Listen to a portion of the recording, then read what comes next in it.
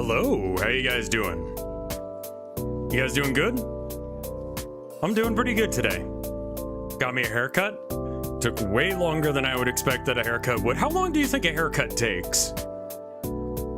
I think I was too nice to the guy last time, and that's a problem. Like, I know that doesn't sound like a problem, but it is. Let me turn this down just a bit. 30 minutes max? Jesus. Like, I feel like it was like an hour. I think I was too nice to the haircutting guy last time. Very nice man. His English isn't the best, but he does good. He does good work. I mean, it's a nice haircut, you know? It's, you know, nothing crazy, nothing out there, but, you know, he did a good job. It's a $30 haircut, which is just apparently what haircuts cost up here. I'm used to like 20, but that's what it is. That's what it is, you know? So last month, I tipped him, right? It's a cash only place because most of the places up here are cash only, right? So I take out cash. ATMs like to give you the money in 20s. So I'm like, all right, $30 haircut. That's about like what, a $6 tip? Yeah, it would be a $6 tip. And I'm like,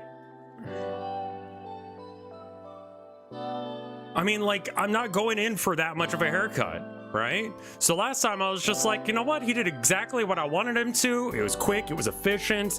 He went through the process of doing a bunch of extra stuff. He cleaned up my hair real good. What's going on? How are y'all doing?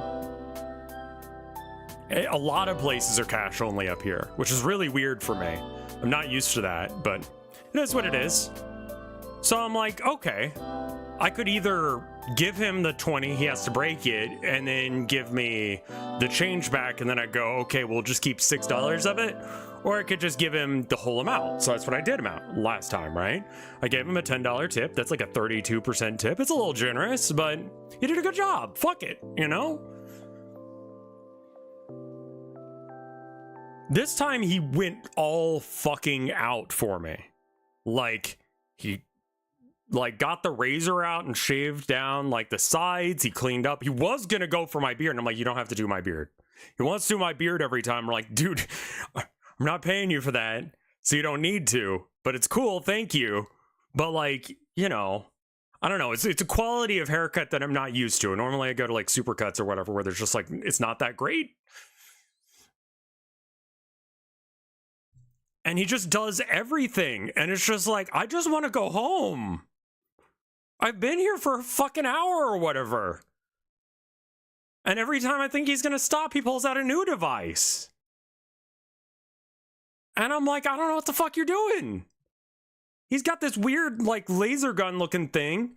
It's got like a little, like, some sort of, I guess it's supposed to smell good stuff. It's like some sort of aerator with a blue light and like, what I assume to be like, I don't know, cologne or something? And so he sprays it out of this thing. He does that, and I'm like, okay, that's done. He's like, let me clean up the back of your neck. And I'm like, okay. So he does that, and he starts working on my face, cleaning up here and around the edges and all that jazz. And I'm like, okay, that's done. And he pulls out the scissors, and it's like, we did that bit. And it's just like, when does this end? That's my least favorite part about haircuts, is the time constraint, you know? But like, you know, he did a good job. He did everything, but now I'm thinking I might have to go to a different place because he stopped doing shit. Like, he started doing more and more and more and more and more. And it's just like, it's too much, dude. I just want to go home. Hey, Luigi guy, encourage me to do upper body exercises. I mean, like, you know, you should. I don't have a good excuse on why you should. There are Nazis out there. You'd probably punch better if you had some upper arm strength.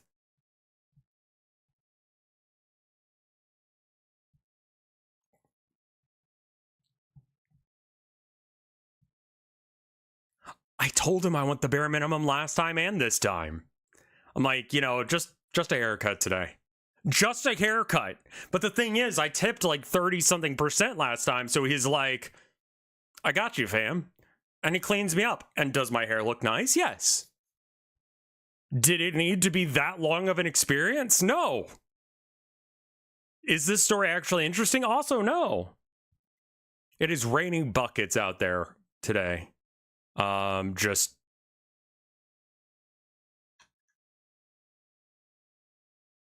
I don't know.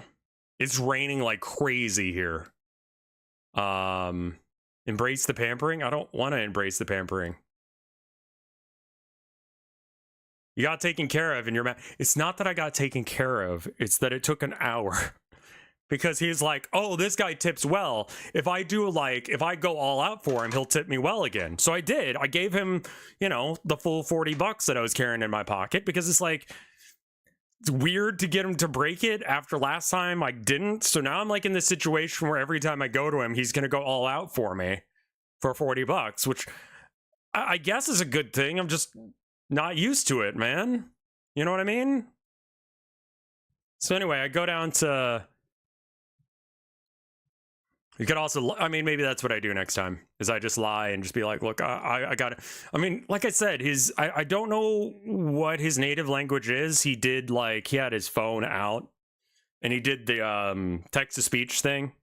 Whatever language he was speaking was not one that I understood, which is pretty much any language other than English. So that doesn't really narrow it down for us any. But can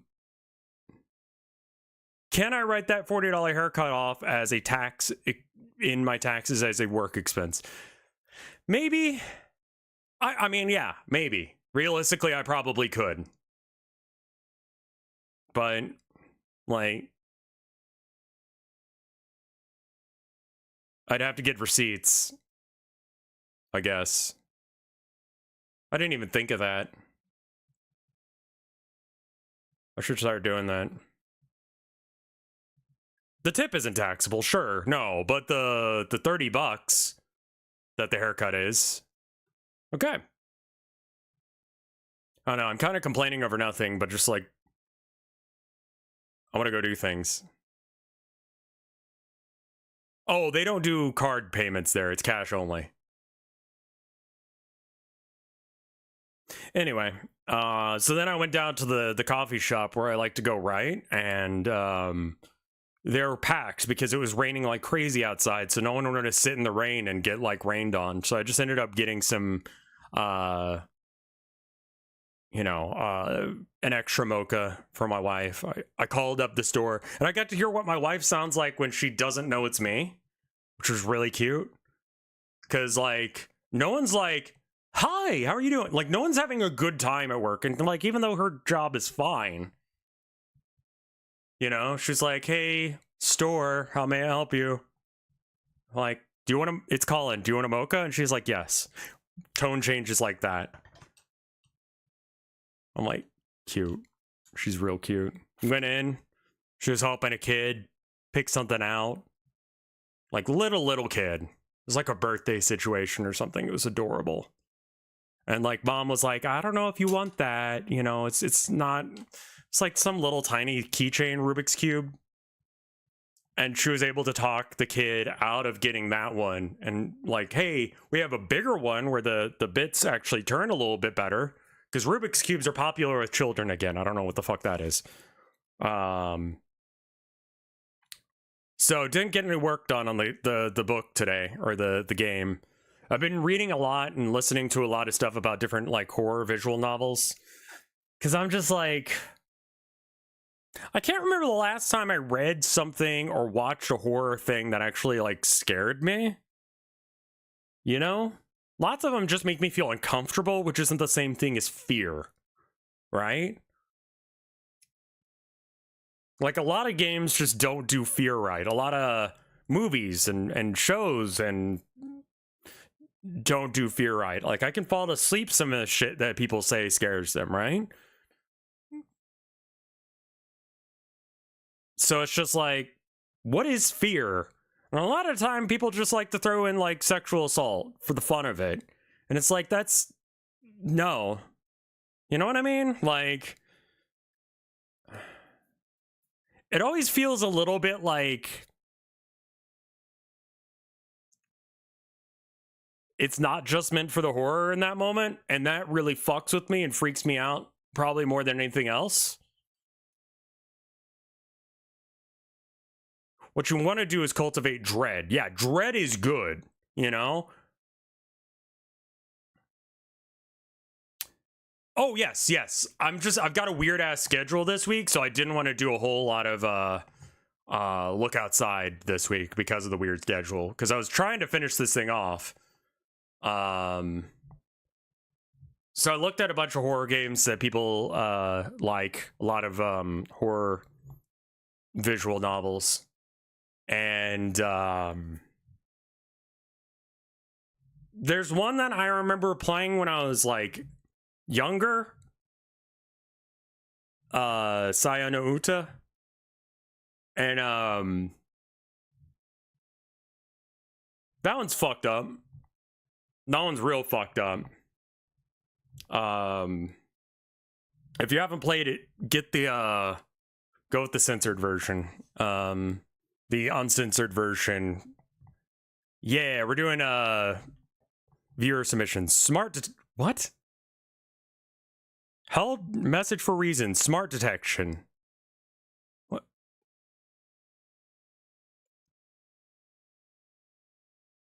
What's wrong with Bobber saying viewer submissions? What the fuck?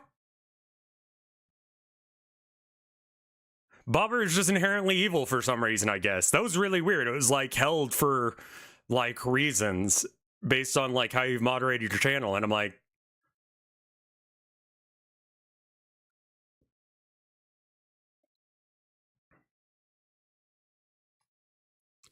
I wanna have, I mean, that's kind of like the worst thing is when like you make, I guess like horror and humor are very much related in that way.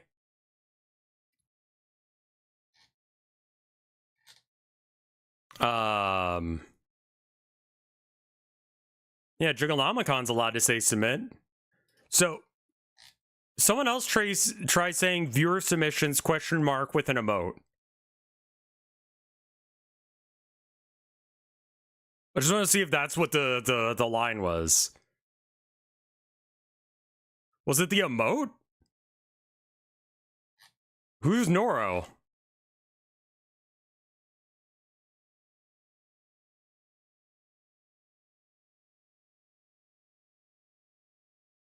The fuck? Okay, yeah. I don't know why that was a bad thing. So,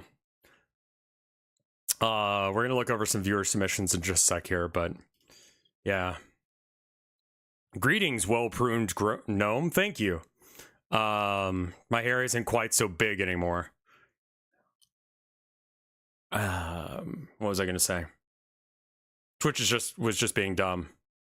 Yeah, I mean, Bobber, I guess you're just evil. It's cool.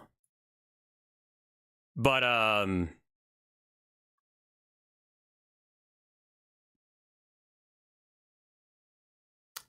I think that horror games and jokey games both fall flat if they don't have the emotional impact that they're trying to have. Like, first-person shooter is probably going to be okay as long as, like, the gameplay is good. Like, the plot can kind of suffer. But when you've got a visual novel, there's not much gameplay. It really, like, hones in on how important the story is. Yeah, Madoka Magica is the other thing that Saya no Uta. And yeah, the one of the main characters is very, I mean, Saya. No real spoilers, but you know, there's a girl named Saya in Saya's song. And yeah, I don't know, man. That one was fucked up, but it also did a lot of the things that I'm talking about where it's just like, did this scene really need to happen? Like, do we really need to sexualize this bit? Like, because I'm not a fan of that bit. So I'm saying, if you're gonna play it, make sure you get the censored version on Steam, not the uncensored version, because the uncensored version is just porn, which is uncomfortable. But the Steam version is not. Yeah, take a shot of alcohol for every sex and cannibalism in Saya. It's a fucked up story. But yeah, I mean, like, it does the horror thing good because you do get to figure out stuff before the protagonist. The Steam version also removes the... I mean, like, there's one scene where a character is... I don't know how they would change that so that way they could put that on Steam. But it doesn't go well for her. And, like, that event is not even the worst part of what happens to her. So it's just like... no idea how they did that. It was back when I was hanging out on, like, 4chan and went to X, and they're like, yeah, there's this really scary game. It's called Saya no Uta. And I'm like, okay. I would say it's a very good Lovecraft adaptation. It feels much more, I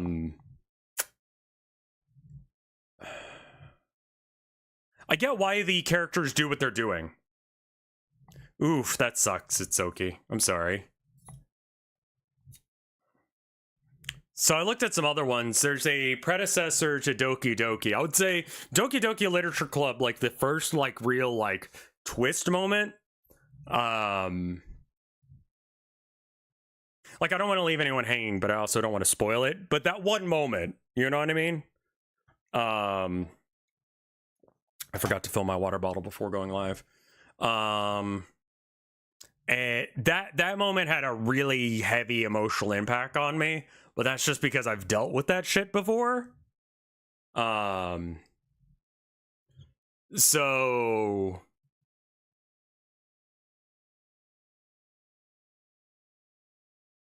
I used the phrasing I used on purpose, right, Lore? That I don't want to leave anyone, anyway. I believe it's slowly opening the door happens then, yeah.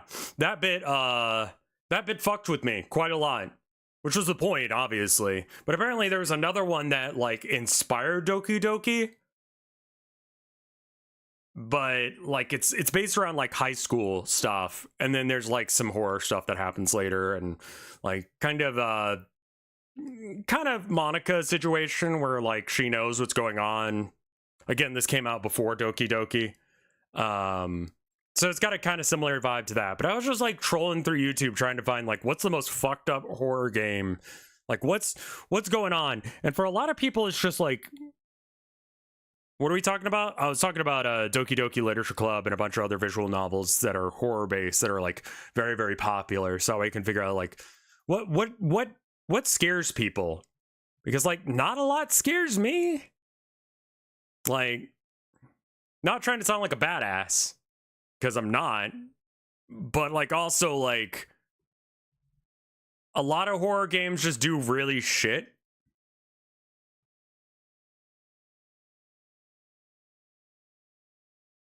Funger?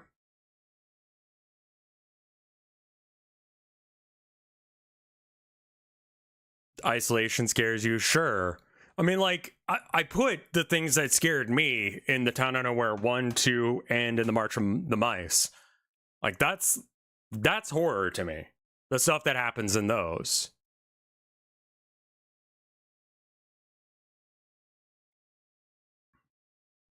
Soma is a good example of a good horror game. Yes.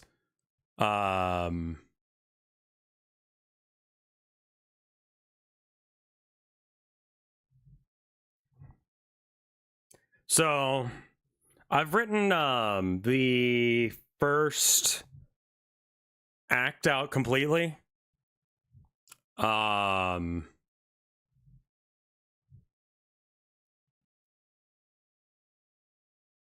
What's the name of that horror game where some... Oh, God. I know, I asked about it the other day. That's it. Aya Oni. That one was okay. Well, I didn't really find it scary as much as like it felt like it was gonna jump scare me. I think that like psychological horror is better than like jump scares and gross out stuff. Like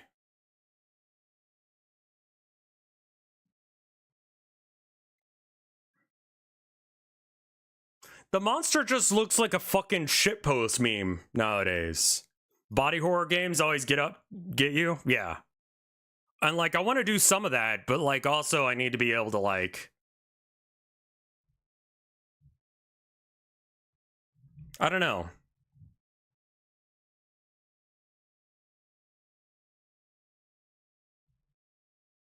Cause like yeah, like Ione to me just feels like you could find any meme nowadays. I mean, I saw this one the other day and it was just a meme and it was like they put a hijab on like a hamster and gave the meme to their like mom as like a like anytime you want to do.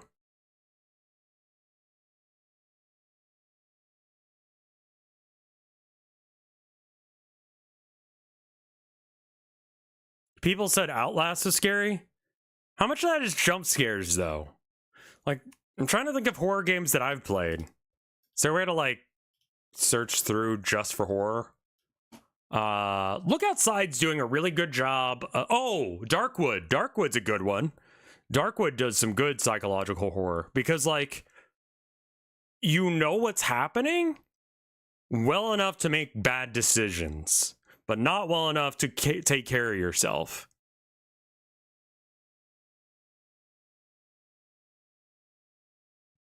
So it's like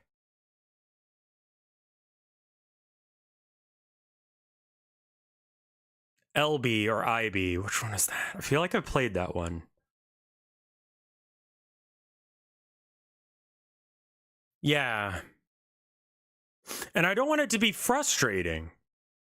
Yeah, Faith does a good one, and that's part of the thing that I think that Faith does very, very well. Can I send music? Probably not. We're trying to do non-copyrighted stuff.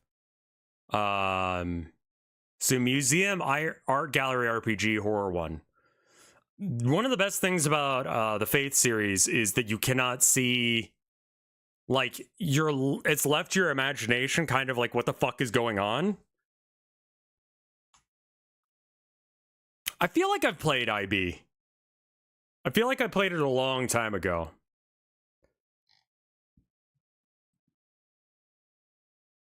Yeah, I love like the less you can really process the horror, the scarier it gets. This is the reason why Insidious sucks. I've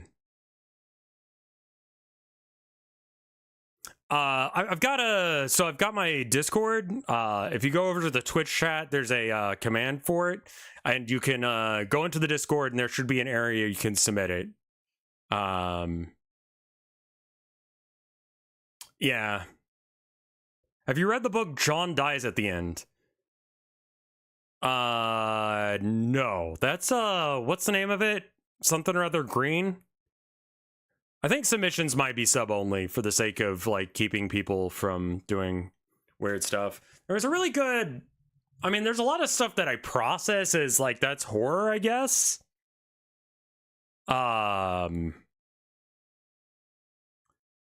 Clockwork Orange, Wrath of God, Deliverance, Funny Games, Hollow Mountain. Okay.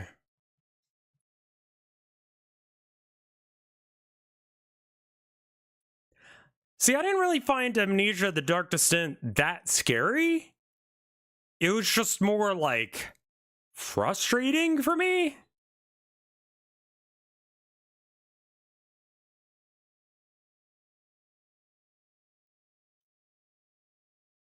Let me see if I can, if anyone thinks of any horror games that I've played that are good, let me know. Oh, yeah. Darkwood, I think, is like penultimate horror game. That and Faith do a very, very good job of it.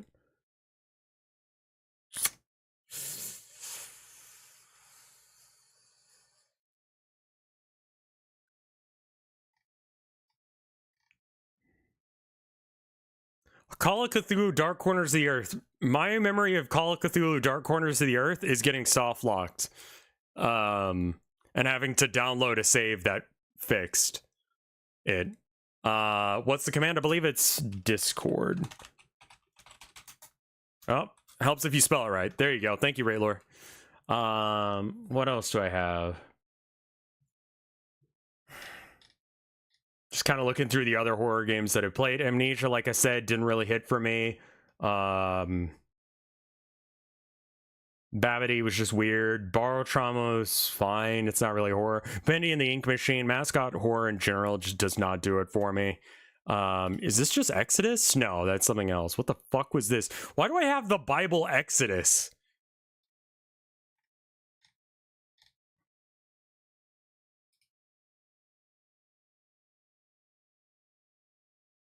Penumbra? Which one was Penumbra?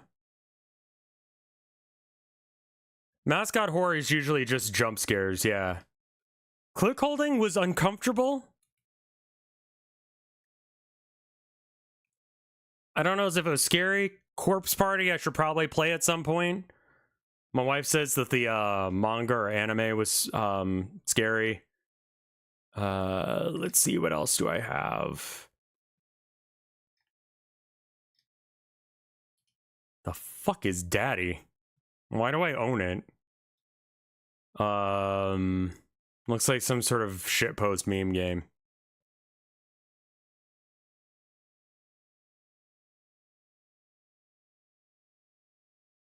Dox the player. I'm alright. Dead by Daylight did nothing for me. It was just kind of stupid. Dear Esther was a waste of my fucking time and not horror. Not that it was trying to be horror, but you know. Dirty Bomb, rip in peace, my king. At least we've got, whatchamacallit now. A lot of the Dread X games, like, they're scary, but they don't really, like, they register as scary. But they don't scare me.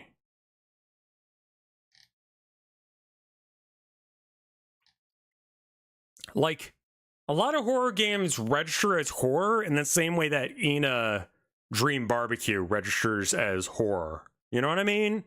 Like, if someone told me that Ina was a horror game, I'd be like, okay. Like, a lot of them are just weird, and I don't quite get what's going on.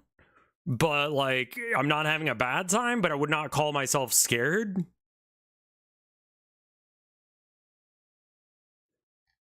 Yeah, Amori and whatever the other one is, Lisa. I don't know if I can stream. I think they might be too heavy for chat. Because they're real heavy. Just scrolling down my list of games, trying to find one that actually scared me. I'm not trying to act like a badass, but a lot of horror games just do not fucking do the job.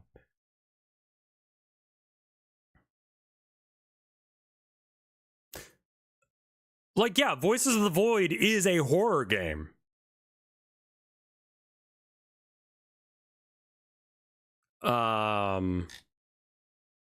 But, like, I'm not scared of it. What was the name with the character whose name I couldn't pronounce? That does not narrow down at all.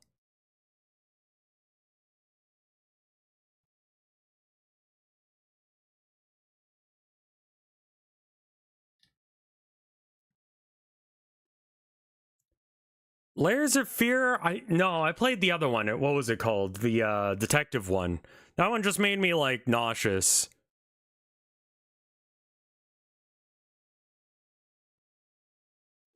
I am bread, I have no mouth, and I must scream. I must kill. Fresh meat was just awkward.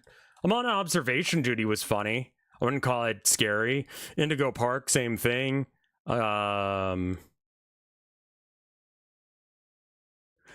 I really liked what the Insurgency... I'm just going down alphabetically down my list. Insurgency and the... whatever their World War II one was, both very horrifying because of just being PTSD simulators. Like, when someone dies, it... like, the cry they do is so incredibly specific to the sound of someone actually dying and bleeding out. Like, they don't just drop a lot of the time. They scream and they writhe on the floor and bleed everywhere. Like, it's awful, you know? And, like, you're just constantly getting shelled by shit, and then there's, like, body parts being thrown at you, and you're just like, oh my god, when does this end? Like, that gives you trauma. Killing Floor 1 and 2, technically, I guess, horror shooters, but, like, again, not scared of them. Kona was just weird. Here, let me get it where you guys can see what I'm looking at, so that way you know why I'm just going alphabetically. See, that's the thing, is I don't even know what half this shit is, if it's horror or not. Right? I'm just going down the list of my, like, Steam games, trying to find horror ones. Left 4 Dead doesn't really scare me that much. It's more just annoying most of the time when something happens. I have so many fucking games. Look Outside is doing good.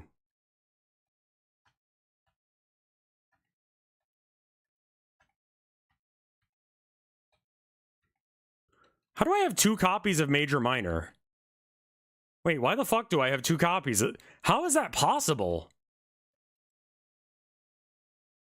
Yeah, Inscription is horror for some people.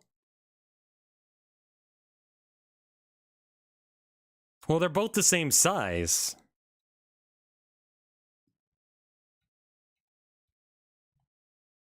Oh god, Meme Machine. That game was dog dick. That was with the company that I was with at the time. Monbatsu, I just think is trash. Mortuary Assistant, that did a good job of, like, very small scope, but really focused in on the horror. Mouthwashing...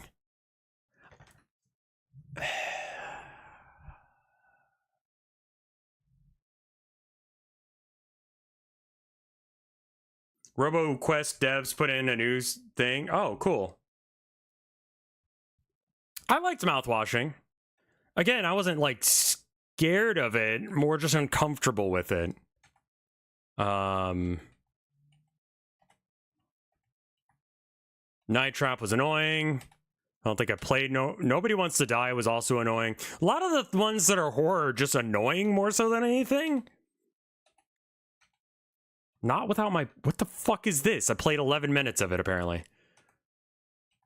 Yeah.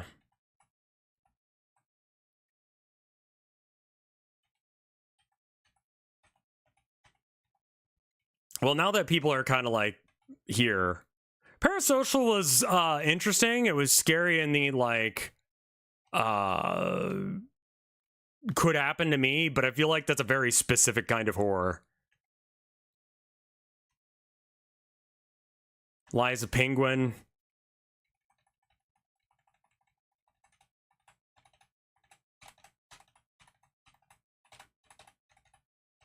Oh god, this fucking game. Does Lobotomy Corp count as horror? So again, yeah, like that game doesn't really scare me. Resident Evil didn't really... Was Village scary? No. No, I just kind of got disappointed after I couldn't hang out with the MILF anymore. Wasn't a bad game, but you know. Return of Obra Dinn just gives me bad vibes because that one time there was a break-in. Jesus fucking Christ, there's so many goddamn games on here.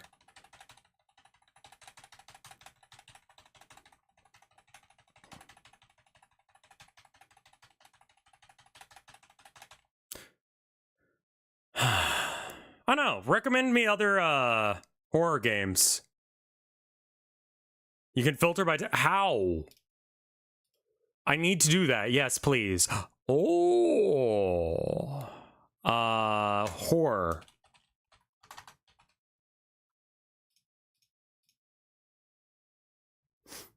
Alan Wake sucked ass. Amnesia was mid. Blood and Bacon was bad. Call of Cthulhu. This one was horrible, in my opinion. This one, again, just because of the soft lock, really took me out of the experience. Choo Choo Charles was fun. I don't think I played that one. Condemned, I liked originally, but it just doesn't work. Danganronpa, you're horror? Darkwood, I think, out of all of these, is probably the best one. That and Fear, or I mean Faith. Fear was fun, but not like in the horror way. Receiver's horror? I guess. Why do I have it? I think I bought like a pack that's got it. Horror is kind of a broad. I mean, like Spooky's Jump Scare Mansion.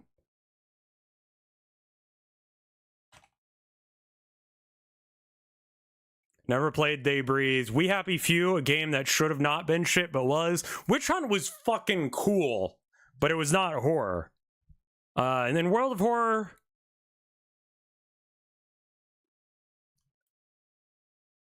Not really that scary, you know? I think I might install this for later, for me. They Breathe is horror. Let me go ahead and install it, because I have 0 hours in it. I mean, we're not going to play it right now, but... Anyway, what shit did you all send me?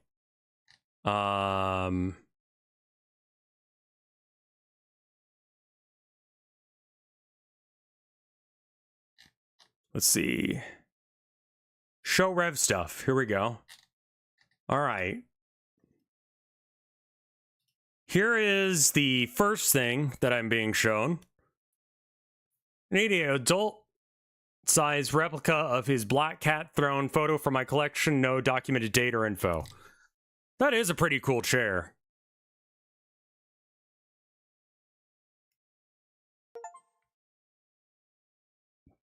Yeah, that is good. That was a good chair. You could probably make that pretty easily. I think this is like one board here, and this is another board here. You could probably cut it out of the same thing. Disney's Recess glitch, okay. I was watching an episode of Disney's Recess one day when I noticed some glitches. Here are the first two. Okay. Fork over your number, Dipweiler.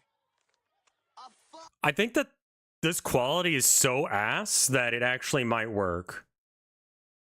Screen region's a little fucky. Yeah, let me fix it. You're right.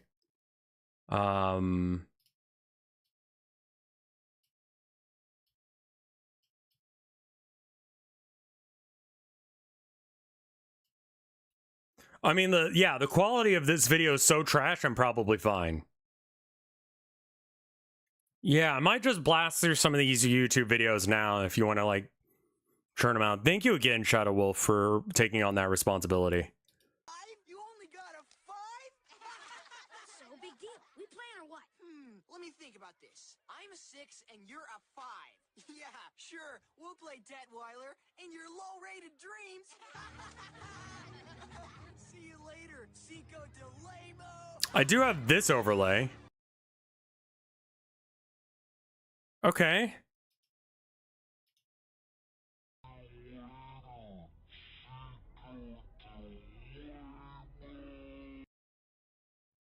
Don't let him get to you, Gus. These ratings are as worthless as a... The fuck?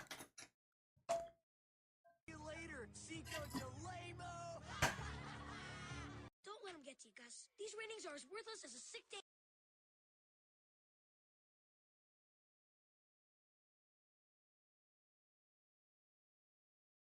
Man, can I have a pixel extra?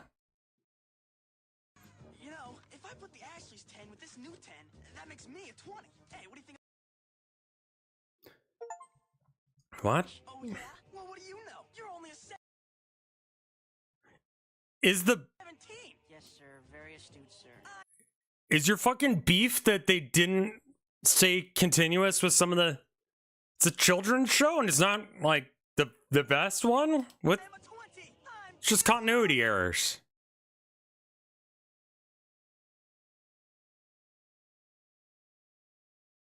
Yeah, that's not a glitch. That was fucking... That's 15 years ago. I don't think a Zoomer made this video. Also, why would a Zoomer give a shit about that show? Like, is Recess still showing?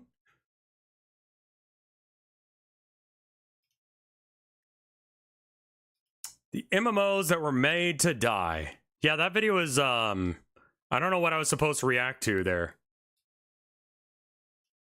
This video is sponsored by Opera GX. I've been thinking about the concept of dead MMOs for the past couple months. Cool. These spaces were designed to hold hundreds or thousands of players at once, and are reduced to a husk of what they once were. Desolate chat boxes. Someone did a, first off, I don't know what's going on with the Opera GX, so okay. Why did someone take an Opera... Oh, this was 11 days ago. I was like, well, maybe they didn't know. Abandoned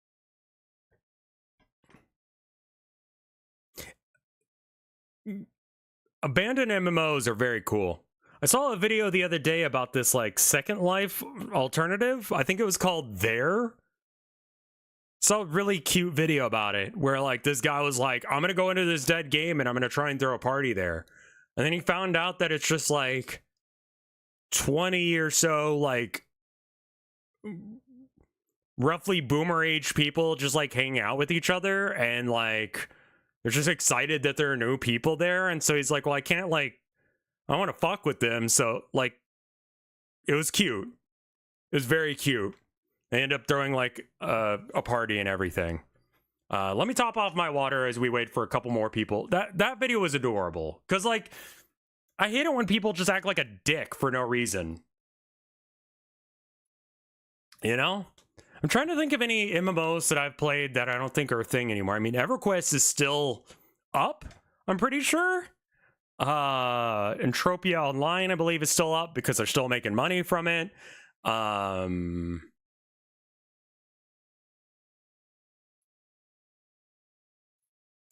didn't play the Star Wars one. Just, it kind of bounced off for me. I grew up with EverQuest, and I think the first one I played was called, I think it was like Liege 2? And then I played a bunch of, like, really weird MUDs until me and my friend group found EverQuest, and then we played EverQuest, like, every expansion of the original EverQuest, and then they moved on to other shit.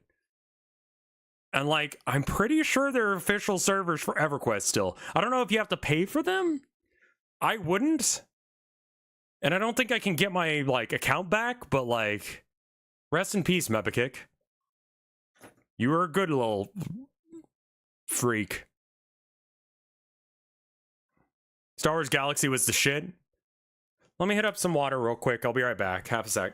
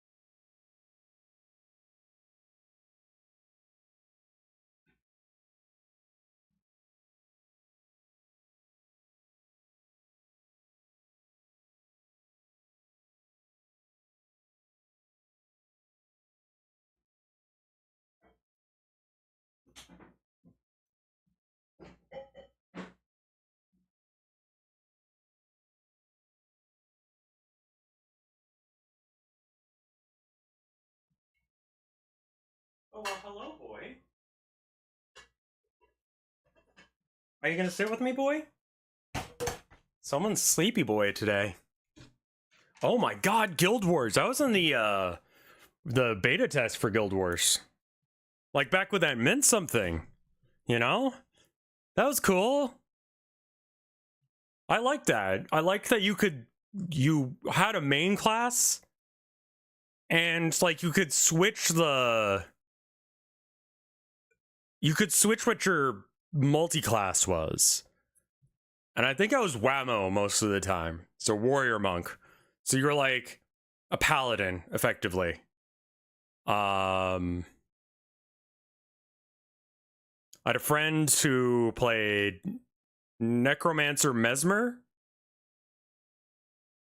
It was really cool being able to, hey, don't shoot cables, boy.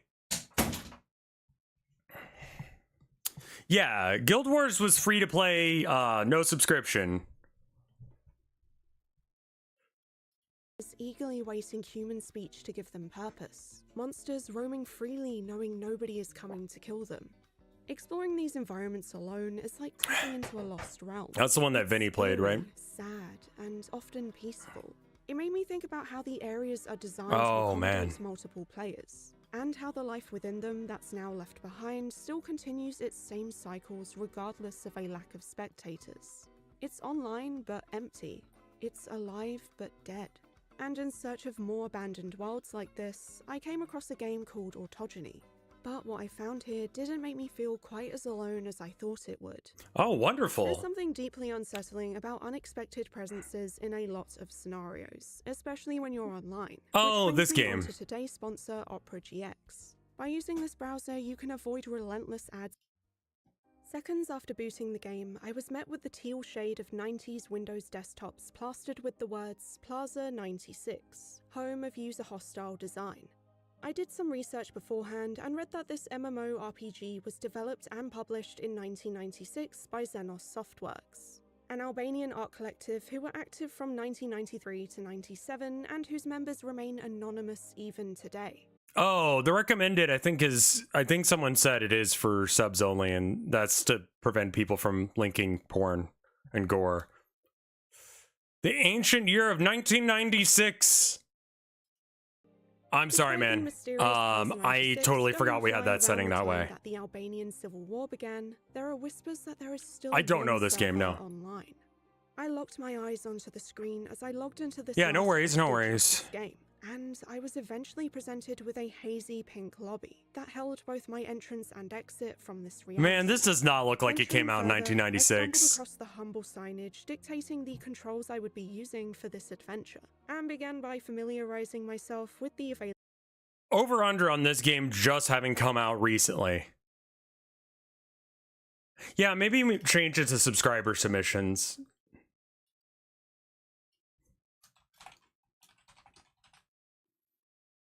Sorry about that. character skills. It was a fairly standard list consisting of estrogen, body forging, caffeine, poetry, and murder. So with that, I continued I'm sorry, estrogen is a stat? into the main lobby. I briefly explored the food court, toilets, and emporium, where I discovered my first weapon and tarot card, which, according to the game's manual, can affect your faith, physical, and piercing damage, as well as your speed, strength, and defense stats. That might be worth I doing, immediately strangely upped odd. some of my skill levels by consuming floating pills and chugging the contents of an entire stovetop coffee maker, with my fruitful streak continuing as I found some labor vouchers and a left arm lying around nearby. Yeah, this It was absolutely time to is see what not a variety of like environments 1996 this horror server game. had to offer. So I pushed onward into a rainy area with a couple buildings dotted alongside a main road, and travelled by car to some kind of tunnel system that led me to a rather peaceful level adorned with ruins and falling snow. I couldn't believe my eyes when I found another being, and spoke to them for a moment before entering a nearby structure, of course collecting any more loose limbs I spotted along the way. There was a spotlight straight ahead of me that highlighted a torso attached to the wall, and upon closer inspection, I could attach the body parts I had scavenged, with the missing head conveniently located in the next room. Even so, I was missing a This leg, reminds me and of, determined to complete No the Players puzzle, I Online, trekked through the adjacent but sure. hallways, discovering a hostile boss that killed me in no time. Thankfully, I respawned, and this time I took a different route, which brought me to a desert environment where I could farm enemies. Yeah, hold up. Why is it ragdolling? This game was absolutely made recently. There's no way they had ragdoll. Fake 1996.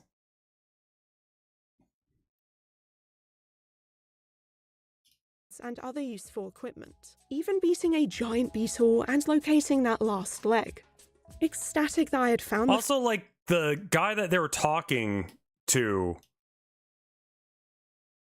like, mentioned the devs leaving tarot cards and shit. Final piece, I rushed back to the body assembly station and awaited my reward, but all I got was a message instructing me to observe the heavens. Something instantly felt different, and I could see that the tunnels that were previously accessible were The frame now rate is a blocked off, giveaway as well. forcing me towards the outside I world want to say that to witness EverQuest what ran I at had like summoned. 30-ish. The earth violently shook as an anxiety-inducing noise blared through my headphones, growing louder and louder as a giant glowing cross engulfed the silhouette of a floating statue disappearing I into do the like sky. this, but I In a don't panic, believe that I it came from desperately clamored for the 1996. safety of a structure, but my manic tapping of buttons was in vain. I had no choice but to run to the entity's origin, That's true. helplessly realizing all I could do was gaze upwards in despair before. I did play Squirrel Stabber. This is a fraction of my experience with Plaza 96, the fictional MMORPG that serves as the setting for Pagan Autogeny, which is actually a real game made by a real developer named Oleander Garden that was released in August 2019. It was the first fake dead MMO I experienced, and served as the inspiration to make this video, prompting me to hunt down other games that share its setting to understand what these spaces can mean, and what goes into their design process. The phenomenon of true MMOs naturally dying over time is one thing, but fictional MMOs that were built to echo that experience are entirely another. They aim to emulate something that has truly experienced death, exploring specific themes and employing mechanics one would recognize from the genre to build their own emptiness that isn't reliant on an existing multiplayer history. A real MMO isn't created with its own demise in mind, but for the devs of the games I'm discussing today, their MMOs were made to die. Thankfully, I was able to get a lot of insight from a few creators, as they kindly took the time to answer some questions I had. And in the case of Autogeny's use of a dead MMO to explore its themes, Oleander Garden said, I think the multiplayer, and especially persistent multiplayer character of an MMO, makes that kind of game world feel a lot more like a space and less like a strictly authored object. That helped make things feel lived in, decayed, lost, etc. in a way that really worked with the whole self-making out of techno-mythic rubble thing the game was going for. Likewise, I suspect the 1995 to 2004-ish era of MMO design in particular, which was much less authored, much more sandboxy, much more scattershot and weird, is A, especially good at producing that impression, and B, developed out of a very specific mythical, ideological... For people who don't play MMOs, note that, like, World of Warcraft kind of fixed one of the biggest issues that I had with EverQuest, and then when I found a bootleg EverQuest server, they implemented the same fix. But dungeons are not instanced, which means that if someone else is running the dungeon, you can just follow in their wake and just wander behind all of the dead bodies. So, like, you can go through a dungeon that is way too high level for you, and look at shit you're not supposed to be able to if someone else is in front of you clearing it. And you don't have to know them, you don't have to ever interact with them, it doesn't matter. It's very annoying because then there becomes like a queue of people who all need to go fight this one boss or go through this dungeon to get this one item. And you've got that like loot hoarder issue, but worse. Because now there's someone who like doesn't want to wait his turn, doesn't have consequences for not waiting his turn, and is going to rush in there instead. Or maybe draw the aggro of everything in the fucking place to troll. You know? So instance dungeons are a different thing. One of the weird things about this, or about EverQuest and older MMOs, is that it would just, like, you would walk from, like, town through a loaded screen, and then maybe to a field, through a load screen, into, like, a, you know, arena or whatever. And, like, it wasn't... It was continuous in that way. It was weird. Project which has now been abandoned. The prevailing Y2K notion that one might live a second life in a digital world, which seems almost quaint or pastoral today. I figured this would produce a certain feeling of dislocation, of living in the ruins. I do like the concept. MMOs have existed for a few decades by this point, and the landscape for them is drastically different now to what they were in the early 2000s. Autogeny doesn't aim to depict a modern title, making it clear within the first few seconds that this world was built back in the 90s. The dev's goal was to explore themes like contemporary technological mythology and degraded game forms through the lens of hauntology and the sense of longing for lost futures. In the home stretch of development, I tried to give Autogeny lots of little details that would scream early MMO in particular. Open world dungeons with I forget what bosses the to frogs farm, were called. impossible zone transitions. But they were very this easy to sort of kill, thing. and trolls I don't know if it would have were worked just if everywhere. it felt like Final Fantasy XIV, you know? It had to be an old MMO. Obviously, it's not trying to be a carbon copy of a game from the era it's influenced by. Instead, taking on some recognizable mechanics and I wish moments, they didn't- and then framing that within a dreamlike, eerie ghost town that creates the feeling of visiting a dead digital space you once inhabited during its glory days. Plaza I wish it 96 didn't have isn't them do something anybody Ragdoll. would have played. After all, it's a fictional MMO that from an Autogeny player's perspective never Autogeny? existed until now, and therefore they wouldn't have That's the any name of the kind of game. relationship with its world. She used a We're different actually witnessing ontology the protagonist earlier. Vivian's journey through Ontology a or game they whatever. once spent many hours playing with friends, even encountering characters that recognize their long-lost ally. To recreate that atmosphere of revisiting a digital relic of one's past, the game opts for a balance of cues for its graphical age along with a surreal grainy mist that serves a feeling of melancholy. Though that too can be argued to represent technical constraints in the same way Silent Hill's fog is an answer for draw distance limitations, although that in itself can bring about an oppressive and profound atmosphere organically. We could play this, It's yeah. accurate enough for an MMO of its time, considering the first 3D MMO came out in 1996. So it's not like Autogeny is showing what is supposed to be an Oh, I did MS-DOS skip over some stuff. I apologize. game featuring HDR and ray tracing. Thematically, this title takes a dying space and uses it as an opportunity for creation, quite literally forging a new body, a new identity, that could only come that easily in a virtual world offering the freedom to explore oneself, without reality's pressures and restrictions. It's a sentiment that I'm all looking goes for the back one to you're the talking idea about. of those second lives that digital worlds provide anyone and everyone. It's also a space to be perceived by others in the way you wish, even functioning as an opportunity to confront yourself and Okay, here it reevaluate is. your identity in the real world. It takes no effort to notice Autogeny is highlighting Look the trans outside. experience. Okay, so I see Look Outside, Scarlet Hollow, Mellow Mushroom, Horror's Cabinet of Curiosities, the Tennessee farm boy who accidentally started the second bloodiest war. Did we watch that one? Yeah, because, like, Homestar Runner. I definitely watched, yeah, Mellow Mushroom. John Dillerman, I know we looked at that. Easter Bunny? Is that where I'm supposed to pick up?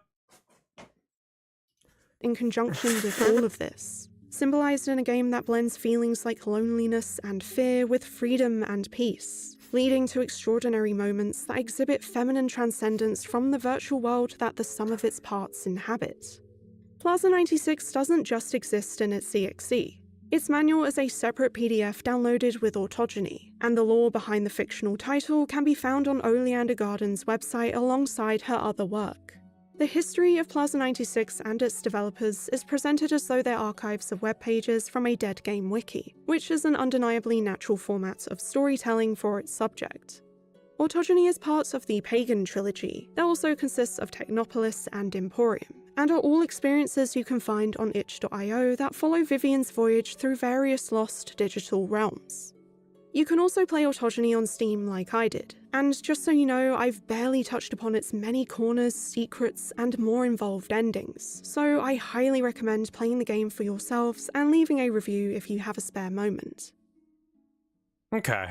There are several modern titles that use the dead MMO setting, with a more recent one being Netscape, which currently has a demo version available. The game's director, lead artist, and writer Crispy Boats, who you may already know for their amazing 3D art, was inspired by Redline's video series on YouTube that covers dead MMOs and also the investigations of cults said to be operating within them.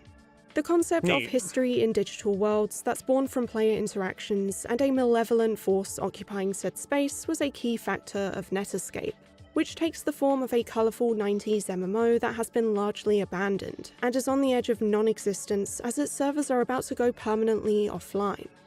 We're put into the shoes of a journalist who played the game back in its prime, and now needs to capture screenshots for the retrospective article before all access is lost. With about 30 minutes until its closure at midnight, that's cool. we visit a few different areas such as Terminal Life City and Dave's World to find and grab pictures of various subjects that are scribbled onto sticky notes at the bottom of the monitor. In our Yeah, I might quest, we actually want encounter to play things this. What's the next one called? Agony of a Dying MMO.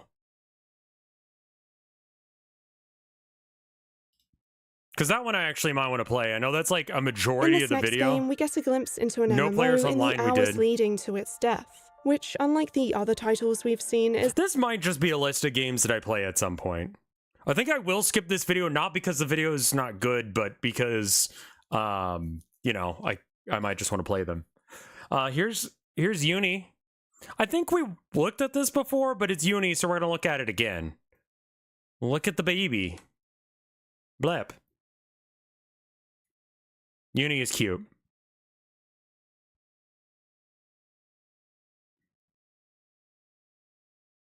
Uni is a good kitty. We got Wheat Thicks. Wheat Thins are like, every now and then I'll eat Wheat Thins and I expect something else and I get Wheat Thins.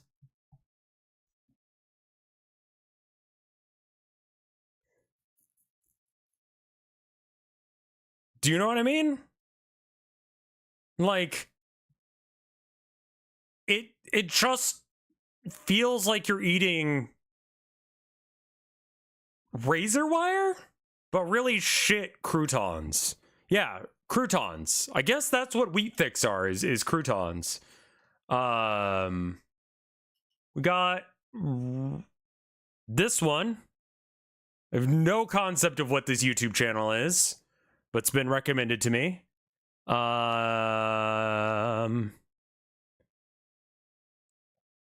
It looks like analog horror. How about this one? It's relatively short. Hi, Abby. This is Red Diamond, Oakburn Opus, Part 1. I feel like Wheat Thins are like a desperation meal that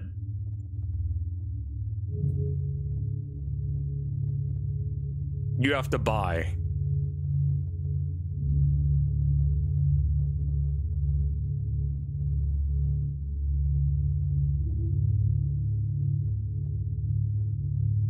I guess I should look into more stuff that scared people. Conceptually, the idea of my horror game is scary, but my worry is that it's just gonna be boring. I guess I just make it and I deal with it.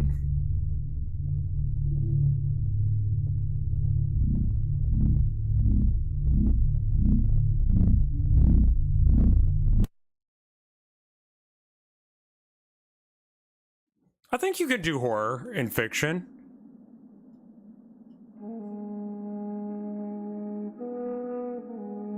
I mean, true. Yeah, I've seen some fucked up shit IRL. Probably not the same kind of stuff that you have, Twink, but I've seen my fair share of dead bodies, and I didn't make any of them. But just, you know, you see a dead body or two, and you kind of like... bleeding head wounds, that kind of thing.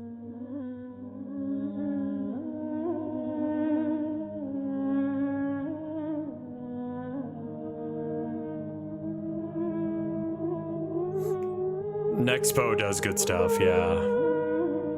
Do we know Nexpo, or was that, It's not Nexpo. Who's the guy who's with Astroline? That does horror stuff.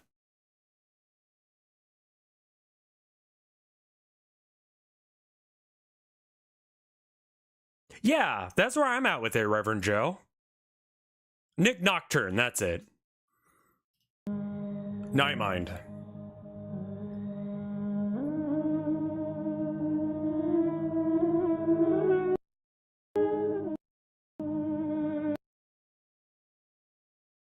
Wonderful loading animation. I love that. So do I have this at... Okay, it's all in HD. This is just what it looks like. Okay. Wait, what is enhanced bitrate? Are you... I'm good. Fuck you. Why have you gated the quality, man? But again, like, animal abuse and stuff like that just makes me uncomfortable.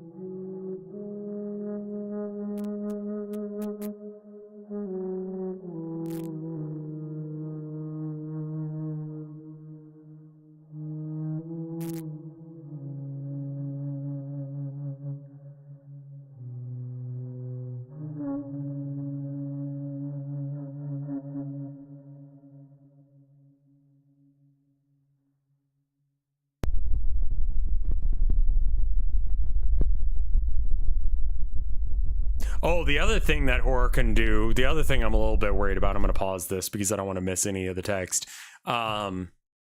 is...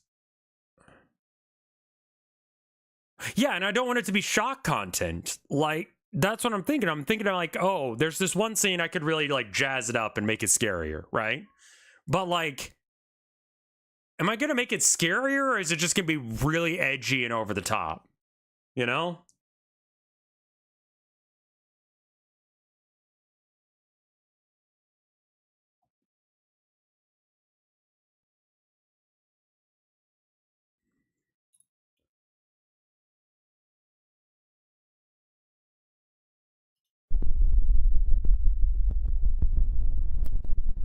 Like something that's just gonna make everyone think that I'm just weird for it, but not scary. Yeah, I'm gonna go ahead and delete that comment, not because like what you said was bad, but because I don't think that anyone needs to wander into that. I mean, that's the other thing, is I used to like see a bunch of stuff like rotten and stuff like that. And just like,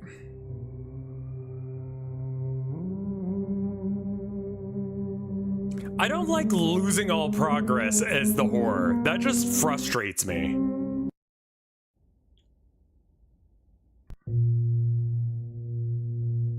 Can't read a fucking word of that shit. So there's an injured guy or an injured thing, and they brought it back, and then it played flute for him, and it brought them to a different reality or something.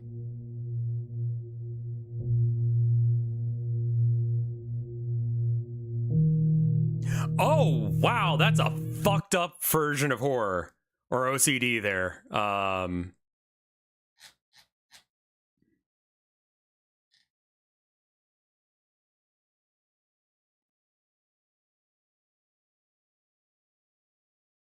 Yeah, some of the images you see online back in the day, we used to just like we would send each other the most fucked up shit, and that was just considered like a thing people did. Like, the internet is a better place than it used to be. I brought this up before.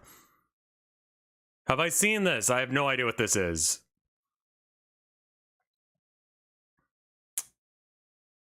SoundCloud.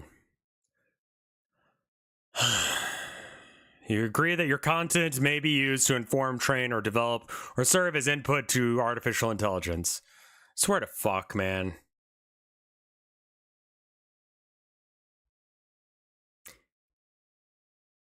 Humiliation gore?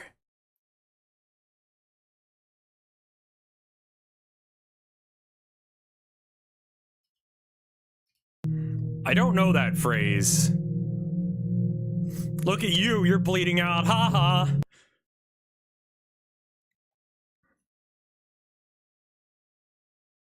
Look, get that bag. If that's what you do, VTuber, that's what you do.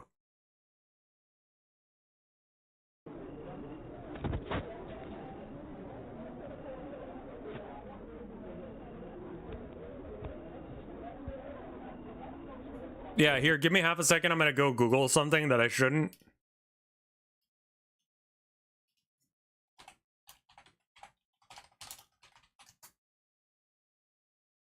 Ah!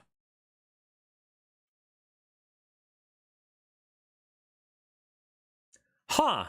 Okay. Recommendation, do not Google that.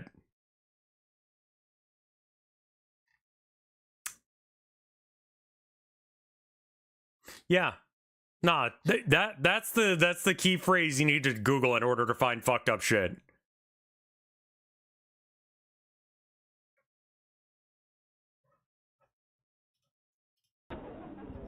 What you said there, Twink Master. You're right. Don't look that up.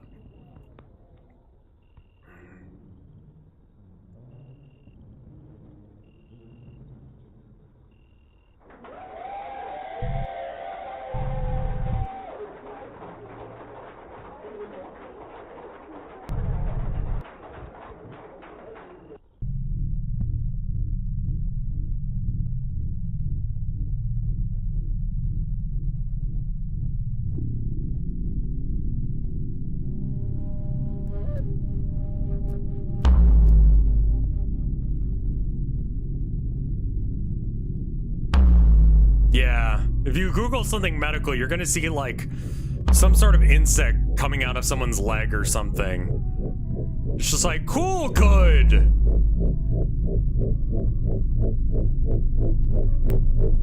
Like, ooh, it's time for bot flies.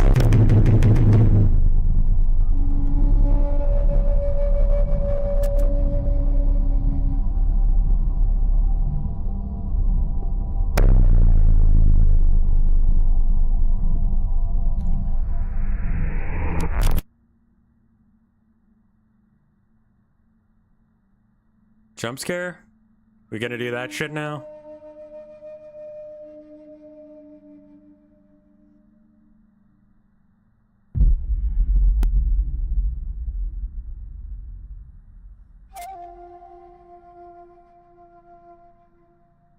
Left side. Cool. So we get a pattern now.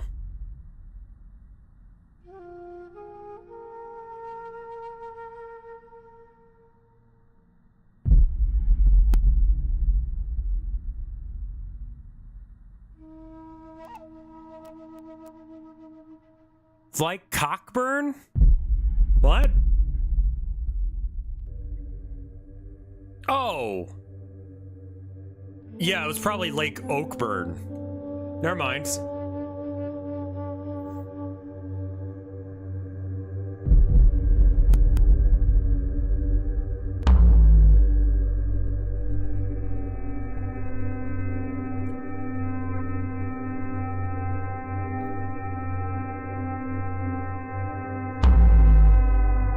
That's cool. I like him. He's cool.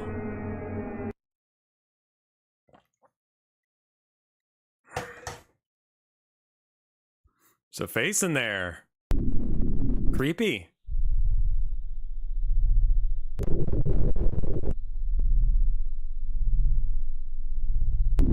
This is horror, isn't it?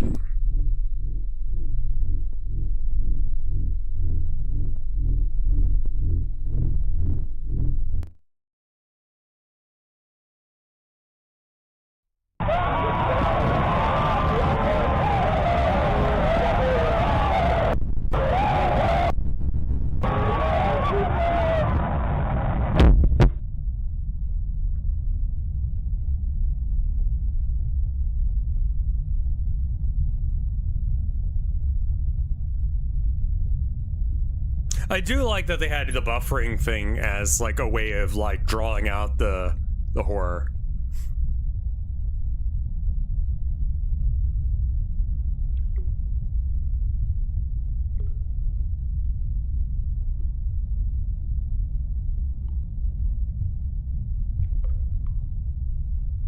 After a quick and inconclusive investigation, little evidence was found. Yeah, that would make it inconclusive.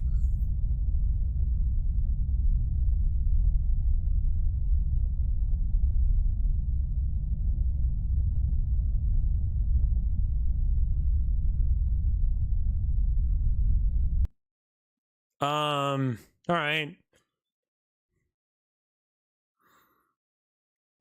I saw this really good bad Magic the Gathering combo the other day. I'm gonna show it to you real quick. That didn't really all right, so you play Platinum Angel, right? It says you can't lose the game and your opponents can't win the game while this thing's in play. You can kill it and then the game goes back to normal, right? So their suggestion was go to a tournament, play Platinum Angel. I believe it's in standard. And generally what you do with Platinum Angel is you make it like undestroyable or untargetable in some way, and then you're just like set to win the game at some point or another because your opponent can't deal with it because they can't target it and they can't kill it, yada yada, right?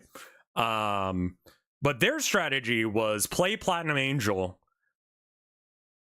break your opponent's arm, and when they call a judge and the judge says you lose, you just say, no, I played Platinum Angel. Love it. Great combo. Amazing combo.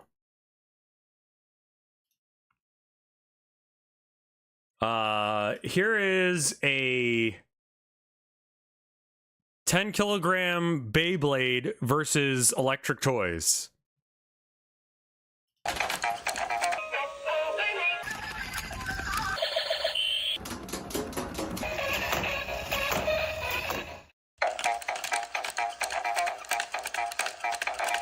That's a pretty good toy, actually. That's pretty fucking cool. I like the legs.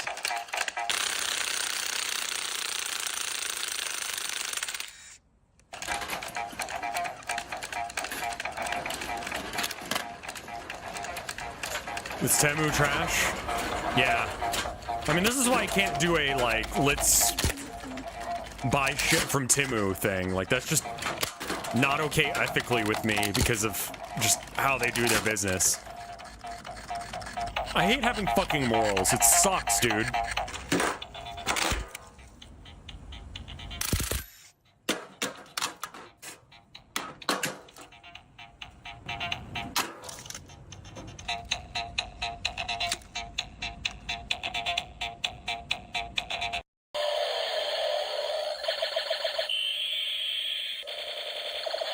Jesus fuck, that's the police?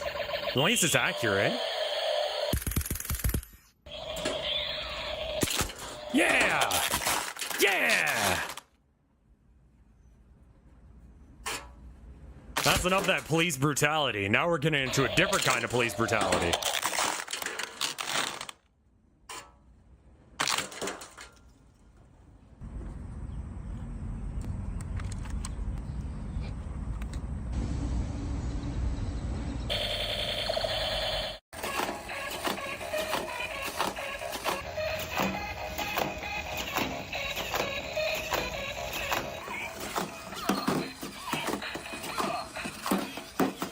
Oh, that's pretty good. Can pick itself back up.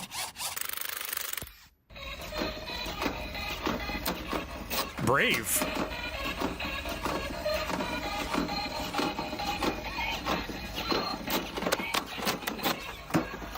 This fucking bear does not give a shit. Oh, there it goes. Hat gone.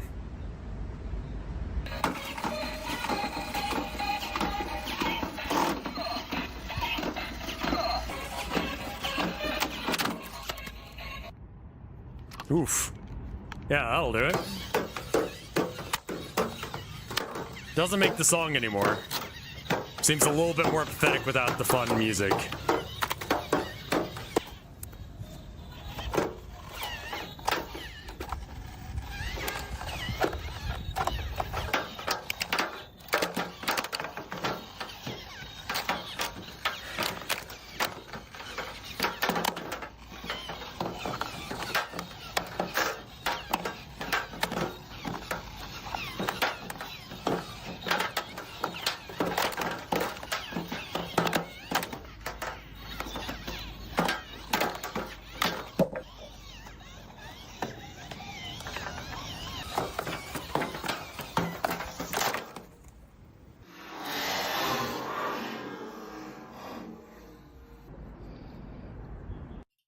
All right.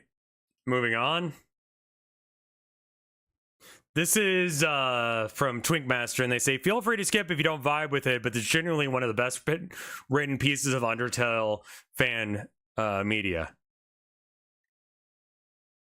Yeah, I think you're feeling empathy, Dial, which sucks. I know the mood. It's not great. It depends on how good the dubbing is. Look at you, hacker.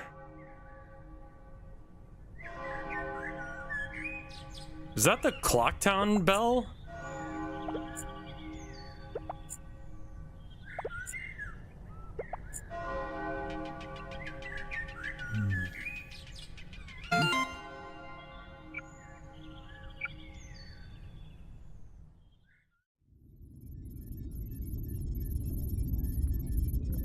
I couldn't read that text. It's not Clocktown. No, Clocktown was from Majora's Mask. Sup, Elf? Thought you were busy evacuating everyone. Come on, don't leave me guessing. What'd you need me here for?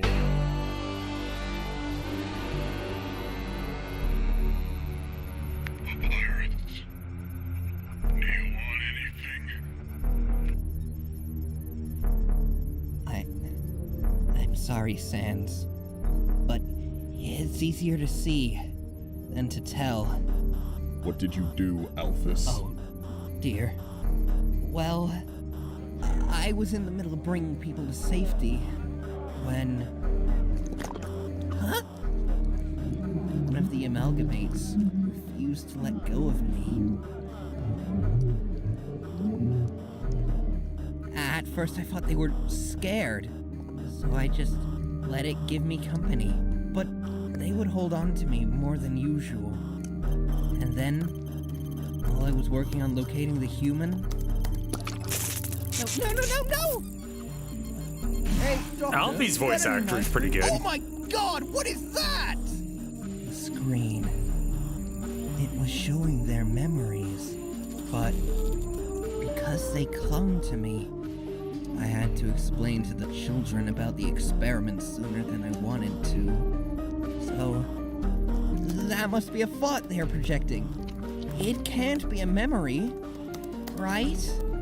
I couldn't do much more about the human, so I decided to analyze their memories for possible data search. I could not believe what was played back to me. That thing, it was playing with them. There's not a sign of love on them whatsoever. They also watched it die. They saw their family reunited. But they also saw something impossible. Could it be? Can the amalgamates remember timelines? Even the ones the machine itself can't access. So I had a thought. They are essentially immortal due to my mistakes. I extracted some of the amalgamate's DT, mixed it with the leftover DT I still had stored away, and reconfigured the machine to absorb the substance. The art is good. To make the machine remember. So it worked, huh? Kind of. I could only reignite the recordings of the already existing cameras, and even those are fuzzy. So I had to reinstall cameras with the Omni DT, and pay a stupid amount of money to get Muffet's spiders to check the ruins as well. But Muffet is Hey, what's up, dead, Soki? you'd say. Or Woos. So can you imagine how many resets it's been since I made that discovery? I've had to rewatch my findings every time to be up to date, which loses time to make progress, and to then bring to the king as evidence. So I decided to first work on a device that would help me remember instantly, keeping whatever progress I made in the machine's drawer from resetting. An implant that keeps you synced with the machine. Thank you for the raid, Woos. I made 6 in total. 1 for me, for Asgore, and for you. The other 3 are reserves, or in case Undyne could help too. I implemented mine in the previous timeline, and now I know that these really work. You said it was pointless when I first discovered this, but now Now you can see it clearly. There is a chance. We can win. You can win.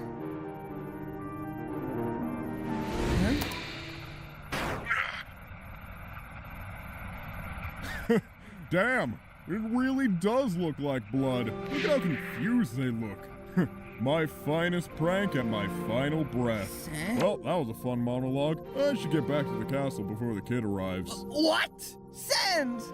You just saw yourself die! They actually made You Dusttail will good. lose. Nice. So I'll get a nap after. Wait, let me at least give you the implant. Nah, I'm good, thanks. Huh? Sans! This isn't just a few resets. According to the data, this is their 45th genocide. Really? What a loser, eh? Don't act like you don't care. Didn't you say you can't afford to anymore? Don't you care about Papyrus? Watch it, Alphys. Want my advice? Get rid of the implants before the next reset. Why? Come on, you're smart. You can figure that out. And do me a favor. Don't show that to the other Sans.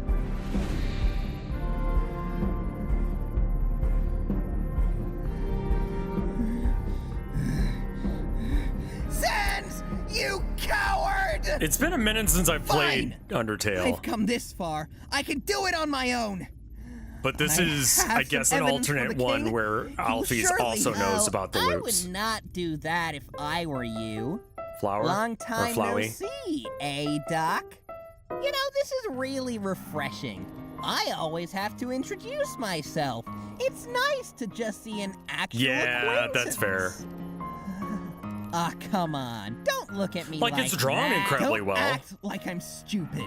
You remember this, right? Please. I can't remember hard resets. Duh. But I'm not surprised in the slightest. So it really is just the Amalgamates DT. Why? Hello? Seriously? You're not gonna ask me why I'm here? I'm sorry, Asriel. I really am, but I don't have time for any useless apologies. Oh, sure. Have fun, all right. I'm excited to see how you further doom us, Doctor. Neat, a little long, I will say. And I don't really remember the plot well enough to be able to, like, be there with it. But sure, we've got this one. How do you say it's okay in Japanese? 大丈夫. How about like I'm good? Also 大丈夫. How about no thanks? 大丈夫. How about that works? 大丈夫. No problem? 大丈夫. Don't worry? 心配すんな. Oh, I thought you were gonna say that. Or 大丈夫. How do you say it's okay in Japanese? 大丈夫. Okay. We've got this one from Toph, who was looking at some TTRPG manual and found some Rev derangement syndrome. It's my haircut, my incredibly... There's some space, and then the beard and the sadness is there. So I see it, yeah. Very baby-faced. Yeah, I think that's right, though. For me. I got a bit of a baby face. I try not to, but yeah. I thought it was art of me as well. We got this one here. Needs more beard. If you drew the beard in, it would work. Can't wait to unzip this file.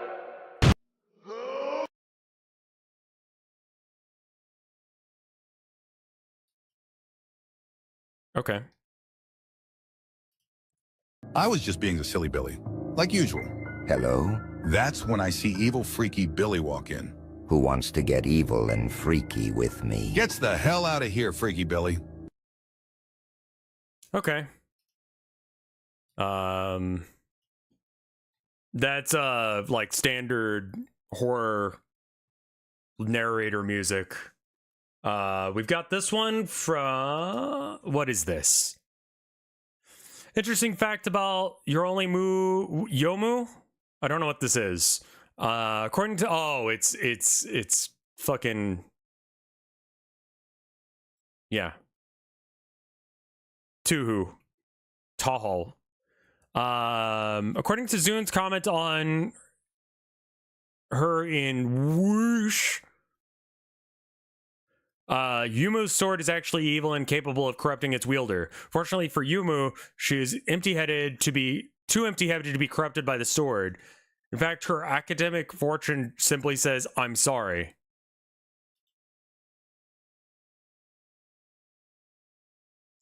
This is what Town of Nowhere No is like. The longer sword, right Kankin, was said to have been forged by yokai. With the anecdote like that, it must be some sort of yokai blade, but of course Yumu does not get swallowed by the magical powers of the sword and remains sane. In that regard, you get to feel a feel of her talent, though you might also be, that also might be because she doesn't think. Implications that Yomu might be too empty-headed to be possessed by the sword. I'm sorry. Oh, okay. This is what No is like. Yeah, kind of too stupid to be corrupted or fucked with. We've got this picture of a wet rat. Amazing. Horse race test. 20 plus notifications. Cool horse race test fan art. This guy really took his Uma love abroad. Dog, that's the lead animator for Uma Masamune Road to the... I don't know what that is.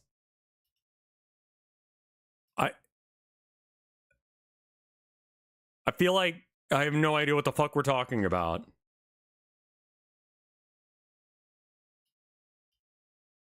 Also, I somehow have 20 notifications.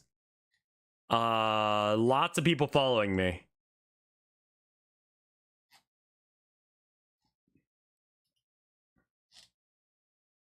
Yeah. Oh, I just thought of something I could do. You know how you guys were like, oh, you should contact, like, oh, what's the roach lady's name? Chat tells me that y'all, that some of y'all like Warhammer stuff, but haven't played. If you want to learn, hit me up. How's that? Just sending that to everyone who's ever been on That's My Streamer.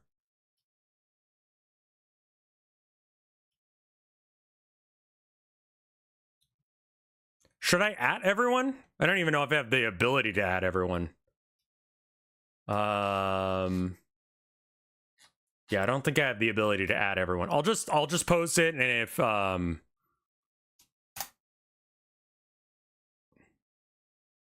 we go. We found out that 11th edition is coming, which kind of disappointed by. I was enjoying 10th edition, but I guess everyone got their books, so there's no reason to like keep this edition around for them, but like, can we just like enjoy the fact that everyone has books for a minute? Or most everyone does? Found in a random bar in Manchester. Live, laugh, piss. It's true. Lorem Ipsum, Dollar, and Cheddar. Oh, I see. They just did Lorem Ipsum shit. We've got this one. Let's see what this guy is.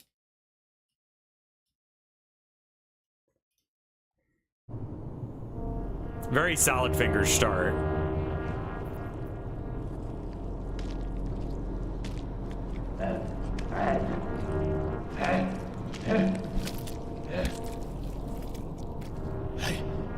I did it. I did it.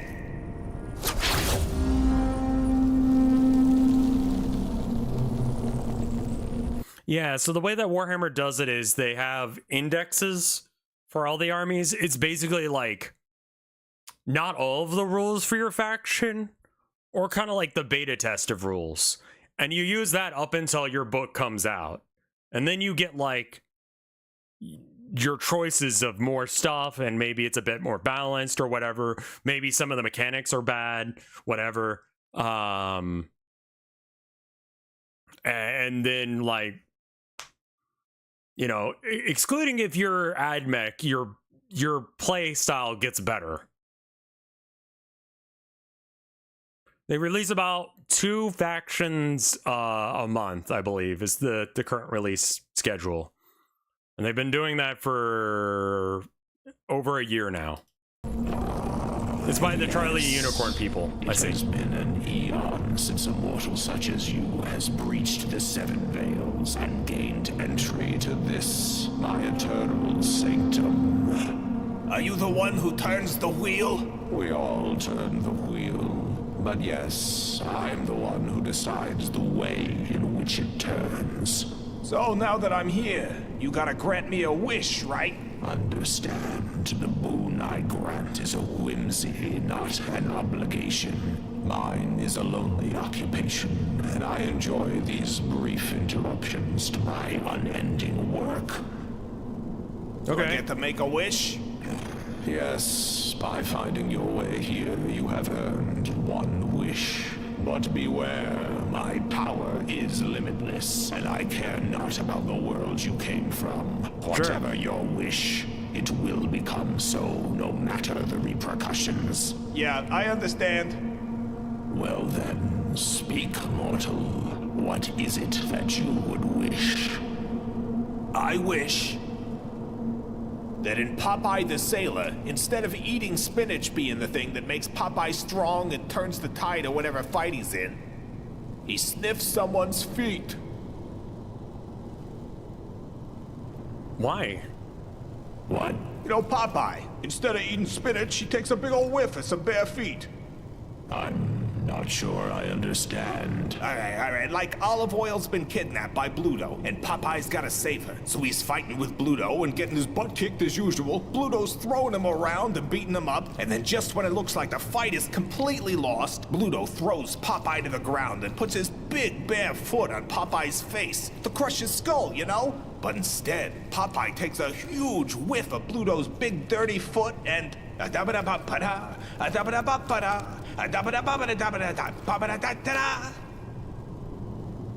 Is this really your wish? Of course it is. And I don't want anything else changed. I want Popeye to be exactly as popular as it was before, but instead of eating spinach, he sniffs feet. You could wish for anything. I could, and I did. Yeah, you did. Oh, and you know how sometimes he sucks spinach into his pipe? Now he puts his pipe over a big dirty toe and sucks all that toe smell right into his mouth. All right, I'm just gonna get going on this wish. Thank you.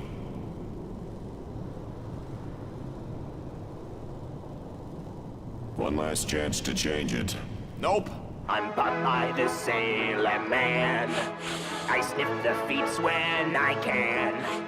I try to get toesies right up to my nosies. I'm Popeye the Sailor Man. When I see those tootsies, I tells ya it puts me right into a drooling stare. I don't care's the gender so long as you lend a big sniff from those piggies there. Whenever I'm granted a little whiff, it's heaven for me, understand?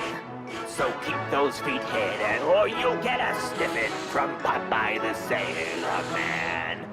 I'm Popeye the Sailor Man. I'm underfoot when I can. I'm strong to the finish, cause I's got me finish. I'm Popeye the Sailor Man.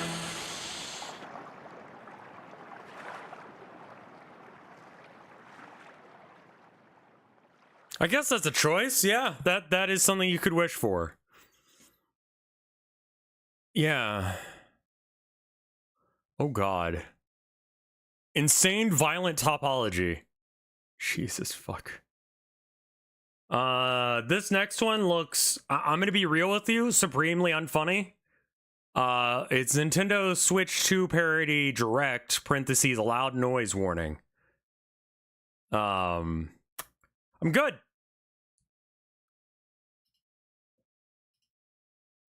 I'm just gonna skip that one on principle.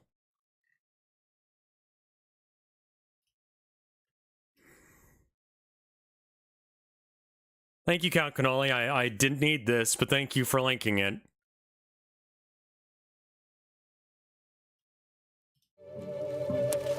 We're now watching a thing about monster leech swallows giant worm, excuse me. Feeling up and down the worm's body, it searches for an end. Is this all just weird fetish content that you guys have sent me, or what? Like, what the fuck is this?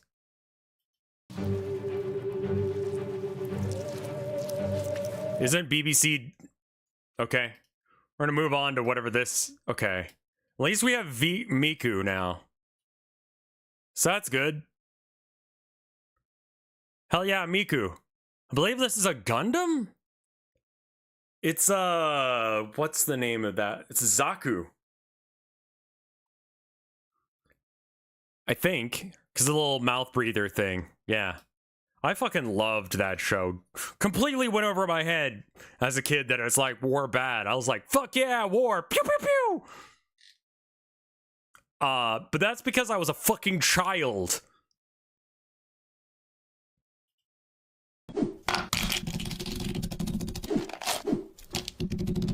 Snort it. Okay.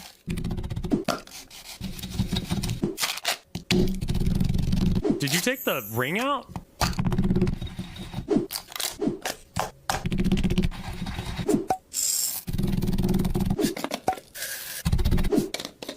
This is just pure sugar.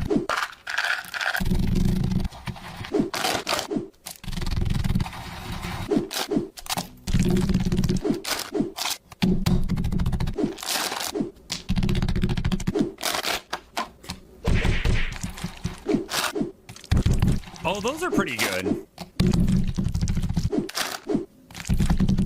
Warheads, I realized after a while, are just kind of shit. The goopy stuff and the stuff like the ring and stuff, I think we're taking out. Because I don't think you... Oh, those fucking... Those... Dude, those ones? Those, like, what are they called? Gummy bears? Those suck ass. They have, like, little flavor and they make you shit. Starburst is good.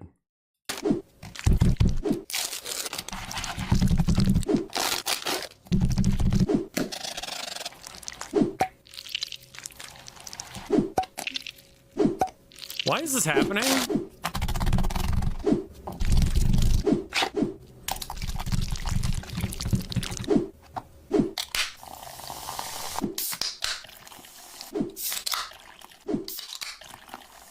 $10 billion, but you snort all of this. I don't know if it's snortable anymore.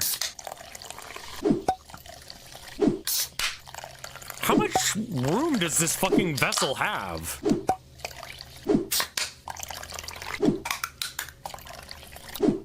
Multiple things of Prime.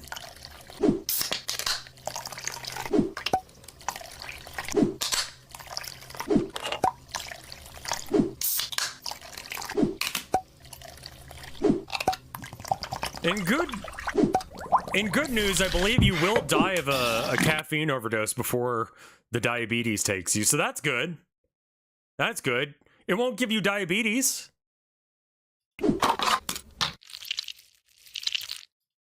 Uh-huh. Yeah, all right.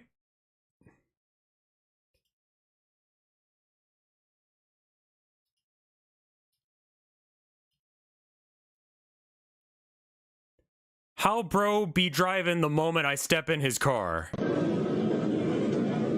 Yeah.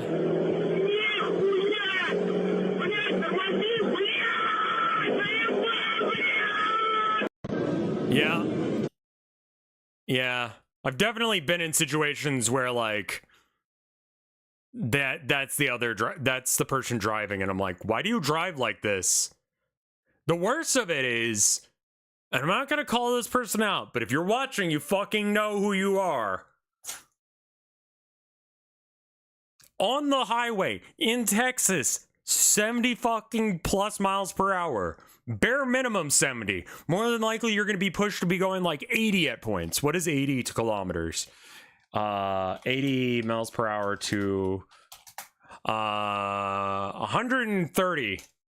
kilometers per hour, give or take, will be trying to find shit on their phone while driving. And they're like this.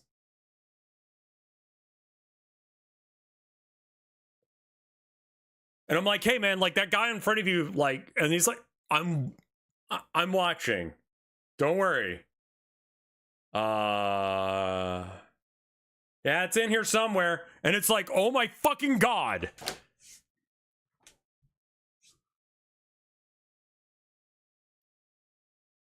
So, it is not Mike, no. You don't know them. Like, I fuck with my phone and switch out songs when I'm at a stoplight. Because, like, if I get hit there, it's not my fault. You know what I mean?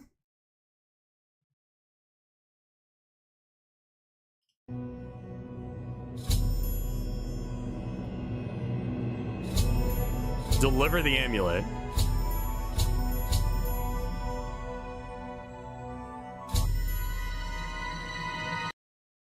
Amazing. Great dog. Puppies and kitties do that when they're very, very young. They just sort of like try and do everything at once. Just me and my Kako demon.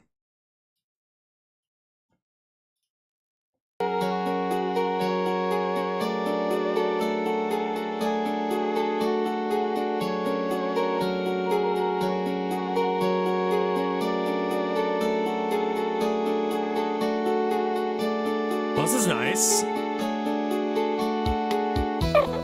Yay!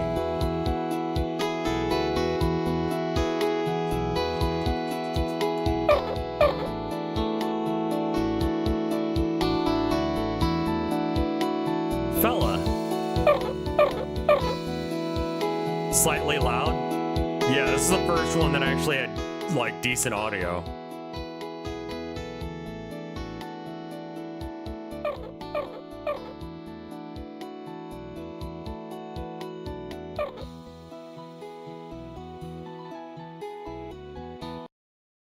You alright?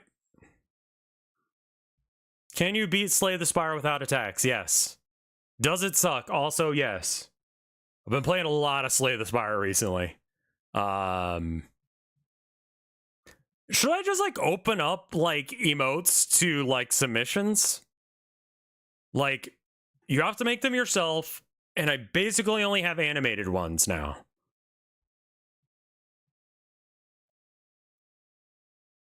Because, like, I don't really have the time to do that. I'm working on making a game. Luigi guy sent this. Really good machining work on it. Don't know why the fuck you've done it. I had a, I guess my family had a laptop like this for a bit. I think we were borrowing it from the school. My mom was like the computer lab teacher. It was in one piece, obviously. We were trying to teach, my grandma how to use a computer. She was a typist at some point or another, I think.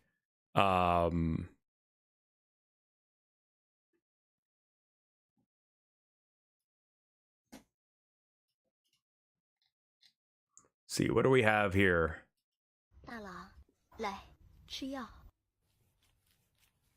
Black cat things, yeah.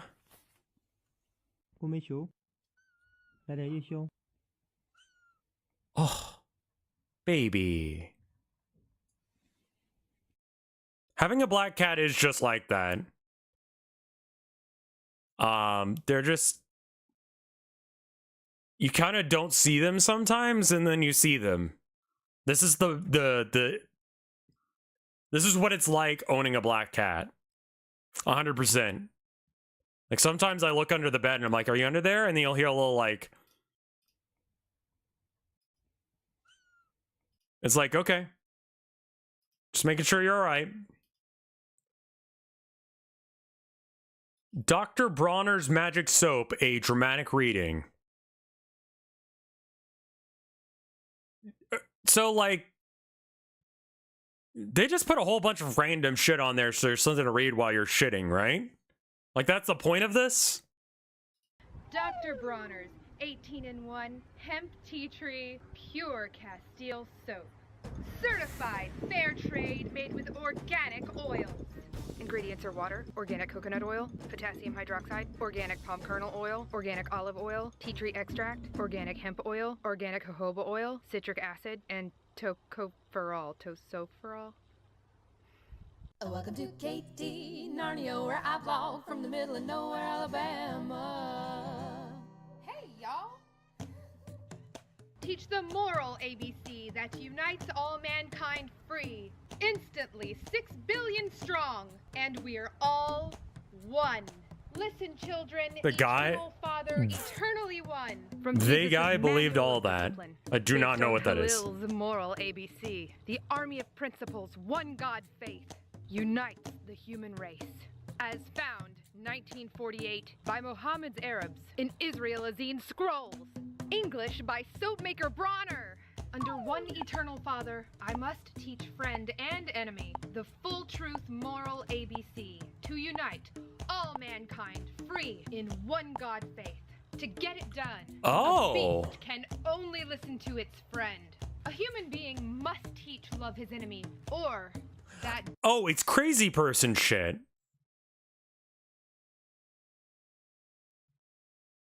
Like, have you ever found like a note at like a supermarket and it reads like this? And it's just like, oh, you've done a lot of drugs. Okay. Very time cube energy. Being is not yet human. A shark can only love its friend. Lacking frontal lobes, it must avoid fear, smear, hate, slander, dominate, dictate, distort, destroy anything it does not know, understand, or disagrees with. That's a shark. But a human being possessing the kingdom of God's law, the Essene moral ABC within his frontal lobes, works hard to teach friend and enemy the moral ABC. I use Pantene. And Dial soap.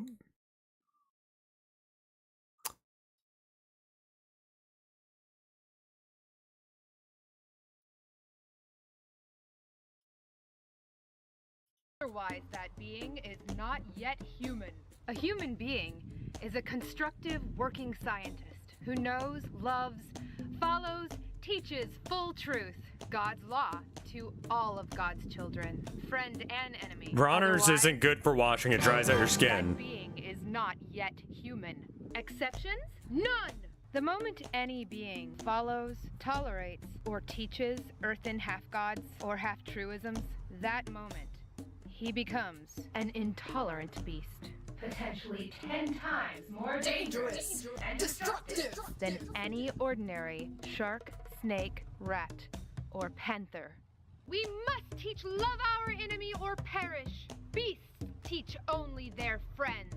But after 2,000 years, it never got done. The godless beasts still disapproved. Result? These tremendous 13 I like her words boots. never got printed. Because the brilliant 48-year-young Rabbi Liebman's book was distorted after he dropped dead. Diagnosis? Sudden heart attack. Exactly as suffered by Rabbi What the Jesus. fuck is this? What in the goddamn? Does anyone use Dr. Bronner's? Were you aware that this is the fucking weird shit on the... Spinoza, Thomas Paine, Samuel Friedman, Steiner Prague, and She Rabbi looks like Speck. someone my wife would be friends with Millions in Texas. Sudden heart attacks, murders caused by us godless, intolerant beasts. He who risks his life teaching friend and enemy, the moral ABC uniting all mankind free. You're out of focus? Wins eternal life. He who does less than that perishes by half-true strife. I am the Son of God, and so are you. I am the manifestation of God's eternal law, and so are you. I have learned great wonders. You shall learn greater wonders. I have done good work. You shall do better work. I have not come to change God's law, but we each came to find, follow, fulfill, print, protect, practice. I honestly don't know what I thought that this was gonna be.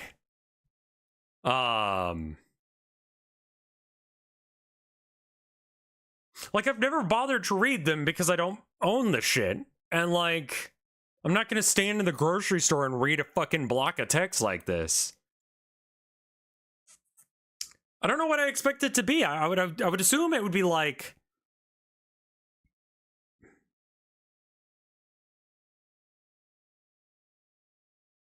yeah, see, this is not her opinion or anything. She's just reading that shit. So like, let's not diss her. She's just reading it because she did, and then she realized it was fucking insane. Preach, teach, and enjoy it. Therefore, build you first the kingdom of God's eternal law. Yeah, she's making fun of it. That is, memorize the Essene moral ABC of the free. All one faith in one God state. To never yield to half-true hate. And everything you need shall be added unto you. Search and you shall find. Knock, and it shall be opened. Sow, and you shall reap.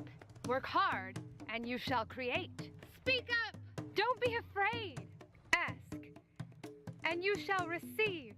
But remember, only those enjoy eternal life in our all-embracing Father's kingdom that had the courage to teach friend and enemy the moral ABC to unite all free!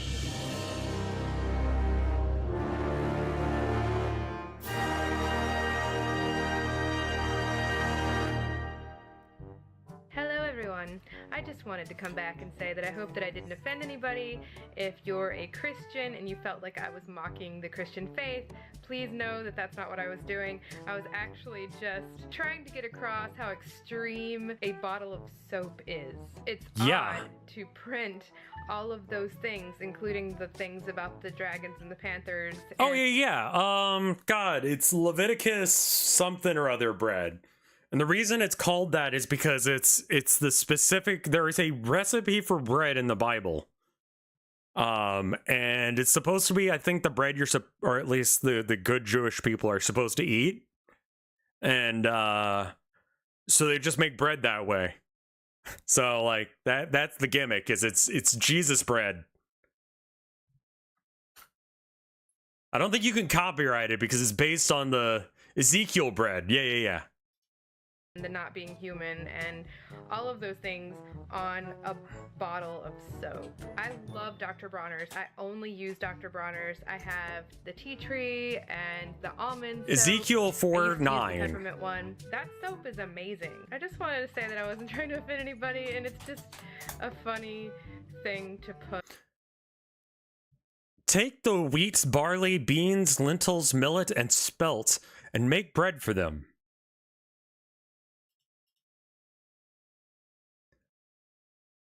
Put them in a storage jar and use them to make bread for yourself. You are to eat it during the 390 days you lie on your side. Weigh out 20 shekels of food to eat each day and eat it at set times. Also measure out a sixth of a hin of water. Hin, H-I-N. I don't know what that... apparently that's like a specific measurement. And drink it at set times. Eat the food as you would a loaf of barley bread. Bake it in the sight of people, using human excrement for fuel. The Lord said, in this way, the people of Israel will eat defiled food among the nations where I will drive them. And then I said, no, not so, sovereign Lord. I've never defiled myself. From youth until now, I have never eaten anything found dead or torn by wild animal. No impure meat has ever entered my mouth. Very well, he said. Then I will let you bake the bread over cow dung instead of human excrement. I'm reading this is off of Bible Gateway, by the way. I've never read this line before.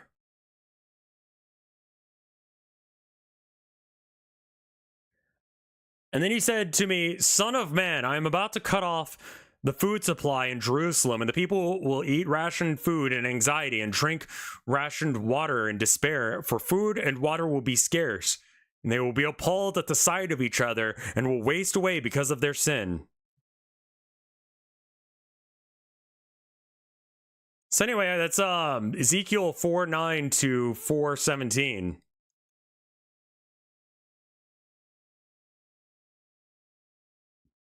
This is the new international version. What in the fuck? Okay, well, yeah, I guess. Do they use human shit? This really feels like one of those, like, recipe blogs where it's like, do you want to know how to make bread? Well, one time I was talking to my friend and he told me that I should bake it over human shit. And instead of doing that, I was like, hey, could I use something else? I'm not really into that. And then God said, yeah, use cow shit instead. If you want, pussy. And so I did. Soap. That's all. All right. Why are we preaching? That's Ezekiel 4:9. There's bread in America Thanks so much that for uses that watching. recipe. And as always, have yourselves a pleasant morning, day, afternoon, evening, night, forever. Goodbye. How's there this much video left? Oh, okay. And then there's like a minute, almost 2 minutes of song? Okay, I'm gonna move on now, but, you know, good for you. This is a Wolkenkratzer. A PS1 game is pretty terrifying game in general, but the game over screen takes the cake. America has poop bread, as ordained by God. Coyote Comrade, thank you for the 18 months of support. It's a year and a half. That's fucking rad as shit. Thank you. Let's see what this is.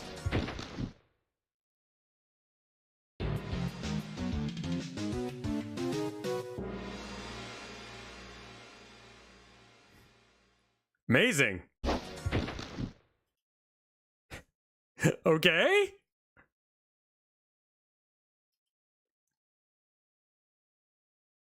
Which was quickly responded to with a skeleton appears. And that is the skull from Oblivion?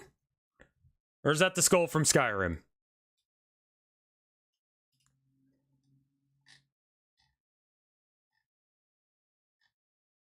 I'm gonna hit the bathroom real fucking quick because I gotta piss again. Here's a BRB. I'm gonna run an ad. 1 minute. BRB. Skyrim skull. Weirdly square.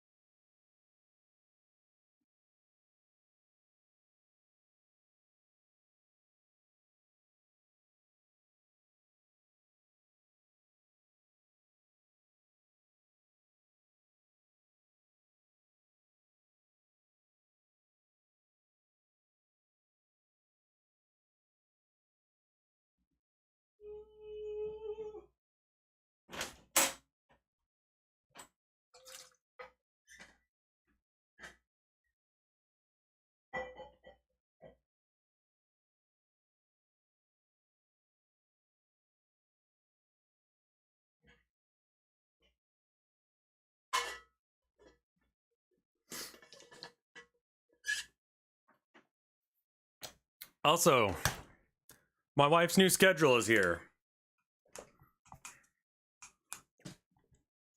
I believe it starts not this coming week, but the week after. Let me go ahead and bring this up. Her new schedule should be, I believe she's not working Sunday, Monday. So that means that I might start taking Sundays off and not the days that I have been.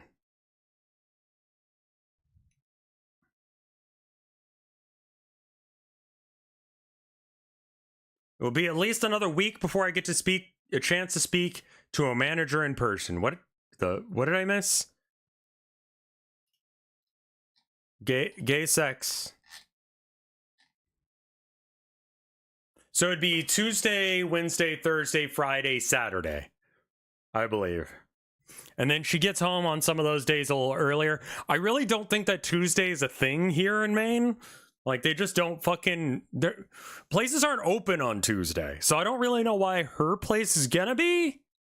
Like, there's a handful of places that are, but it just really does seem like a waste of time. So I'm a little concerned about that. Like, whether or not that'll actually stay or not. But that looks like what's gonna be my schedule here soon. I will make a better graphic for that once that happens. We've got a thing from... This looks like Reddit. It says, this is actually a custom Space Marine chapter. Their colors are plastic gray and plastic gray. That reminds me very much of the...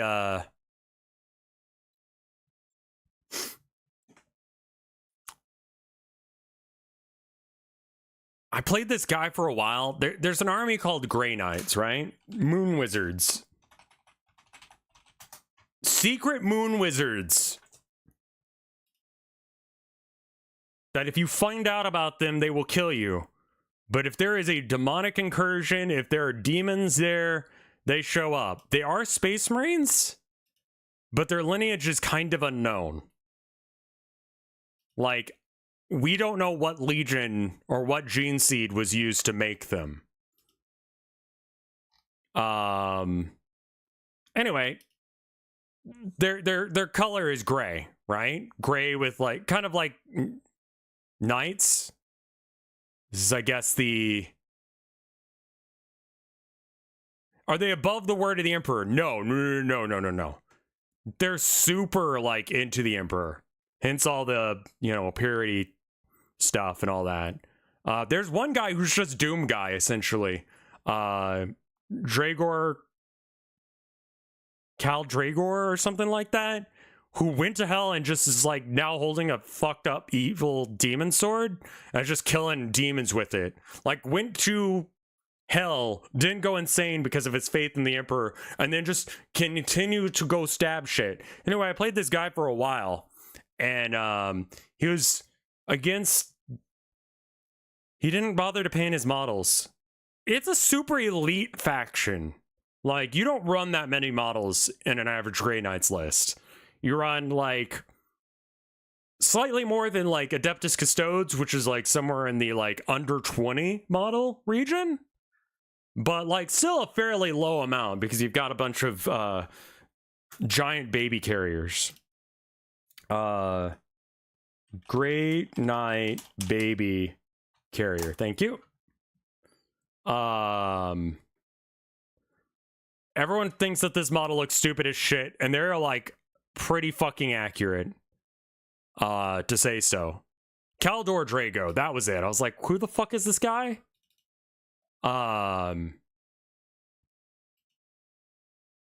Like, this is a giant robot suit, but everyone just calls it the baby carrier.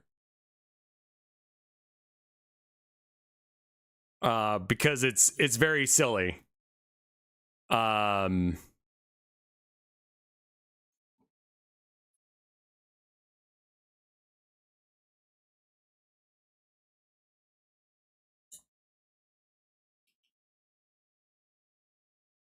I mean, like, oh, hey, that's pretty cool. See, this one's nice. Jesus, fuck you for thinking I'm gonna spend $1,000-something on that. Suck my entire cock. Especially because oh no, here it is again for like 1,000. That's all right. I'm good.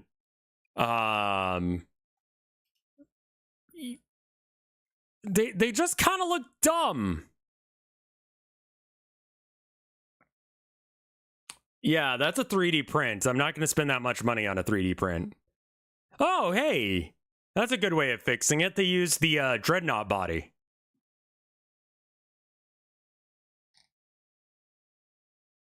Anyway, I played a guy for a while who's like... Yeah, I mean, that's it. Is this pre or post tariff? I mean, like, that's probably post tariff. I mean, I'm definitely out of the fucking game now if prices are going up that much. I can't handle that shit. But yeah, he was very much into the like, oh, I'm the Grey Knights, so I just don't pay them. Or I just don't paint them. And I'm like, can you fucking try? Because it seems really shitty.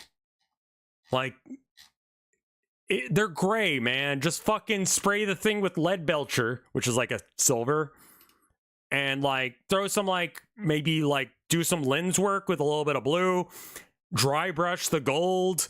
Maybe put a red panel on and you're fucking done. The amount of time it takes to paint a fucking Grey Knight model is nothing.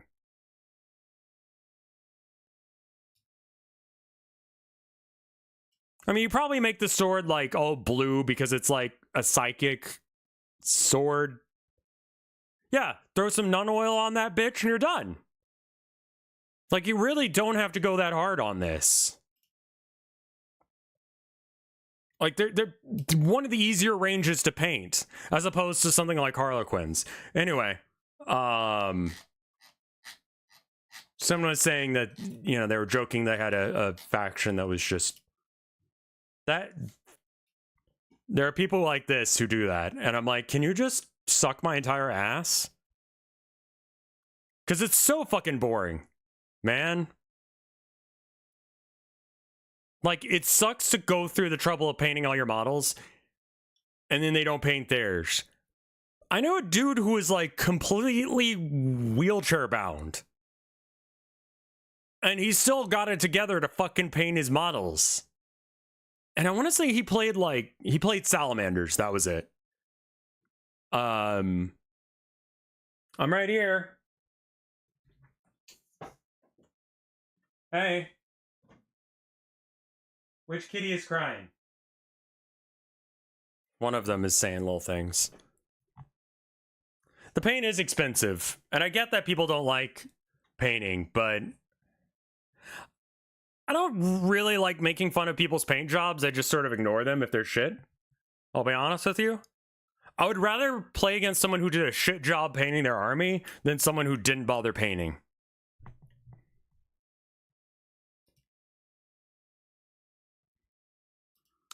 Successful and loving single mother who adopted all of her children despite her dark past versus a all-powerful, neglectful father who couldn't bond with his children.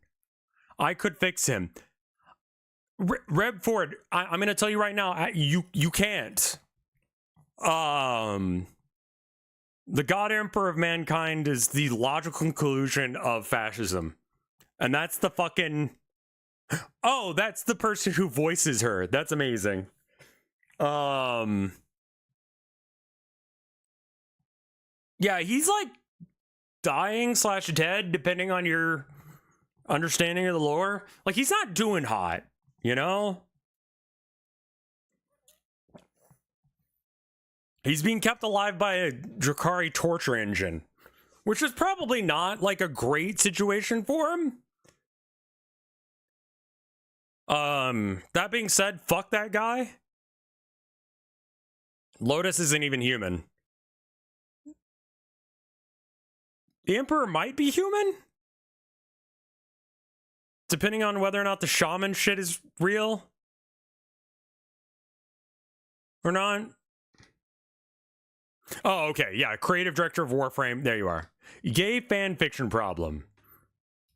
Have you heard of the gay fanfiction problem? Now, I know No. that this term kind of looks like it was coined by some random Tumblr user 10 years ago, and that's because it was. Okay. But since then, it's seen actual use by linguists. So what does it mean? Oh, this guy. Right.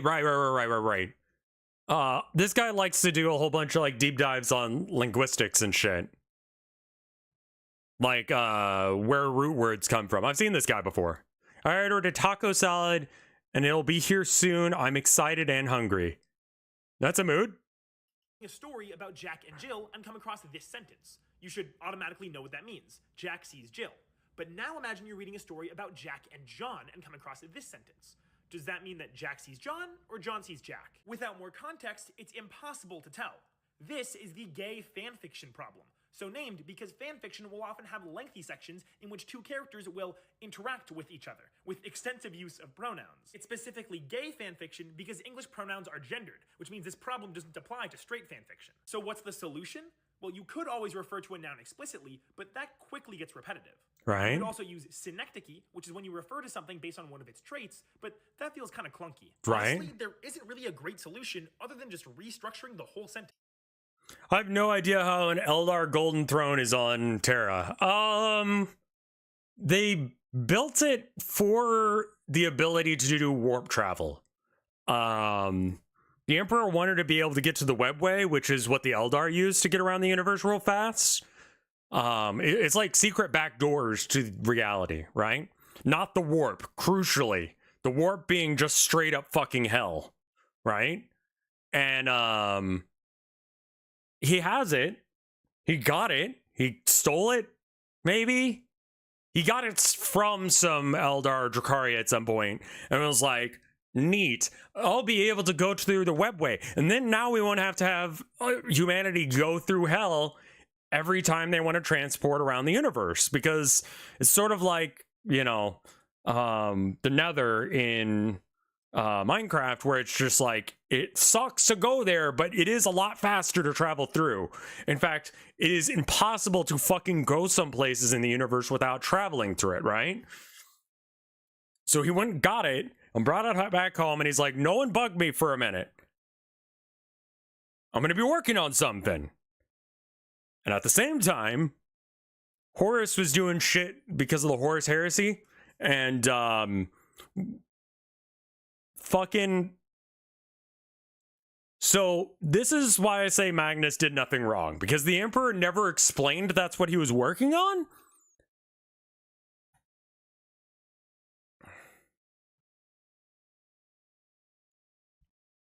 Like, so the Emperor is busy working on the webway travel stuff, right? Very delicate work. If any sort of psychic presence suddenly comes through, it'll just break the whole thing and they won't be able to do it anymore, right? So Magnus finds out that, what does AU mean? Alternate universe.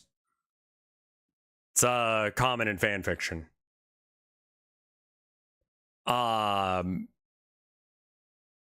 So the Emperor's working on that. Magnus finds out that Horus is about to try and betray him, right?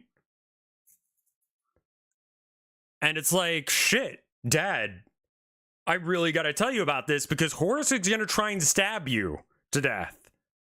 And so he goes against his dad's wishes, kicks in the door, and is like, yo, Dad, Horus is trying to kill you. Watch out. And the Emperor is like, you fucking asshat, I hate you, go die. And Magnus is like, well, maybe Horus has a point, fuck that guy.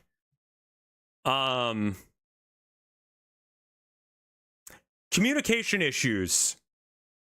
Lot of issues, lot of communication issues with the Emperor of Mankind. He if you just talked to anyone, everything would have been resolved very quickly. Except for Erebus. Erebus is an asshole. You can't fix that one. At least not in English. But other languages have workarounds. For example, some languages mark social status on their pronouns. So if the two characters have a different social status, they would use different pronouns for each. That's horrifying. One of the coolest solutions, though, is obviation, which is a way of marking a noun as less important to the discourse. Now, obviation will manifest differently in different languages, but in Blackfoot, for example, nouns take different suffixes depending on whether or not they refer to the subject of the discourse. Take, for example, the sentence, John saw Jack and he smiled. In English, it's ambiguous as to whether he is referring to John or Jack. But in Blackfoot, there's no ambiguity. No, John. The pronoun would take a different suffix. John did, because John is the active participant in this. Jack, we don't know what Jack is doing yet. So this would have to be John doing. I mean, it sucks, but maybe in other languages it's clearer. Depending on whether or not you're referring to the most recent subject or the most recent object. But in my opinion, the coolest solution to the gay fanfiction problem is only possible in sign languages. Now, not all sign languages can do this, but many sign languages can spatially encode different pronouns.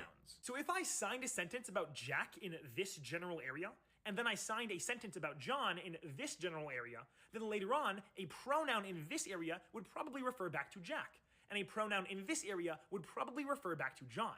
How cool is that? Yeah, sign language is fucking rad. The workarounds that sign language has to simplify language so that way it can be used as a method of communication using your hands is fucking wild, dude. The more you learn about it, the cooler it gets. It's legitimately very much worth learning, in my opinion. I wish I knew more. Very cool video. Cool explanation.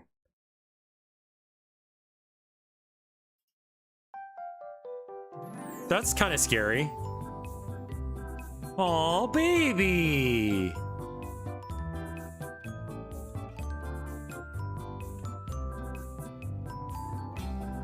Baby!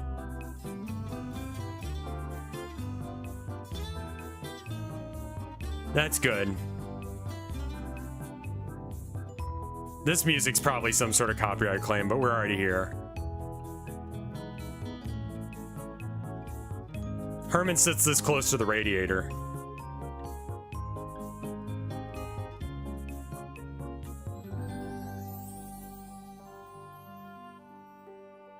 Does that not hurt? You have to legitimately move your cat away from stuff like this sometimes. Oh, baby. Baby, no. My brother sent me this really awful, it's an Instagram post. It was, hi. It was Justin Bieber's, what was it? Baby? Covered by an AI version of, yeah, it is an Abby. What is the name of that guy? Hetfield from Metallica. And it's like the yodeling era of Hetfield too, where it's like, oh yeah, shit all the fucking time, and it's like, no. It's pretty awful. Anyway.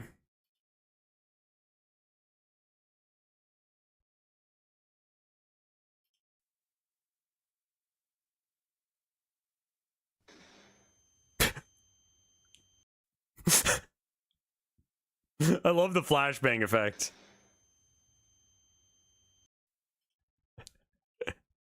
Cats are great, dude. You can just have like this creature that wanders around your house and sometimes hangs out with you. White sugar can be used like the... What is that? Oh, okay. It's not real. Well done, though. Horrifying.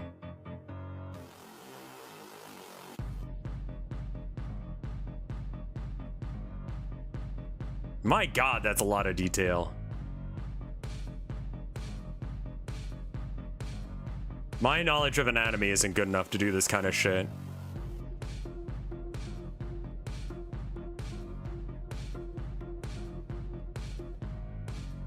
What are we doing?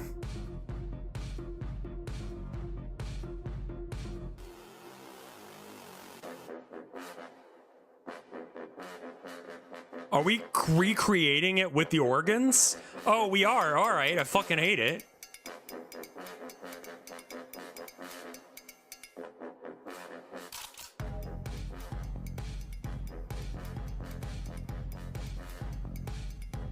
And you can eat it too, because it's made out of sugar.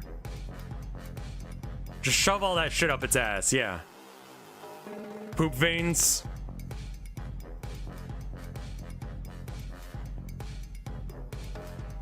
Would I eat that for charity? It probably tastes okay. It's just sugar, right? Seems like a lot of work to go through for that, though.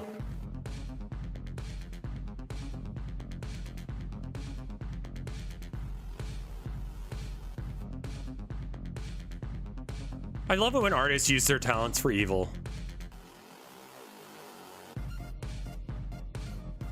Dry brushing. Oh, we got a little. Yeah. Man, it's really unfortunate how not real the face looks. The rest of it looks really solid. Yeah, thanks for that. I fucking hated it. All right.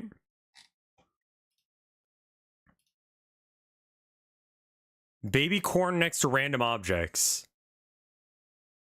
Oh, baby. Belle, what the fuck?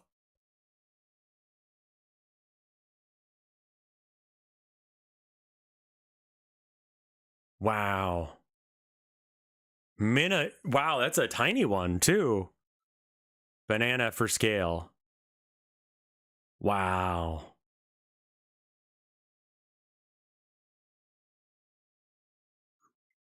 I want to say that Abby was a little bit bigger than this when we got her, but about that small. She was so fucking small. She was so goddamn baby.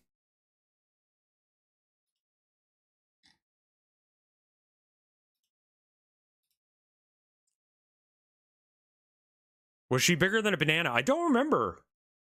We get called ginger, and I hate that one. That's a slur. The word ginger is a slur. Here's how you can tell if a word is a slur. If you've never heard it used in a positive way ever. Pretty good barometer. This is what I think the Yick main character... This guy? Oh, yeah, no, it's, can I just be honest with you? Real quick, I've heard people call each other the N-word in a positive light. So I don't think he's right on this one. I don't think you're right on this one. He was big on Reddit for a while. I've never heard, hey, look at that ginger. I'd like to take him to lunch. Never. No. Slurs can be reclaimed. Like, hey, look at that ginger. Probably has no soul. Heard that a few times. Amazing. All right. Oh, hey, Retopia came out. That's awesome. That was fun.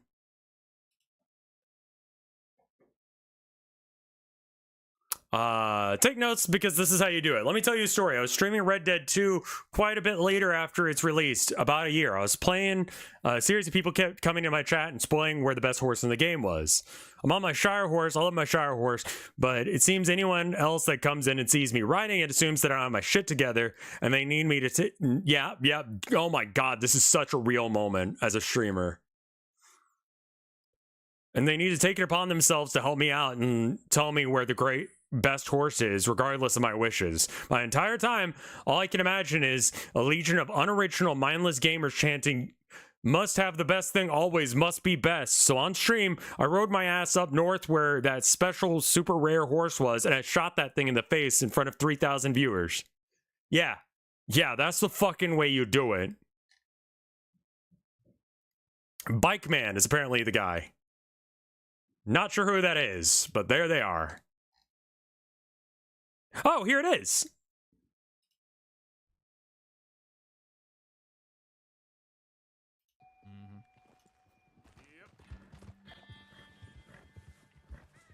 Oh, there it is, right fucking there. Also, some of y'all need to get the fuck off X.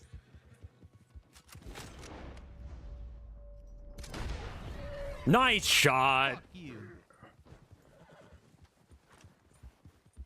That's a fuck you to every single person who ever came into my chat and told me about that stupid fucking horse. Love it. I love that energy.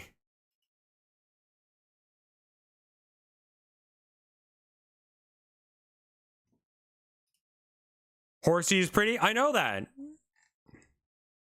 But, it is so fucking frustrating to play a game and not be able to play it the way you want. Hi. I'm right here. I'm here. Come here.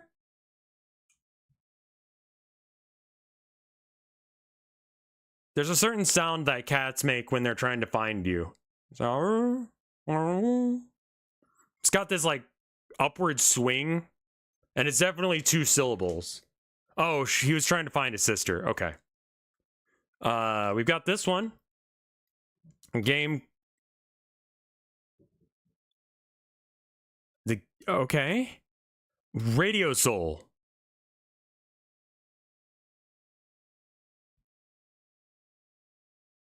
You two okay?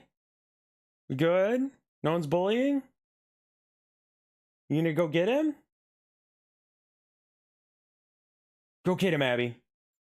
Get him. Go get him. Okay, no. Watch the trailer, sure.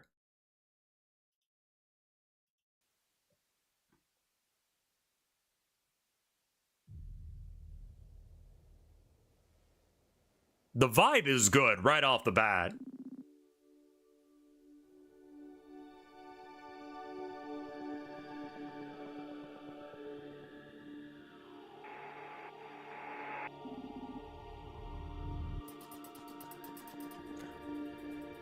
Oh, okay. You're a little guy. Okay.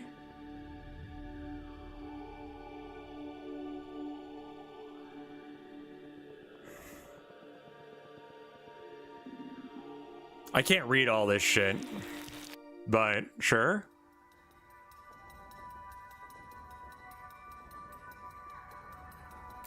Can't read Russian, so I don't know what that says.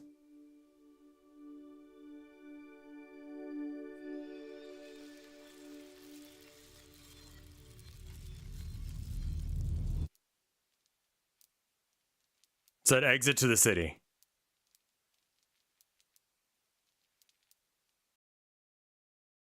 Okay. Shut the door because the cats are just running around. They're being wild babies right now.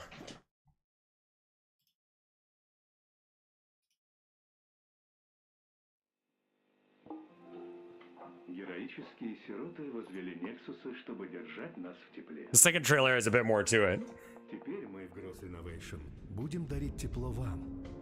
Тепло уюта, удобства и доступности. Well, you'll never guess who suggested this. Gross Renovation генплан проект.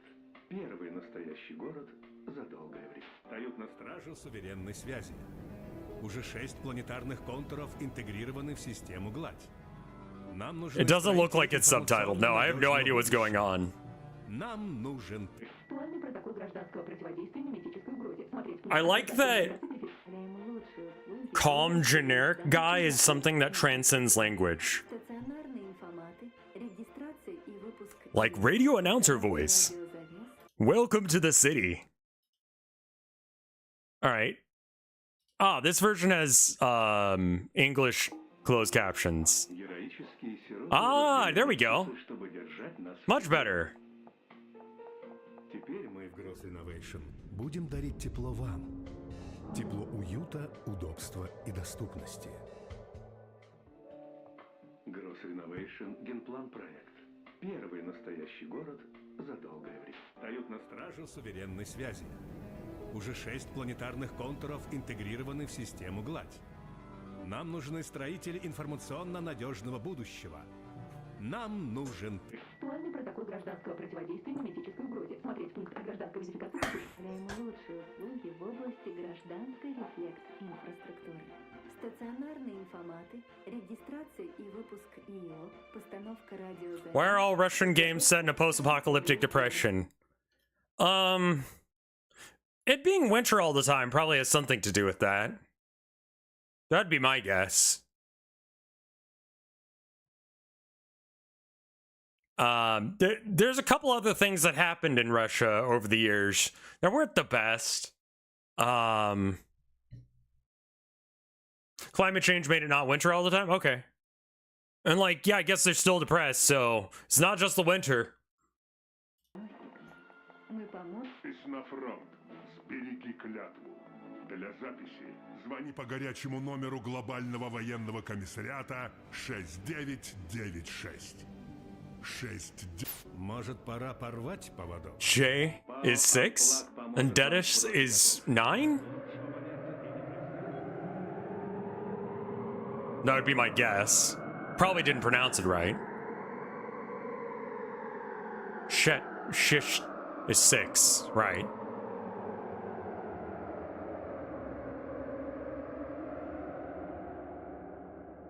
Diaviet. Okay.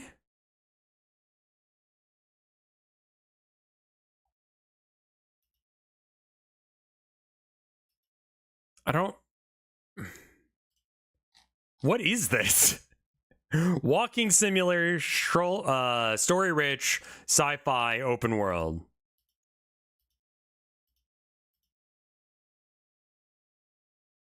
Yeah, I like the little fella. Avoid the scorching rays of the sun. Oh, that's easy. I'm a Texan. I know how to do that. Coincidentally, the same name of a radio station I grew up with. Well, there you go.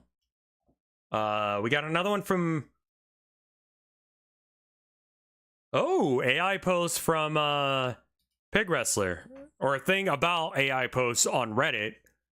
Courtesy of Orthogonal Caster, linking it for Pig Wrestler. Artificial intelligence. What is it? Where does it come from? How do we know we can trust it? We Is don't. it even human? It's not, no. Okay, first up, I know that to some of you, this stuff might seem obvious. There are at least a few comments under every popular piece of AI slop pointing out that it is indeed AI slop, so if you're the person leaving those comments, just know that you have brought glory to your family name, your ancestors smile upon you, and your descendants shall reap bountiful harvests for 10 generations. Other than that, this video is not for you. Go pet a dog or something. However, there are clearly a ton of people out there who have trouble spotting AI writing, or maybe they're just nice and tend to think the best of others. And if you're one of those people, you're probably I tend to just not read of fake engagement shit. bait fuckery that you're interacting with on a daily basis. I am constantly Like, I don't really look at the am I the asshole stuff all that much. I did see one the other day. It was about, it was a text chain between a guy and his girlfriend, wife, whatever. And it was one of the first times after learning the phrase, what is it, crash out, that it was referenced.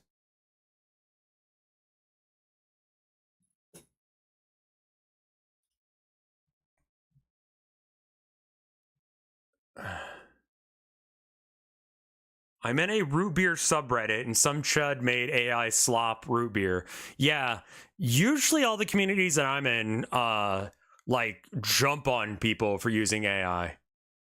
Like, but the text conversation, I am not aware of AI shit. If it was AI, but I was just like, okay, this is crashing out. And basically the story is that this guy was playing some sort of like baseball tournament online and like MLB The Show or some shit, right? And his wife, girlfriend, whatever, is like, hey, can you let the dog out? And it seems like it's an apartment situation where it doesn't just mean open the door. It's like, go walk around and stuff.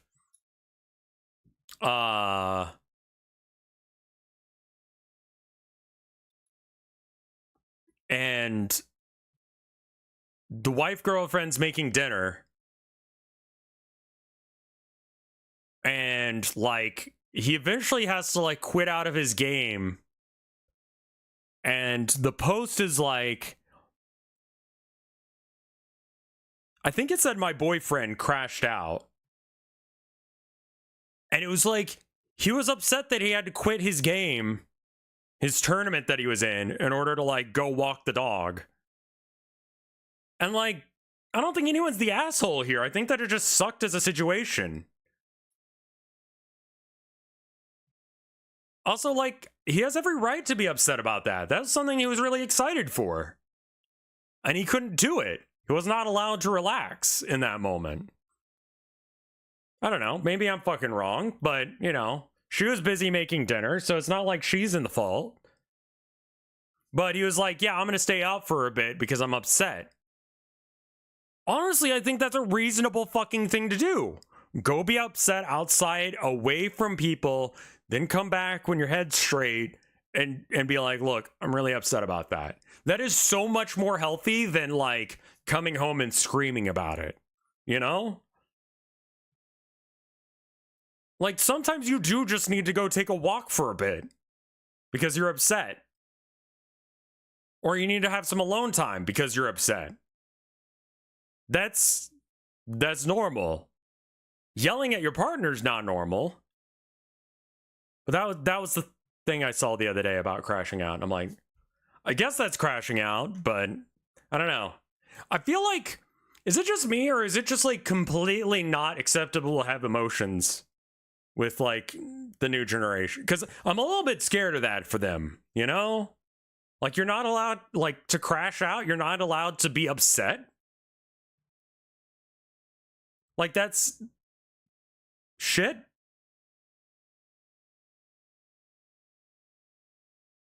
Yeah, crashing out just seems to mean got upset.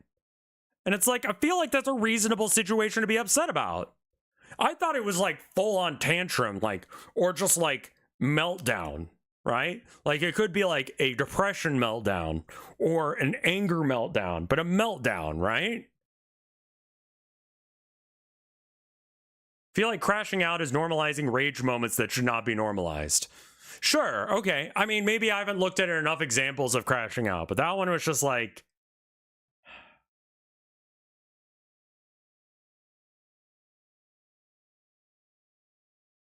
Crashing out is going off script on an emotional tangent, at least in my mind. Okay. Blatant AI posts get thousands of upvotes and thousands of comments. Infuriatingly, a lot of those comments contain good advice, expressions of empathy and compassion, and genuinely funny jokes, and I just don't like that all that positive human output is being spent on these sterile, artless, boring-ass, bitch-ass robots. We are heading toward what seems to me to be an inevitable eventuality. Sorry, that was way too many syllables. Let me pare that down a bit. We are heading toward a thing that will yes, wherein AI-generated content outpaces human-generated content by factors, at which point the internet becomes an unlivable environment, like in that movie, The Matt Damon. I don't want that to happen, and I don't know what the long-term solution is as these sterile, artless, boring-ass, bitch-ass robots become more sophisticated, but something we can do right now is learn what this particular flavor of AI writing looks like, and when you're reasonably certain, downvote it, or at the very least, don't spend your personal stock of reason, The Martian was a good book, or good jokes on it. Fall back on your B material. Yeah, guys need to be able to like have emotions.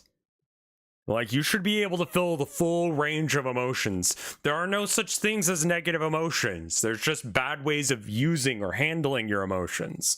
It's not bad to be upset or angry. There's a lot of things to be justifiably angry about. About how it's, like, fucking hard to pay rent. You know? About how you work every fucking day. Those are very reasonable things to be angry about. You know? All emotions are okay. You're allowed to feel the way you do about things, but it doesn't mean that you're allowed to express it in certain ways. You can be angry about your situation, but that doesn't mean that you're trying to, like, go shoot up a school or some shit. You know? People think that anger and sadness are negative emotions. I don't. I don't think that there's such a thing as a negative emotion. There are emotions that are negative towards the person having them. Being angry is not good for you over the long term. There's science and studies to show that shit, that you shouldn't hold on to it that way. But, like, you shouldn't deny yourself the ability to be angry, else you get... I forget what it's called in Japan. There's a very specific name for, like...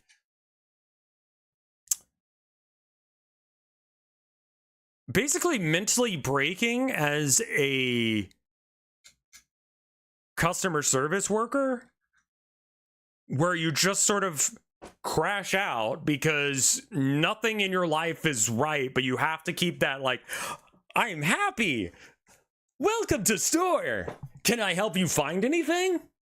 Shit.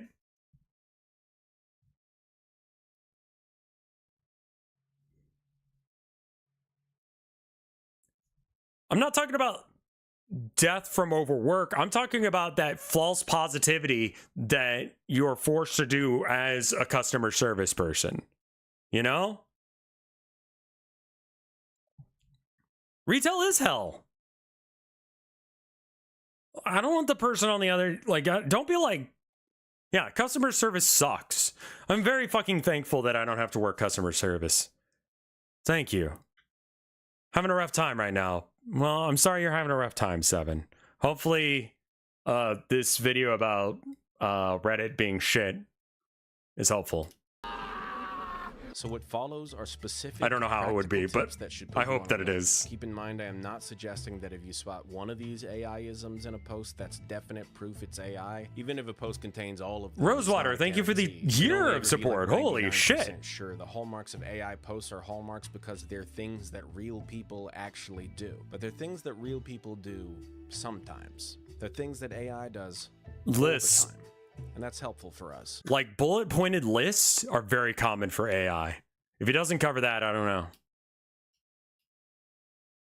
Oh, Bernasco Witch, I didn't even see that you resubbed. Thank you for the fucking 20 months of support 22 minutes ago. I'm very sorry about that. Thank you. As a baseline That one's point for of you. comparison, I'll be using one post which I actually do know for certain is AI, and one post series that I only suspect is AI, but with a degree of surety infinitely approaching 100%. For the first, I know it's AI because the user, most likely an evil scientist, edited the post to tell everyone it was an AI bait experiment and they just wanted to see what would happen. Could easily be accomplished with a computer. This post received over 4,000 upvotes at the time that OP pulled back the curtain and over 1,000 comments. Interestingly, a couple of those comments were pointing out that it was clearly AI written, and according to OP, those comments were initially downvoted. I don't have a screenshot for that because OP deleted their account and I only screenshotted the original post, not the post they made about the post, so I see this picture of some soup that I made. Anyway, the a little post gross is titled, looking. Am I the asshole for point blank refusing to be my sister's surrogate because it would ruin my, quote, mummy makeover, unquote, question mark? The second series of posts is just the laziest, fakest, most over-the-top shit imaginable. Again, I can't say I'm absolutely sure, but I would bet my left arm against a bag of walnuts and a Foreigner Greatest Hits cassette that these posts were at least majority AI written and the story never happened. The first of these is titled, Am I the asshole for refusing to cook after my boyfriend tried to critique my cooking with a literal PowerPoint presentation? You may have seen this one. It got almost 40,000 upvotes, over 8,000 comments, and I guess I picked up a can't lot do of this traction segment on those anymore. Content mills that make their money by taking Reddit posts and telling the reader what happened in them. So, do you like movies? Oh god, no. I'm into Wikipedia plot summaries. This is therefore ironically presented in these publications as a human interest story, the only problem being that there were no fucking humans involved because it didn't fucking happen. It's a robot, god damn. I'll mix in a few other posts as well, but those are the main two. Both posts come from Am I the Asshole, so there will be a lot of focus on the moral judgment subreddit genre, and that works out because those subreddits have exploded in popularity and practically every one of them has advanced AI slop syndrome. But remember, no popular text-based subreddits are safe. Anyway, I didn't put these in any particular order, but as evidence, I mean, fake stories on... Is the audio here just low in general? Yeah, I mean, I've cranked it. I can crank it a bit more. I apologize.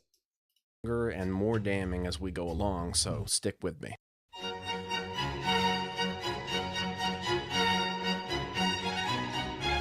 I'm a big fan of Frasier, and so every time I type the word grammar, I end up first spelling it like Kelsey Grammer because my brain don't work good.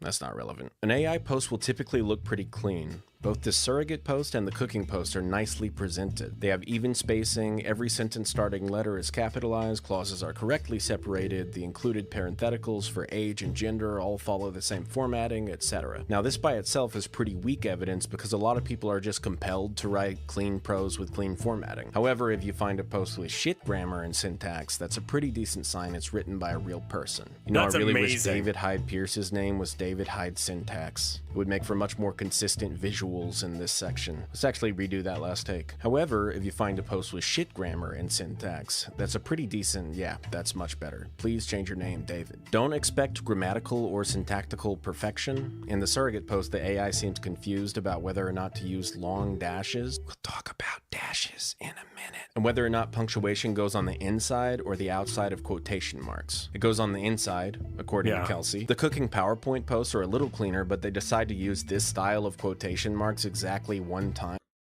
Oh, yeah, that's weird. Which is done in certain European languages, but not English. Averaging the entire output of the internet to generate a Reddit post reduces mistakes the same way that averaging the faces of a bunch of people returns a face that's more symmetrical than most individual faces, but it doesn't eliminate mistakes, so just keep that in mind. This is, after all, the same intelligence that recently claimed hippos can perform complex medical procedures. Hell yeah!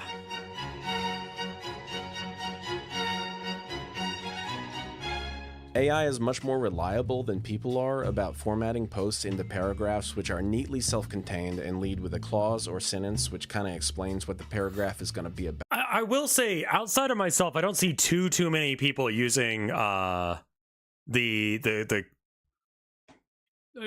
commas to separate out parenthetical information. Most people don't do that because it's the fucking internet. We barely use words most of the time. Mostly just use abbreviations. So it's like, it's a level of detail that most people don't give a shit about.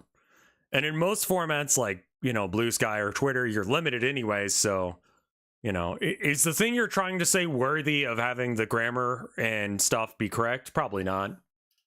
Here in the surrogate post we have, I tried to be nice about it and said no, leading into a paragraph wholly about saying no to the surrogacy and why. She didn't take it well, leading into an account of OP's imaginary sister throwing a tantrum. My husband is conflict averse, followed by an account of her husband being a spineless weasel. She went crying to my parents to lead into a paragraph about her mom's reaction. Oh, sorry, her ma'am. You get the idea. We get called Ginger. Each of these paragraph transitions is essentially the thesis of the paragraph that follows, and cumulatively, these neat segments build a very easy-to-follow narrative. That's good practice, actually, and a skilled human writer will try and do it as much as possible. I was able to find multiple posts from several years ago which are clearly human-generated and which follow this formula pretty well. But I was also able to find multiple human-generated posts which do not. Here's a paragraph starting. I mean, I do like to do good, like, paragraph structure, just because reading it as one huge block of text, me as someone who's dyslexic has a really fucking hard time with it and it gets confusing. When it's broken up like this, that is a lot more readable to me, because I can go, I remember I'm here, and my eyes will stay on track the whole time. When it's all one big clump, if my eye goes off like at any point, which it will because it's fucked. So I do it for myself as well as other people to like, it also is like a pacing thing. You can have story hits at different points by having like a paragraph begin with a thing. Post of all time. Of course, after all that drama, hang on, I want to do this one in a voice. Of course, after all that drama, I still had my job. We were just acting. And we've done it a couple times. Whenever a customer will lose their temper at Danielle or I, James will storm in and fire us. Notice that the second sentence doesn't follow super well from the first one. As with clean presentation, I think that bad structure is better evidence of human generation than good structure is evidence of AI generation, but it's still something to look out for. I see. Right, let's get to the real shit.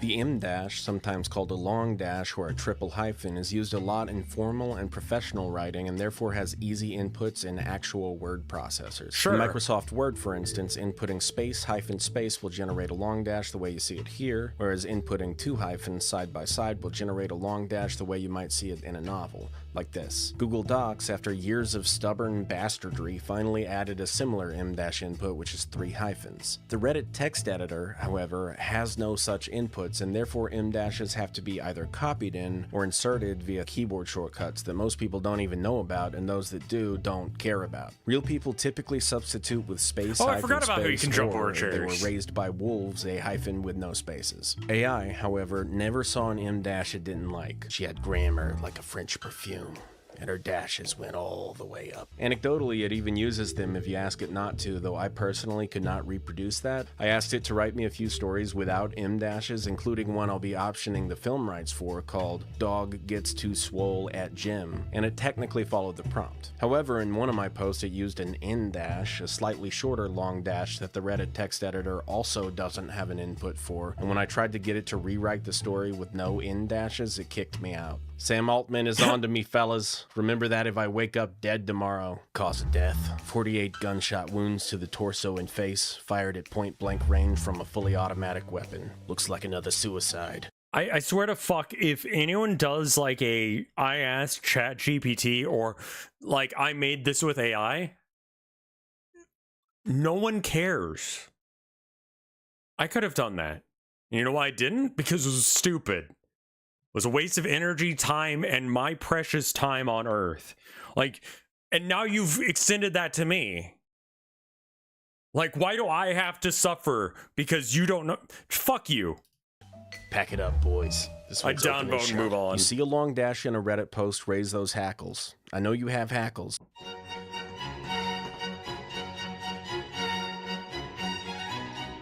This to me is the biggest smoking gun. AI writing, at least for Reddit, uses way too many direct quotes. Of course, real people do this, but when AI writes these stories, it does so with a Rain Man-esque memory for the specific words that people said, and a penchant for... Hang on. Penchant? Penchant? How the fuck do you say that word? I only ever read it. Damn. Not even Kelsey Grammer or David Hyde syntax can help me out with this one. Looks like it's finally time to bring him out of retirement. That's right. I'm calling on John pronunciation. Okay, it's actually both pronunciations according to John, but I'm American, so I'm going with the anglicized one. It has a penchant for inserting direct quotes into the middle of its prose. In the surrogate post alone you have, she listed her reasons like, clearly, quote, my parts work. It wasn't fair that I, quote, already got to be a man. My mother notably said, quote, you'll get through another pregnancy, but your sister may never get over not being a man. She also pointed out that she, quote, sacrificed her nice figure to bring us into this world. She said she was, quote, done playing Manny when Danny left home. This one is actually supposed to be a recollection from a year ago. She also said at the time that my surgery was, quote, pure vanity and, quote, a waste of money. And I'm like, quote, there is no we in this. And he says, quote, okay, so then you can make an informed decision. Side note, ugh, my parts work. Ugh. In just the first cooking PowerPoint post, he claims he can't, quote, even boil water. He says, quote, you know I've been taking notes. He said, quote, no really, I made a presentation. To cite just a few. Most real people just don't use direct quotes this much. We tend to communicate the gist of what someone else said, not their specific words, and when we Quotes do can be communicate approximate, specific words, but we I don't think that necessarily that's what use he's quotation referencing marks. here. A lot of the time AI uses them, it doesn't even need to. The sentence, she also pointed out that she sacrificed her nice figure to bring us into this world, has no need for quotes. The he claims he can't even boil water one is really weird because not only do you not need to add quotes if you first say he claims, if you were gonna add quotes, you wouldn't just quote even boil water, you would say he claims he quote can't even boil water. Can't is part of the quote, unless the boyfriend said something like, I am incapable of even boil water. Now I want to revisit this one real quick. She also said at the time that my surgery was, quote, pure vanity and, quote, a waste of money. AI fucking loves this formula. My brother said that my dog is, quote, way too jacked and, quote, clearly juicing. My mom said that my gunshot wound was, quote, obviously infected and, quote, ruining the upholstery. My best friend said that my wedding dress is, quote, much too traditional and, quote, needs more mounted weaponry. Of all the AI-isms I look out for now, the one that most frequently convinces me that what I'm reading is fake is some variation of, they said, quote, X and, quote, Y. AI does this about 1,000 times more often than real people do. The cooking PowerPoint post has this too, with the boyfriend saying, quote, it's all in good fun and that he's, quote, just trying to help. Archibald, take a letter. Dearest ChatGPT. That's a good fuck point, you, yeah. you robot fuck. Sincerely, Ingeron Dakusi IV.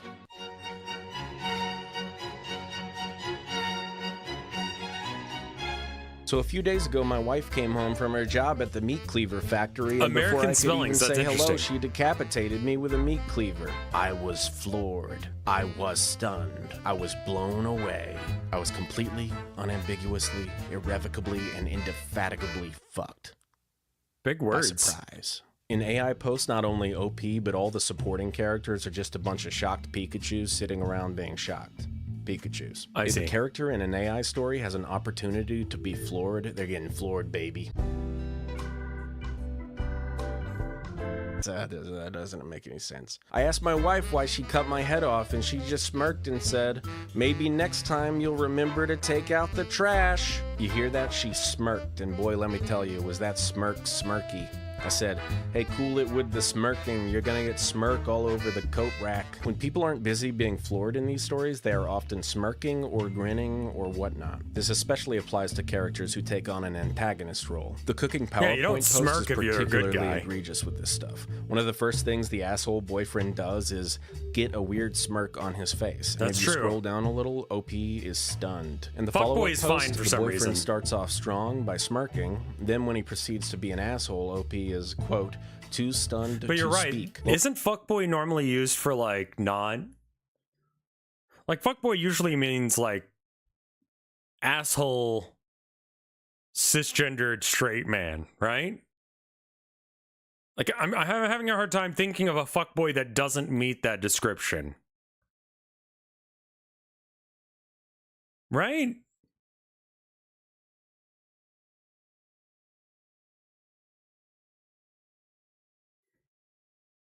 So normally, like, when Twitch wants to ban a word, it's usually, like, slurs towards that group. Yeah, someone insanely desperate to fuck, but, like, oh, God, I saw this post earlier, and it was like, oh, that's a cute dog, you know, like, can I talk to the guy in, you know, Tan is a dating website. And the guy was like, yeah, I'll go ahead and, you know, relay your messages. He says you're into anal?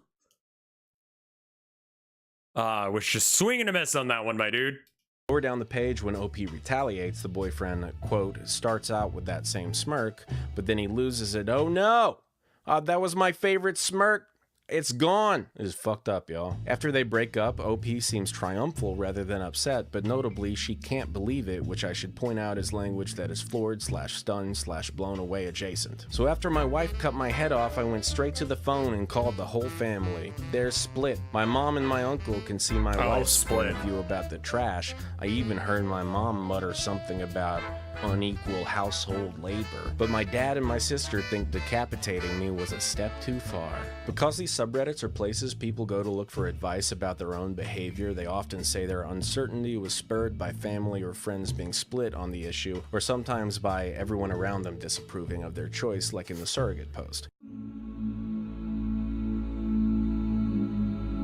AI does this a lot more often, and we'll have instances of families being split on issues where only a total psychopath would even consider siding against the theoretical OP. So look for stuff that has the tone of, my dad broke into the zoo and punched a lion in the balls. I said maybe he should apologize to the lion. He accused me of being an ungrateful bastard and said he wished he'd thrown me off a bridge as a baby. My family is split. Also common, and this one just annoys the ever-living fuck out of me. In a lot of these stories, the protagonist will overhear someone whispering or muttering something about, quote, generic concept that Redditors have strong feelings about, unquote. Here's a post with a ton of red flags where an OP overhears someone muttering something about ableism. What the fuck would that even sound like? Mumble, mumble, mumble, mumble. Ableism. Mumble, mumble, mumble. Anyway, back to my story. After my wife cut my head off, I said, I really think you could have approached this situation in a more mature fashion.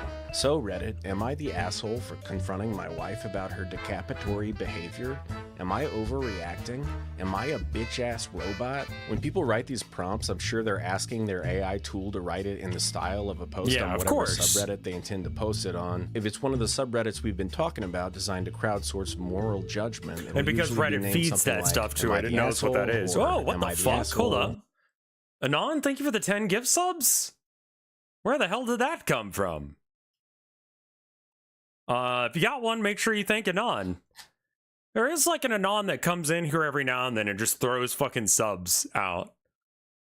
Don't say anything, just throws money at me.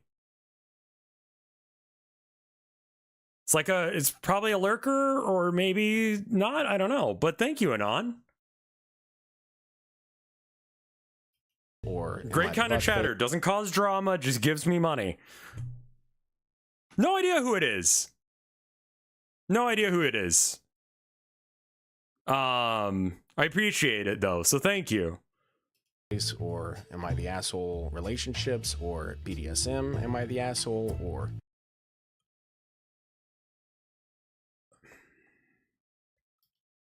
Hold on.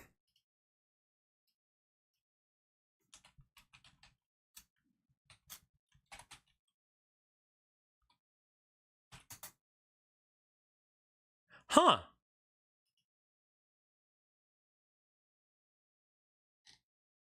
It's mature content? Yeah, I noticed. Yeah, I'm over 18 or whatever.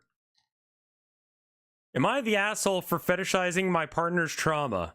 Am I the asshole for being honest? Am I the asshole for considering quitting my dom due to his size? Am I the asshole for being a 53-year-old horny grandma on OnlyFans? Am I the asshole for not wanting my dom to have a say in my financial standing/saving ability? Am I the asshole for assuming that SWs should show their faces and have flexible boundaries for softcore fetishes only? I don't know what an SW is. Switches? Am I the asshole for being done with sex with my wife? Okay. Safe word. Melbourne, am I the asshole, or am I overreacting? Since the question I keep posed by getting the subreddit suggested, am I is overreacting? an asshole / buttface / asshole boyfriend to girlfriend / asshole in a gimp suit / asshole in Melbourne / overreacting. I wasn't aware that that was a thing. That same question. Am I the asshole? Am I overreacting? Like that. This actually just gave me a great idea for a post. Am I the asshole for overreacting when my girlfriend ruined my ball gag with her bad breath? By the way, we live in Melbourne. I can literally post this everywhere. I'm gonna have infinite karma. Then all that's left to do is sell my account to Steve Reddit himself and retire with hundreds of dollars. Do you know how easy it is to get Reddit karma? I actively try and lose Reddit karma sometimes. I post shit on Reddit sometimes just to fuck around because I think it's funny.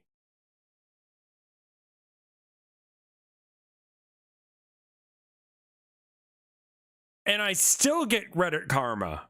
I still have a positive ratio on Reddit for some fucking reason. There was like I think recently there was some sort of controversy with, I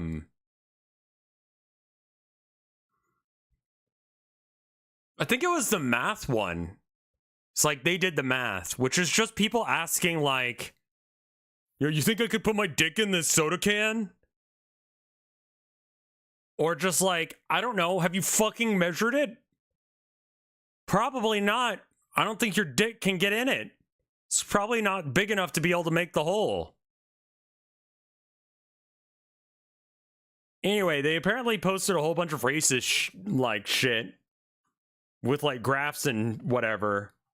And they were asking about, and that was the study, was like, what will people do with really racist information or whatever? I'm like, what the fuck is this? I had to like unfollow they did the math because it was just people asking very stupid questions that you could just Google. It's like people using Reddit as, and like people not doing math right either was the other crazy one. It was like sometimes you'd look at them and I'm like, it's wrong. Is AI ends these posts. When I can't sleep, I look at Reddit sometimes because it's shit and it's boring. with the question, so Reddit, am I the asshole for X, or whatever the relevant subrelated term is, way more often than people do, and more verbosely than most people do. That so Reddit is a big tip-off for me. AI just loves that. Outside of the subreddits I just mentioned, you can still sometimes see something sort of similar. Holy shit, y'all. Still sometimes see something sort of similar.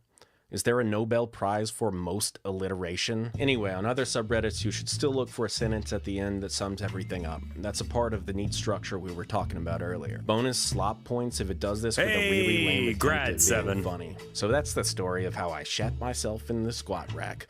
I think I'll be investing in a home gym.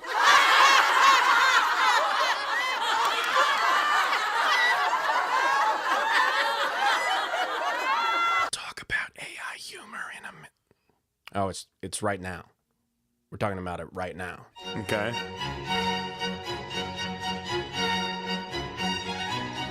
The reason that AI can't write humor is because it requires you to have a through line from the start of the thing to the end of the thing. Like, knock knock. Who's there? And they weren't ready to like have the punchline for whatever word they're about to say. And so when it gets to the punchline, it hadn't thought of it until then. So then it tries to figure out how to write a punchline. It's not how you do humor. AI writing is often cheesy as hell. Sometimes it's super straightforward, like in the surrogate post, and none of the test posts I generated were particularly zany in tone, even those with a really stupid premise, like generate an am I the asshole post from the point of view of a person who's training their dog to lift weights. However, when I added the words make it funny at the end, ChatGPT spat back a post written in the same unbearable style of the cooking PowerPoint post. I guess some people are tacking on similar requirements to their prompts to make their posts stand out, or maybe falling into this style is just one of AI's strange unknowables, because I see this a lot. Just scrolling down the front page of Today I Fucked Up, I found a post covered with AI-isms that was written just like this. More on that in a minute. Let's examine my zany swole dog post. It's full of this shit. Then, with a little encouragement, I may or may not. This is an ethical use of AI because it is explaining when you are looking at AI stuff. And the only really way to do that is to make something that's AI first so you can have an example of it. This is a very rare exception to where I'm like, this is okay to do AI here. For anyone who's like, oh, he's doing AI, isn't that bad? Don't you hate that? It's like, yeah, but it's for this purpose to be able to figure out what the fuck is going on. Use treats. Some are impressed, others are concerned. I think one lady called animal control. Not sure what that's about. Yeah, no, this is a good video. Max will not let me do anything without giving me the bro, you're doing it wrong look. Side note, while testing the language of various prompts, I asked it to write about 10 stories about dogs getting jacked, and ChatGPT has decided there is only one appropriate name for a swole dog, and that is Max. The name's Max. 1 rep max. Anyway, there are 3 cooking PowerPoint posts and their attempts at humor get increasingly egregious. It's a little understated in the first one. It is also hard to write humor that, yeah, I mean, I guess that's a good point, 74. It's like humor comes from lived experiences, and like when you say a joke, there's a certain level of like knowledge about the world and being able to like say something that is surprising or poignant. And AI is not very good about surprise. It itself is surprised the whole time it's writing. It doesn't know what it's really talking about. And it's hard to be poignant when you don't know what you're talking about either. PowerPoint slides. It's a solid point. In PowerPoint is titled More Salt, Less Sass, which is the AIest AI joke of all time. And slide 8 is just a photo of Gordon Ramsay facepalming. In 1862, when I was in grade school, kids used to say, "That was so funny, I forgot to laugh." If you got hit with one of those, you were fucking done for. You wouldn't even try to be funny again for at least a year. Now, I literally haven't thought about that in maybe 2 decades, and More Salt, Less Sass unlocked that memory for me. Yeah, So, exactly. thank you. ChatGPT. The first update, though, tries to be funny or at least stylistically zany almost all the way through. Buckle up, because here's the update you didn't know you needed. See, now the boyfriend made a second PowerPoint presentation titled How to Take a Joke, with such hysterically funny slides as a clown putting on makeup with OP's name plastered on it. It doesn't even make any sense.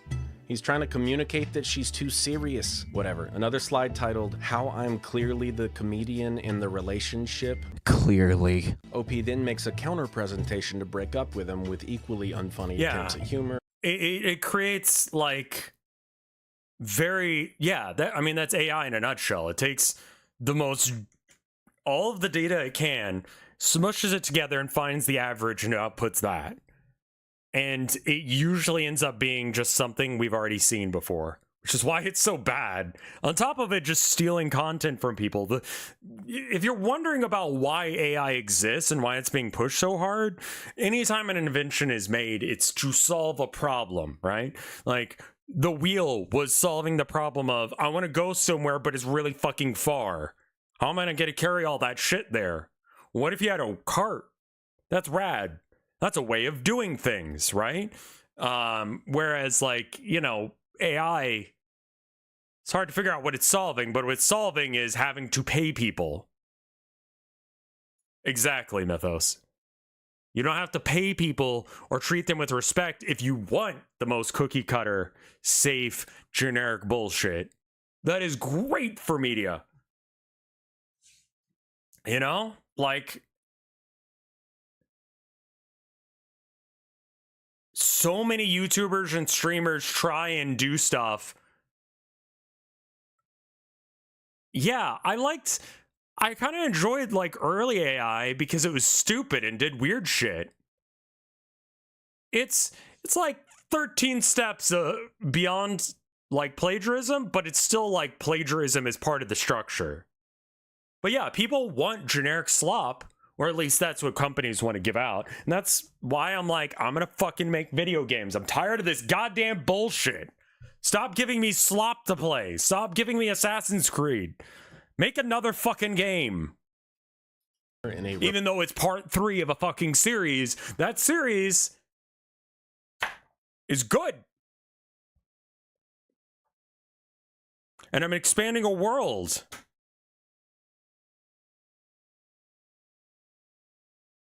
Yeah, the problem that we need to solve is not more content, it's better content. The content we have right now is garbage. So much of it is just worthless shit.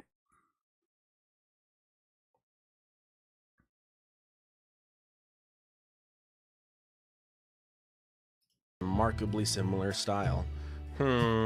Almost like all these jokes were written by the same bitch-ass robot. We broke up, and I'm cooking meals for myself without any critique except and my cat's... devaluing the care because they don't want to value care. Like, do you want it to be done well or fast or cheap? You get to pick 2. And they want it to be done fast and cheap. Not well. Not well done. Not good. It's like a classic saying about art.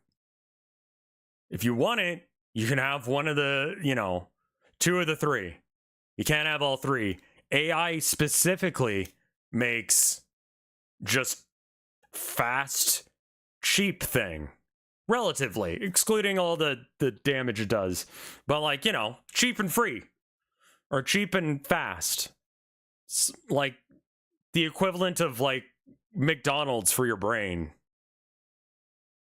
Judgmental stare. He's a business consultant. I guess he took bringing work home to a whole new level. But Bibbidi Jones, you're right. Post is even worse and brings us to...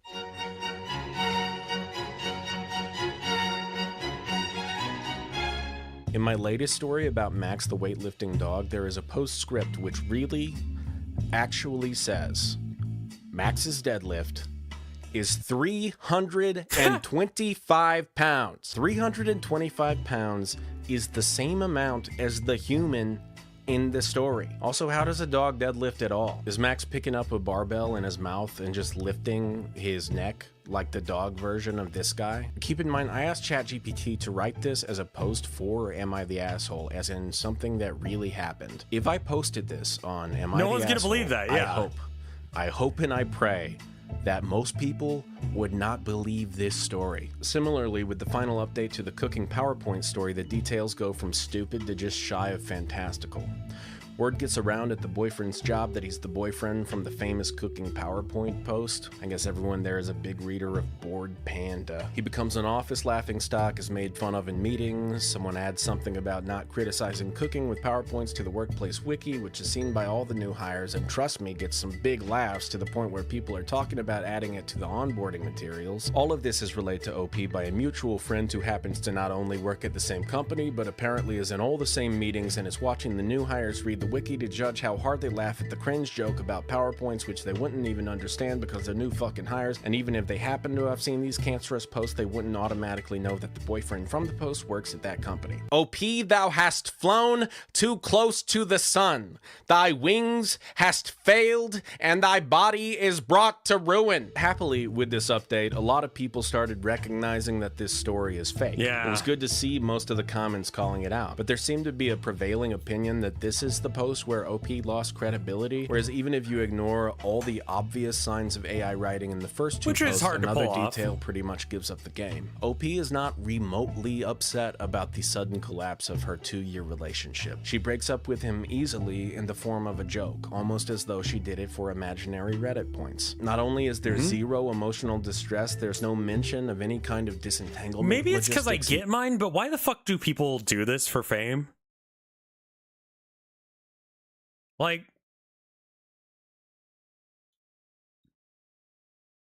who fucking cares about Reddit points?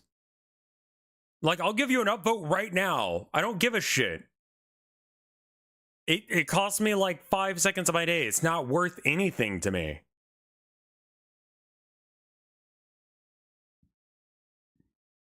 Yeah, Reddit's solution to everything is just break up and don't worry about it. Awkward time to pause, by the way.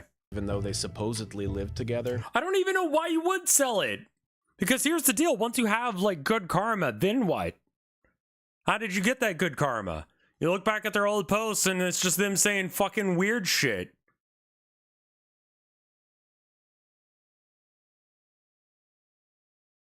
Why would you buy a karma account? Like, legitimately, what the fuck are you trying to do?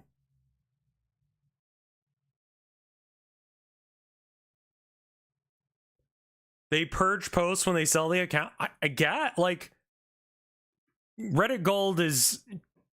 Imagine if someone paid for an emoji for you. That is my understanding of Reddit Gold. AstroTurf stuff, marketing, influence behavior, I guess. I mean, like, open secret about streamers and YouTubers.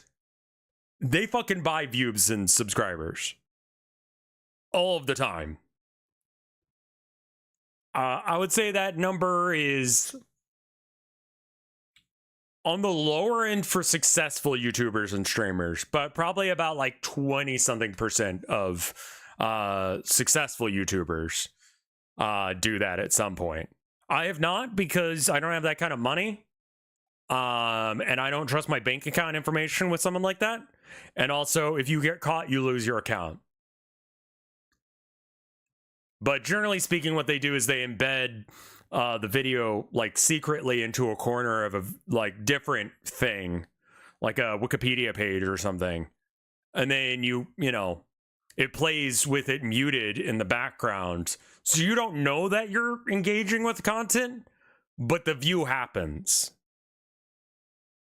That's one of the ways they do it anyway, for anyone who's curious. When you read real posts about people's real lives, they include stuff like that. They include the shit they're really going through. How complicated was their breakup process, you ask? Well, he did leave.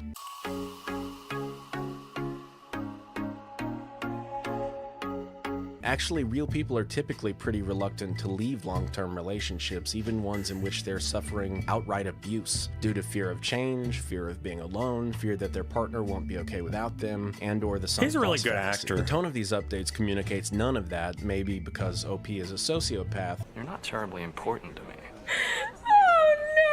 Or maybe because AI doesn't really have a good grasp. I should of watch that complex movie at some emotions. point. For the past 6 hours, I have attempted to produce an emotional response. What happened? Nothing. It'll sometimes hit you with an "I was devastated" or "I'm still trying to process this," but that's about as deep as it goes. So in addition to insane shit, look for wildly oversimplified or straight up absent emotions, because that's another type of unbelievable detail. Detail? Did I just say detail? Am I Oscar fucking Wilde?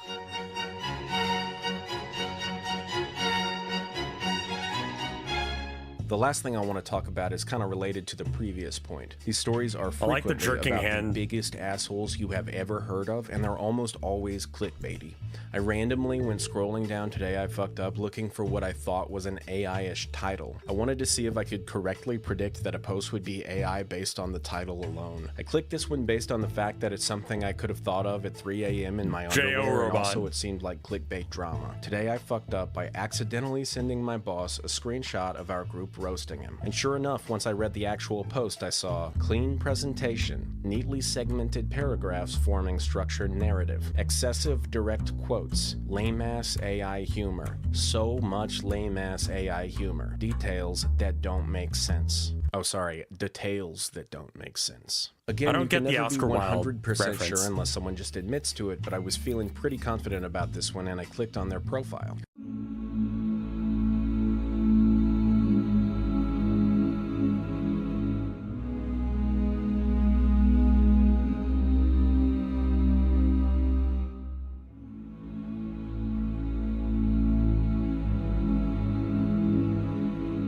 No, it's kind of gross. Please stop. Here's a sidebar tip. If someone's profile is filled with the most generic therapy speak comments you have ever seen, that's a pretty good sign it's an AI account. I've seen this a few times actually. I think they do it to get past karma requirements for certain subreddits. Not overreacting.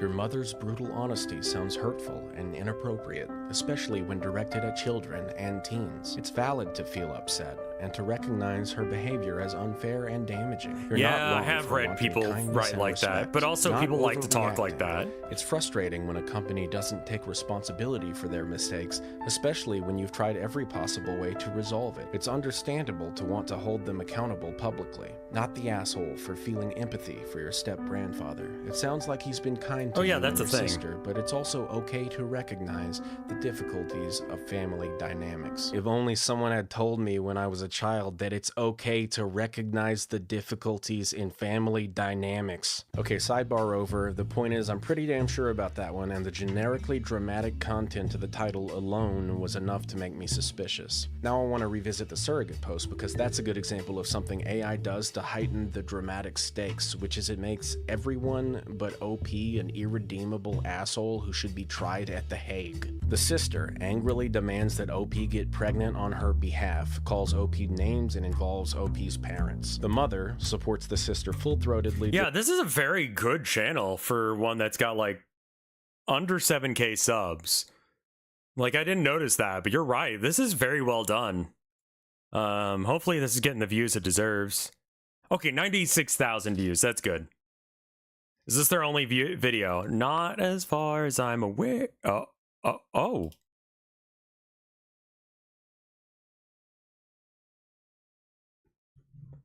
Where the fuck did you come from? These are videos. This is YouTube. You are on YouTube.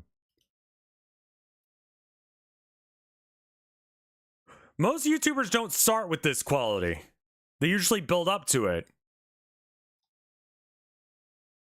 demonstrates no care at all for OP and guilt trips OP with a line about how she sacrificed her own body. The husband, spineless weasel, who is so committed to not rocking the boat he wants his wife to consider getting pregnant with another man's child against her will. Now, I'm not saying that one or all three of those people couldn't exist. The world is full of bastards, but the odds of all three existing in the same story, being the three principal characters positioned to react to OP's refusal, the quality of this video is too good for it to be AI generated. There's fuckery afoot. But if you were reading the story and you believed it, you might have gotten mad on OP's behalf, right? Well, that's the point. These posts are designed to generate engagement, and unfortunately, that's most easily... I'm sorry, can we talk about that dude in the back's hair? Like the blonde mullet? Hold on. You might have gotten mad on OP's behalf, right? Well, that's the point. These posts are designed to generate engagement. What the fuck are you doing, dude? That's most easily accomplished by pissing people off. That looks awful. Normal people with beating hearts and a conscience were furious on OP's behalf, and if the story was real, that would have been the appropriate reaction. So another thing to look out for is how mad a story makes you, or at least if it's got a dramatic hook that sucks you in. If you find yourself getting angry or sad on behalf of a stranger, check for other signs of AI before responding. Please, please don't spend your goodwill on ChatGPT. Look for real people seeking real advice and engage with them.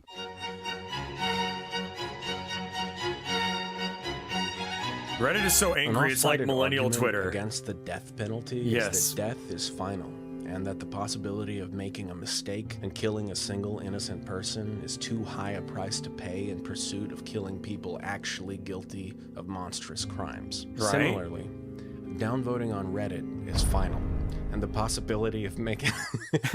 What do you do if you're 99% sure a post is AI? Downvote it and then forget it exists. Yes. Don't harass anyone, just consign it to the controversial page and exit the scene. If you make a mistake and downvote a human, that sucks, but OP will live.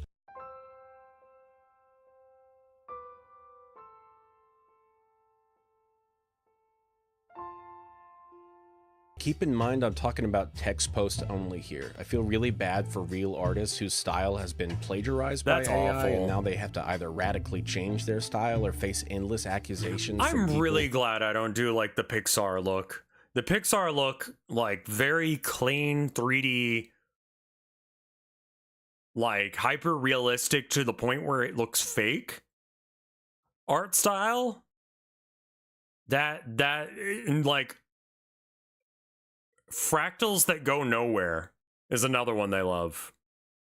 Who aren't closely examining their work. But posting art you spend many hours of your life on to Reddit and then getting downvoted based on false accusations is not remotely the same as shitting out a "today I fucked up" post in 5 minutes and then getting downvoted based on false accusations. And look, again, I know it's not a permanent solution. AI is gonna get better, and maybe there is no permanent solution, or maybe the permanent solution is that we just use the internet less, or turn to smaller private groups instead of big fuck-off forums. My brushstrokes are like very... This is the start I'm gonna call them painterly. Solution in progress, where people continuously learn or the make it ins and sound outs less of shit AI and evolve with it. I'm not optimistic about that, but I'm a cynic by nature. Sometimes things turn out better than I expect. Anyway, if you're a real human, making real art, seeking or giving real advice, telling real jokes that are really funny, or feeling real emotions that are really complex and require real introspection, I fucking love you. May your ancestors smile upon you, and may your descendants reap bountiful harvests for 10 generations. That's awful, Reverend Joe. I hate that.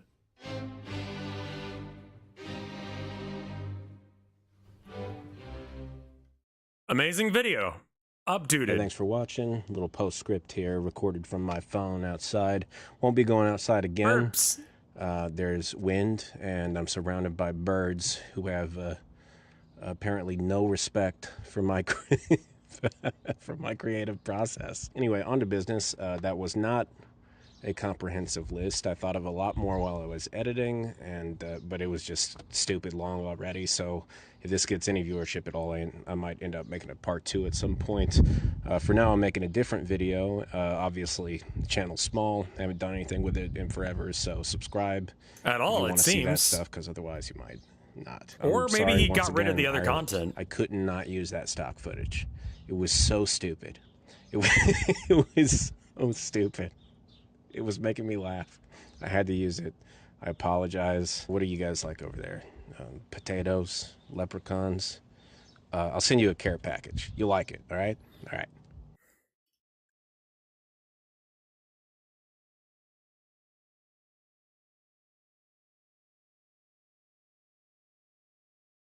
Honestly, no cell phone sounds pretty banger.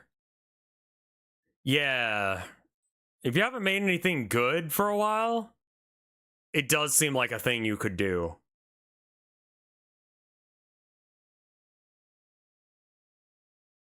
Using Wayback, he used to have a furry profile picture under the alias Neon Sharpie 9339. He had a single playlist, and that's it. All right. Interesting.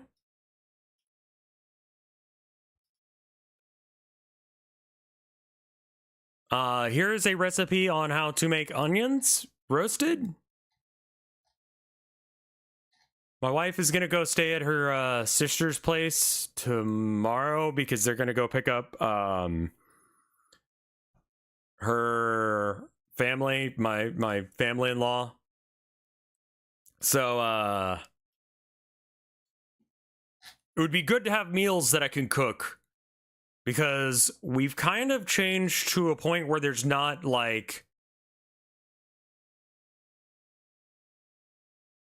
I've been eating rice for lunch for the last couple of days.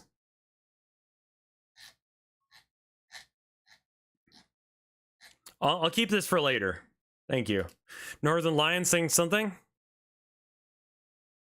but he's being bald about it. Blood, it tastes better. I donate sperm over blood, it tastes better. Sorry, you said it pays better. My bad. I donate sperm. Okay. Morning, Chai.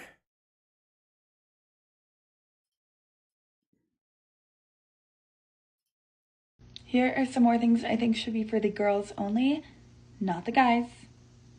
Number 1, lowercase letters. Okay. Self-explanatory. Number 2, blankets. Those aren't for you. Number 3, silverware. Why would you need that? Number 4, running water.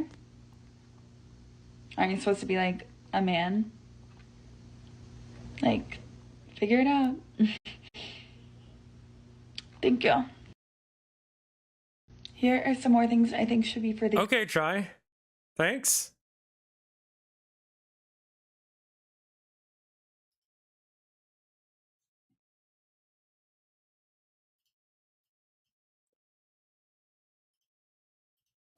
I should have had him. I just Oh, right, the fucking gulag. like, Dan, it's you and me against the world. Okay. I took one. One is like kind of right here by orange, I think. Just camp in a corner. I'm coming to you. Got Jesus one. fuck, dude. Got the other. Full tear. Last one's right here. Oh wait, you gotta. Did you get? Oh, on you, on top of you, on top of you. All right, Ryan. On that down, drop down. I'm out of fucking. I should have had him. Oh my god. That's horrible, but very doable.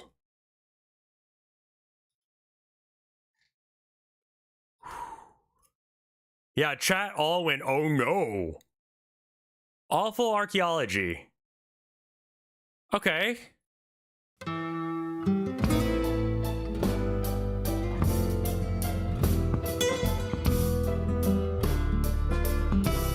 Milo's stuff is great, says Raylor, and this is a orthogonal caster post.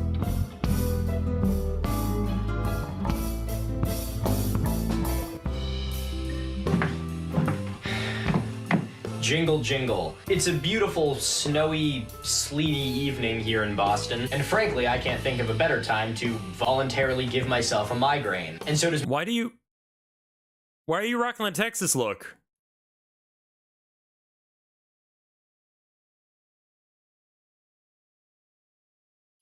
My great pleasure to belt present to buckle, you my a dude. brand new series. I think as it stands right now, I'm going to call it Awful Archaeology, but that name is heavily up for debate. I like alliteration. So here's what it's all about. I have this gigantic wheel, and it is entirely covered in archaeological-based conspiracy theories. Oh. It's got things you know about, like Atlantis and the Baghdad Battery, and it's got some other lesser-known stuff, like the Beartooth Highway Molar and the Castanedolo Skull. It's also got some big names in pseudo-archaeology, people like Eric von Daniken, and of course Graham Hancock. Now you can probably already infer the way this works, but I'm going to spin the wheel of voluntary pain and I'll talk about whatever it lands on. So without further ado, let's give this bad boy its inaugural spin. Oh boy. As you already had spoiled for you by the title, today we are going to be talking about the It's not the Olduvai plaid. Man. Plaid is very northern. We don't do plaid in the South. There's no fucking forest. There's no grassland. We don't do that shit. It's just dry fucking desert. No reason to wear flannel. What are you gonna be cold in Texas? Fuck that. But the belt buckle? That's a very Texan belt buckle. This fit immediately triggers my fight or fight. You'll notice I said fight or fight there. That was a fuck up, but I'm rolling with it. 1913, a skeleton was found in Olduvai Gorge in what is now Tanzania. The complete Boston, skeleton was found apparently. embedded inside concreted sediments. But despite these remains being that of a skeletally modern Homo sapien, the depositional layer that they were found in dated them to be nearly 700,000 years old, which would have pushed back the arrival date of Homo sapiens by nearly 500,000 years.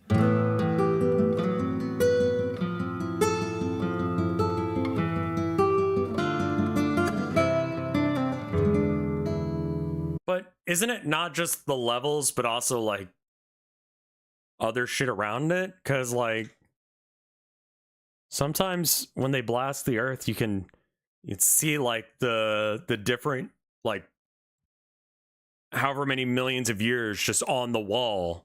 But I could put a Funko Pop in there, and I just put it there. It's not fucking ancient. Okay, sorry. Olduvai Gorge is the source of much of what we know about the evolution of early hominids. Its unique composition as well as its location in the world has made it one of the most important sites for those who are interested in human evolution. The depositional layers found at the site are the results of lacustrine or lake sediments which had been deposited in various bodies of water over the past 2 million years. But today Olduvai Gorge is no longer a lake, it is a rift valley, and it stretches nearly 30 miles end to end and can be almost 300 feet deep. Because of this, we have a literal cross-section of the earth. Olduvai Gorge has yielded the remains of countless species, from the bones of extinct types of wild pigs and hippos, to lions, reptiles, birds, and of course, humans. In fact, Olduvai Gorge is unique because it has a continuous span of human evolution over the past 2 million years. Of course, this is a quarry that they don't want you to know about. This is where they faked trees by digging up the ground to make trees? Was that the conspiracy? I kind of lost the plot on that conspiracy at some point. That conspiracy was there are no trees on flat earth was the name of the video he watched. I was very confused because I was just like, real trees are silicone, but fake trees are bushes.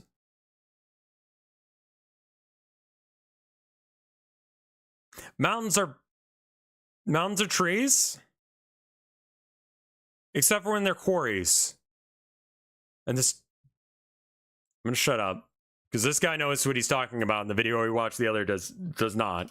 Including a discovery from 1959 by Mary and Louis Leakey that was nicknamed Zinj. They would go on to name the species Zinjanthropus boisei before changing the name to everyone's favorite, Paranthropus boisei. In fact, the skull of Zinj was so complete that it went on to become the holotype for the entire species. This discovery at Olduvai Gorge also led the Leakeys to nickname P. boisei the Nutcracker Man. It is still unclear whether or not this is due to the size of his mandibles or the fact that he would look better in a tutu dancing to Tchaikovsky. As a quick side note, speaking of weird names, they actually found the first example of Homo habilis there as well, and they decided to name that specimen Twiggy because his skeleton had been crushed. What a way to be remembered. And along with this, Olduvai Gorge is also home to the Oldovan tool industry, which are the first examples of tools made by hominids. But despite this site providing a wealth of consistent information, one find threw sand in the gears.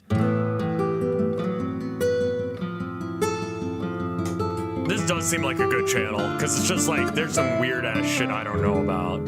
I love weird shit I don't know about. It's my favorite kind of shit. The year is 1913, and German paleontologist and professor Hans Reck is conducting a dig in what was then known as Deutsch Ostafrika, or German East Africa, for those of you who speak American. While Reck was initially there to look for dinosaur bones, he was directed to the remains of a human that was found in bed 2 of the Olduvai Gorge. And while hominid remains would become common at the site, this one was unusual. The remains of what were almost a skeletally modern human were found in a depositional layer which also contained the remains of animals which had not walked the earth in nearly 2 million years. I say almost skeletally modern because Reck had noticed I would one... love to say I love anthropology, but I'm an archaeologist.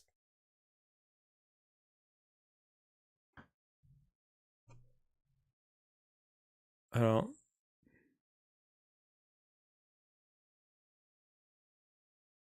Oh, okay. I was like, yeah, that's good. I'm glad you like your job.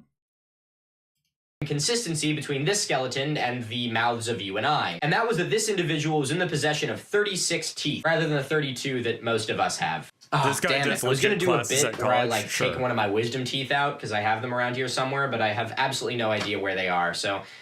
Oh, look, I'm funny. And this discovery led some to believe Feel that it? what Reck had found was an example No, you're of good. a You're good. I Pleistocene get confused easily on things that don't trip people up because I'm stupid. Homo sapien. Reck, however, was a man of science, and he knew that this was very unlikely. And so Reck began to work tirelessly to figure out why this skeleton had been found at this depositional layer. He assumed that it must have been an intentional burial, and therefore set about to look for a grave cut. However, and much to his dismay, he did not find one. Reck continued to work to learn more about the skeleton until he was interrupted by a mild inconvenience known as World War I. But the rumors of this ancient skeleton would go on to pique the interest of one of the most important figures in the world of human evolution. None other than...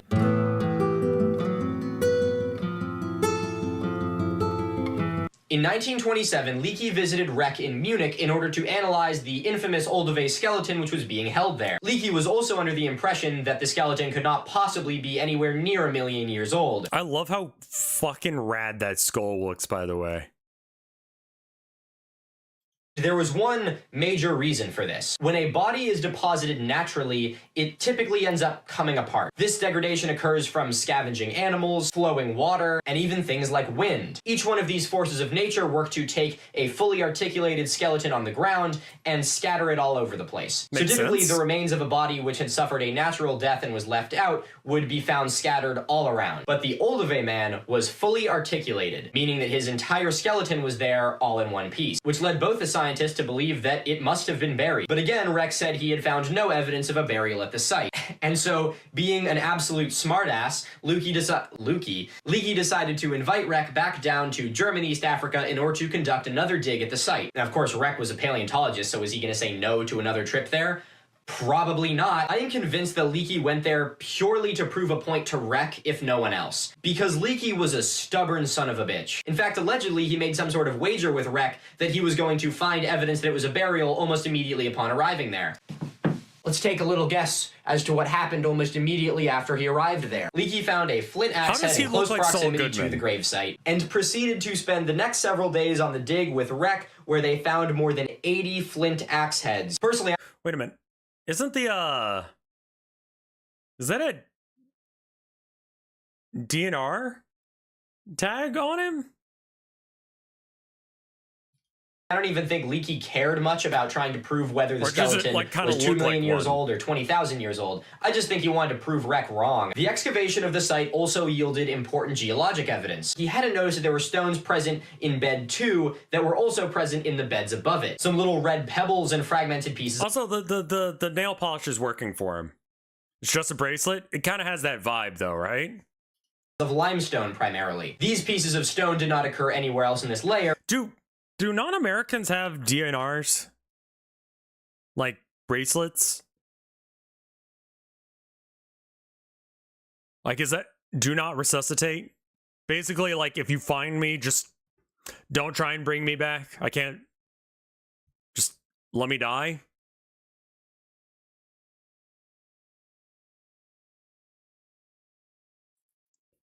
Because, I mean, a lot of Americans do it because, like,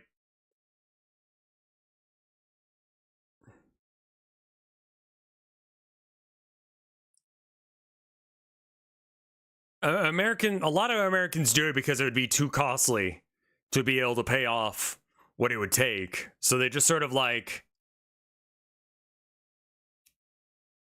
if you bring me back, it's going to be very expensive for me to pay this off, and I won't be able to pay you. So just like, let me die. They still have to anyway. It might help get price down. You know, you might be able to go like, I wanted to be dead. This is a skill issue on your part. You should have left me there. I'm not paying for shit. I didn't agree with that. There's also the big worry of brain damage. I mean, like, yeah, you don't want to be a vegetable after you get done with it either way. Not a good time dying. It's pretty bad for you. I knew a chick that died once. She got better.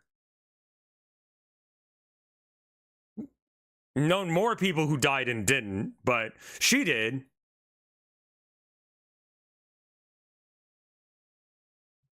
And therefore must have been transported artificially from above it. You know, through like some sort of digging action. I don't know, spitballing here. Like, did she see anything? She never really, she brought it up as just like a thing that happened to her, and she didn't really like talk about it too much. I will be streaming tomorrow, yes. The time might be a little weird, but I will. A grave, and this confirmed that the skeleton of the Olduvai man had been intrusive, or had been deposited within a layer and not deposited on top of it, meaning that this specimen did not adhere to the laws of stratigraphy, which would have dictated that a skeleton needed to be the same age as the layer it was in, because that's the way digging a hole works. All of this evidence led the team to the conclusion that the remains were probably more likely around 20,000 years old. This date pointing to the middle of the Paleolithic era would be far more likely than for a fully articulated Homo sapien skeleton to be found in a middle Pleistocene bed. All right, now everyone take a quick break, clap, pat yourselves in the back because the mystery's solved. But I have one final piece I want to add before this story is over. You may be wondering why I've only shown you one picture of the Olduvai man, and unfortunately, that's because this is the only one that exists. And it is now that we have to talk about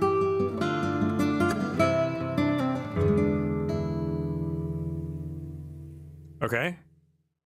The story of the Olduvai man is plagued with loss of crucial context for the find. While thankfully the mystery was solved while all of the pieces were still present, today little of the puzzle still remains. In 1916, after the outbreak of World War I, Rek was still working in German East Africa. However, in 1916, troops from Belgium and England began to attack the German colony. In a Hail Mary attempt to preserve all of the irreplaceable information he had found on his digs, Rek gave every single one of his field notes to a train conductor in hopes that they would make it safely to Switzerland. Knowing that there was very little chance that he was going to be able to make it out of the country with the papers, or even out of the country at all, he thought that if the papers traveled alone, there would be a slight chance that the papers would fall into good hands. Rek himself was taken prisoner later in 1917 and was not released until the war was over, and German East Africa was divided between Belgium, Portugal, and Britain in the Treaty of Versailles. And unfortunately, after leaving German East Africa, Rek's papers were lost forever. Now, as far as the Olduvai man's skeleton itself, due to it being found in what was a German colony at the time, the skeleton was stored in Munich. And because of this, the skeleton itself was mostly destroyed during bombing raids in World War II. And almost as if the entire story is cursed, the final piece of information was also lost. Rek himself spent much of his life suffering from a heart condition, and in 1937, Rek died of a heart attack at the young age of 51 years old. The only writings that remain on his... I did read a thing recently that gives me a lot of hope for this next,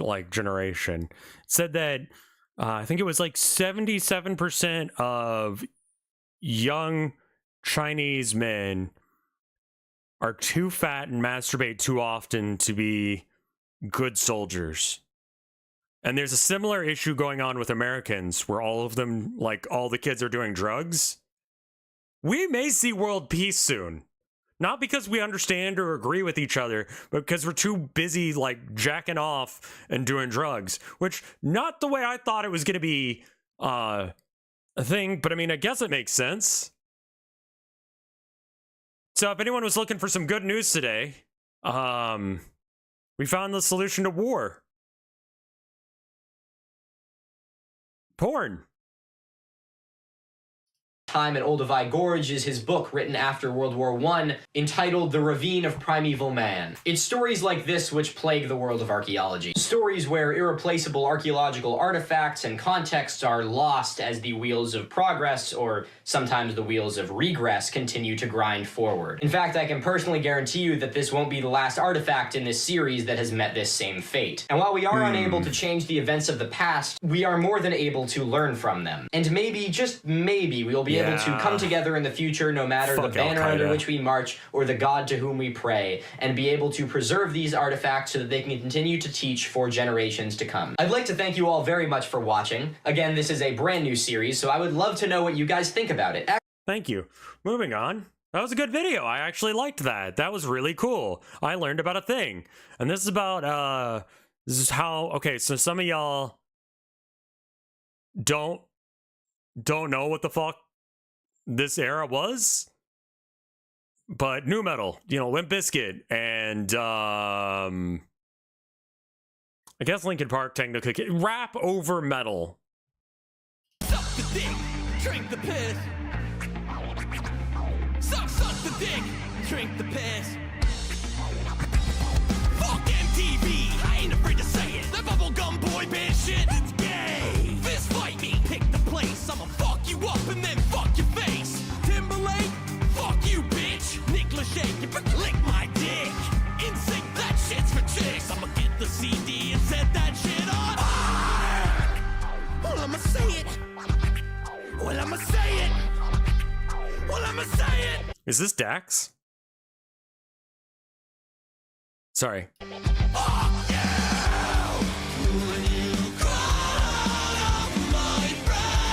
No, it's got melody now.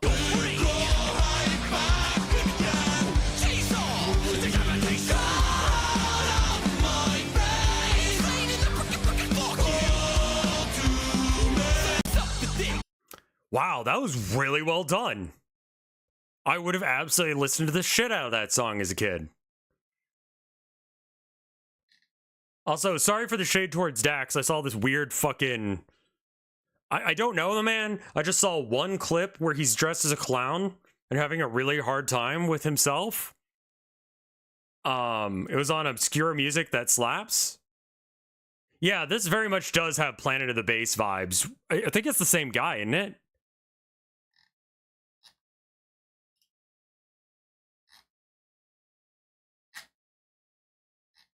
Yeah, it is. Same guy. Fucking dude's got talents, man.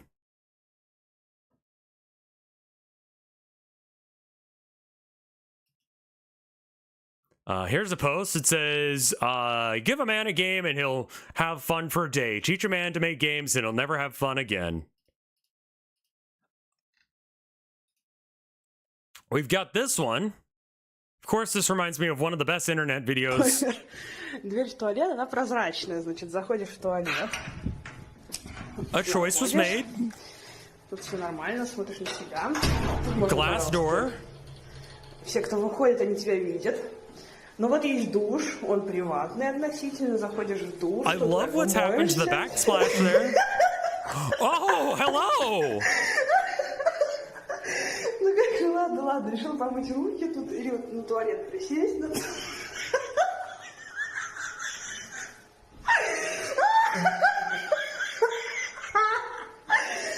На самом деле, окей, тут все предусмотрено. Well, there you go. There are the blinds. Why do I need to be able to look out of the bathroom? If I need to look out of the fucking bathroom, you just open the door. Я хочу приватности. И ты закрываешь... Take a shit in a hall of mirrors. That's amazing. Ты закрываешь это. И это что ты тоже закрываешь. И вот ты хочешь сесть на туалет, такой, все, тут все закрыто, тут не видно. Значит, садишься в унитаз.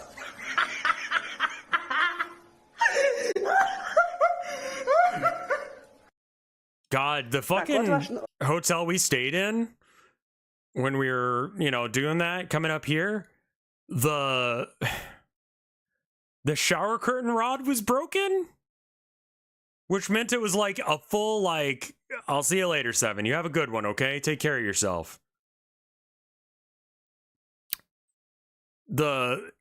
So, like, it kind of bent weird.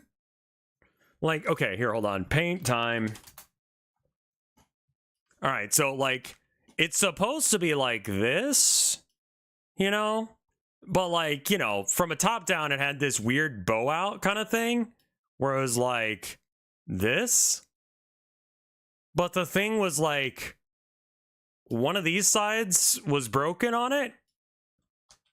So it just sort of, from a front on perspective, looked like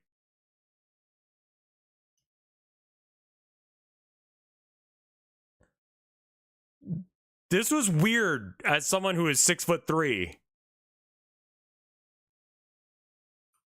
Because like normally I can see over shower curtains, but it's like, you know, here's me, eyebrow, eye, and then we'll just have all the forehead in the world there. And then hair, right? This makes taking a shower really difficult. But in that one, it was just sort of like, oh, I'm so fucking good at art. I'm glad I majored in it. Hell yeah.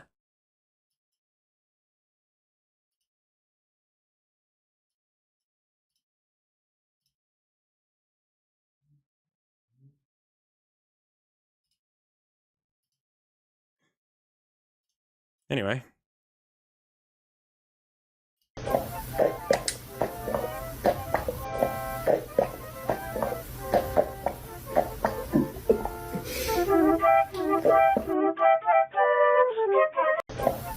Yeah, that sucked. Never linked that kind of shit to me again.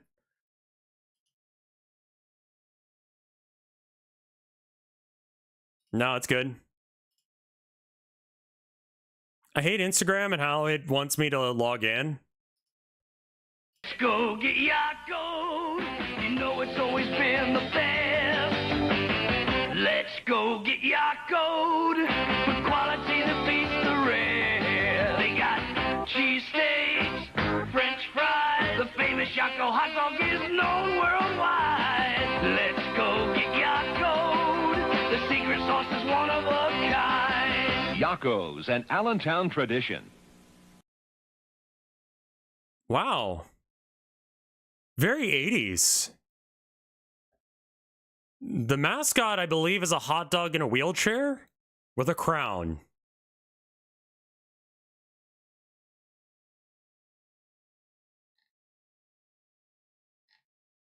Weird. YouTube poop. Kalu's favorite ritual. What does Augie see, Caillou? Augie sees Daddy's golf clubs behind the seat in the trunk. Hold up. This Count Cannoli posted this cat.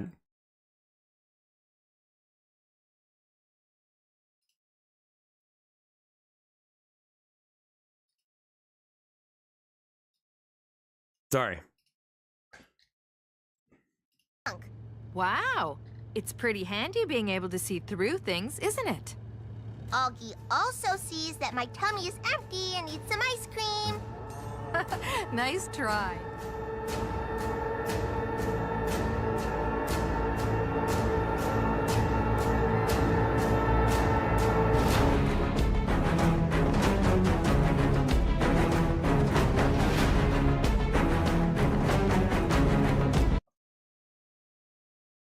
Who did this? And why?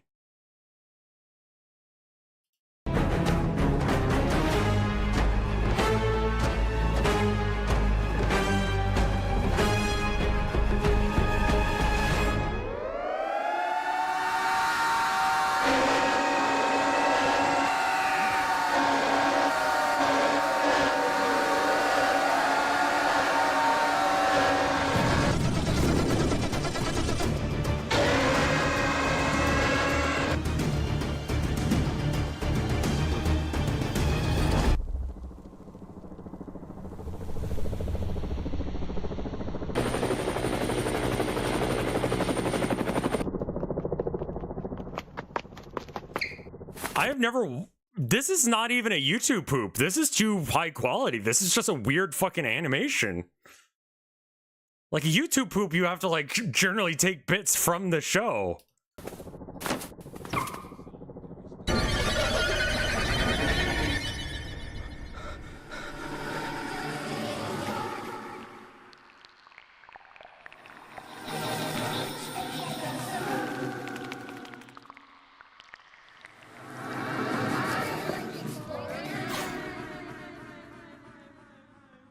Well, hello there. Haven't seen you in a while. Are you enjoying the fall? But tomorrow with the little guys, Tommy.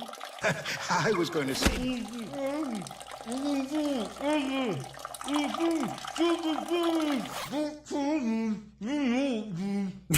You were the little guy, and me too.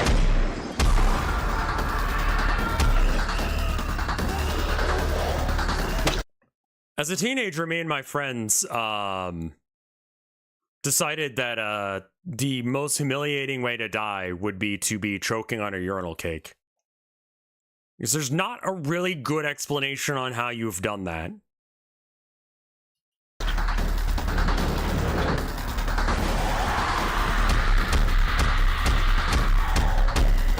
Little did I know that the internet would just be fucking weirder than that, and I'd find out about people who are weirder than that. But it just reminded me of that. Simpler times. Because I've seen some weird fucking porn, dude, and I have an explanation for why someone would do that now, and that's unfortunate.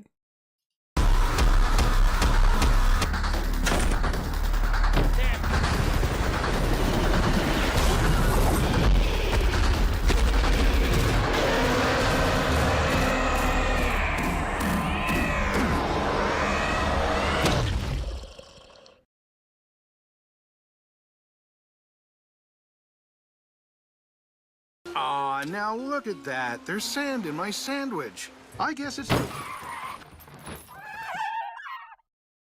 It was Grandma and Grandpa's. Caillou! What, no hug, Caillou?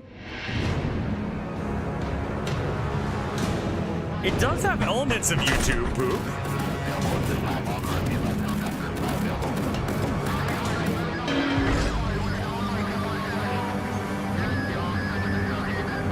I feel like if I knew more about this show, I'd be able to identify where they are and shit.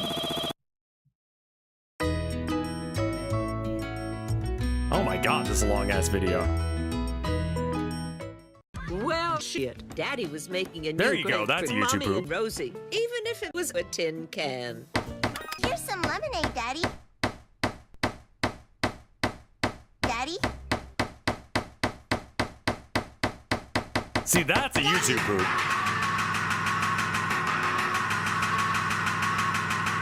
Thanks, Caillou. So that's some banger noise music right there. You? I wish I could help. Believe me, I'm sure my troubles will drift away by the time we put them in the water. Let's go sailing.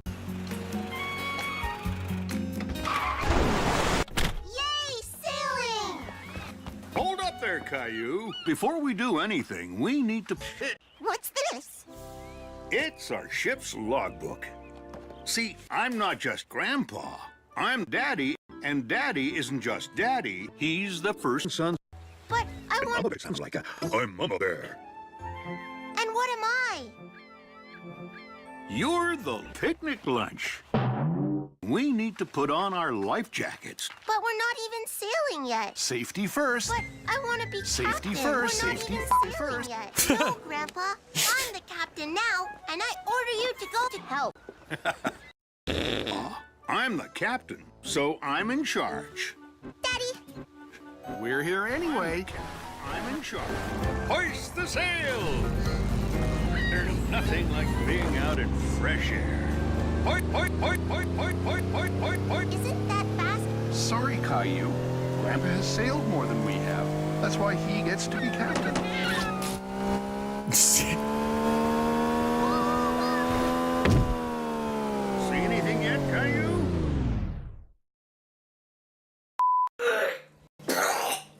Oh god, I saw some idiot jump off the front of the boat. It's like a speedboat. I don't think she died or anything, but I saw it. That was fucking wild.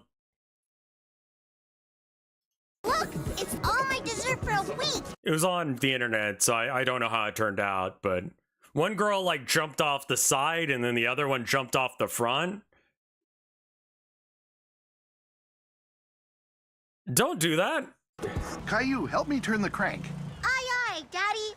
I mean... You f***ing donkey. It takes one to know one, Caillou.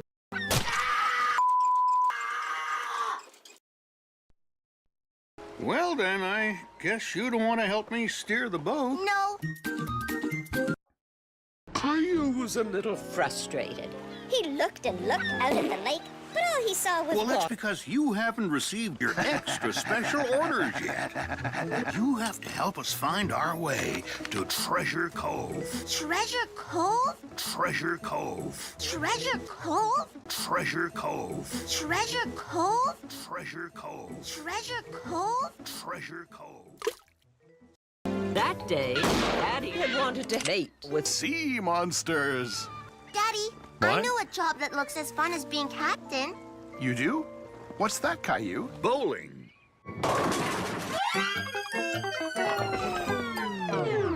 Here we are. The level of fucking work that went into this is insane, dude.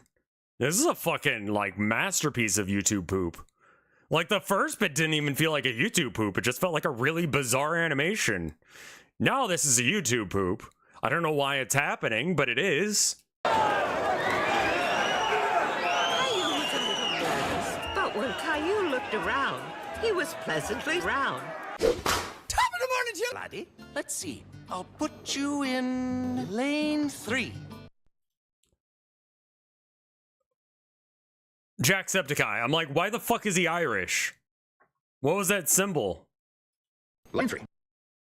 Well, that blows. Grandpa, look, it's my friend Sarah. Now watch your old grandpa. Fucking, that got me. I don't know why that was the funniest bit of this, but just like, it's my friend Sarah. Ah! Amazing. I'll show you how to throw the ball. Grandpa was going through withdrawal. It's your turn to give it a try. My ball didn't stay on the lane. Maybe you should roll the ball like your friend Sarah.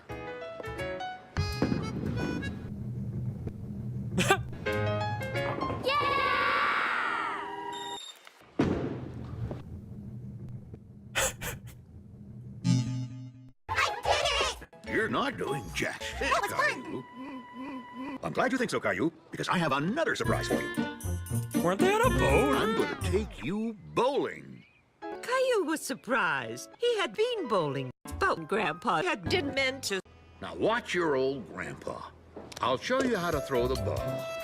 A strike! Yay, a strike! It's your turn, Caillou. Don't choke. Good. I did it! I knocked down Sarah! No, Caillou. That was f***ed up. I'm glad you think so, Caillou, because I'm going to take you bowling. Now watch your old grandpa. I'll show you how to throw the ball. Wow, Grandpa! Now we I'm can going to take you bowling. This is my grandson's first time bowling. Hoist my balls, Seamus. My ball didn't stick. Watch your old grandpa. I'll show you how to throw the ball. This is my grandson's first time bowling. Watch your old grandpa. I'll show you how to throw the ball.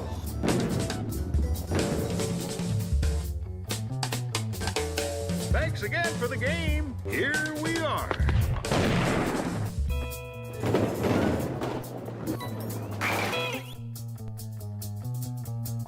I'm going to take you bowling. Another pin. 1 plus 2 plus 1 is... That's a lot of points. I'm glad you think so, Caillou, because here we are. I love this video. It's so fucking well scripted as well for a YouTube group.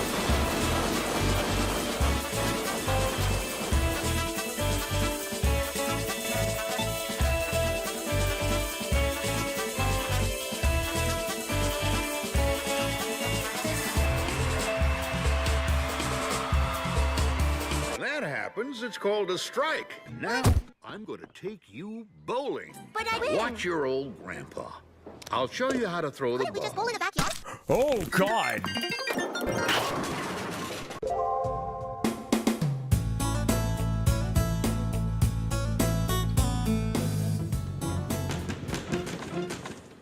Now watch your old grandpa. I'll show you how to throw the ball. Now watch your old grandpa. I'll show you how to... Caillou's daddy is going away. I'm hungry, Caillou. Bye. But who's going to take care of me? That's probably him now. Grandpa? But we just bowled 5 minutes ago. That's better. And now I'm going to take you both. There's something a little different about my guitar. This is the grocery store. Okay. What the fuck is going on with the high E string there? Okay, never mind. Are we going to play now, Grandpa? As soon as we get our shoes. And I have a surprise for you. Do you like it? Ah, cake. Too, Grandpa. It's time for one extra special super tied never to come undone. Extra.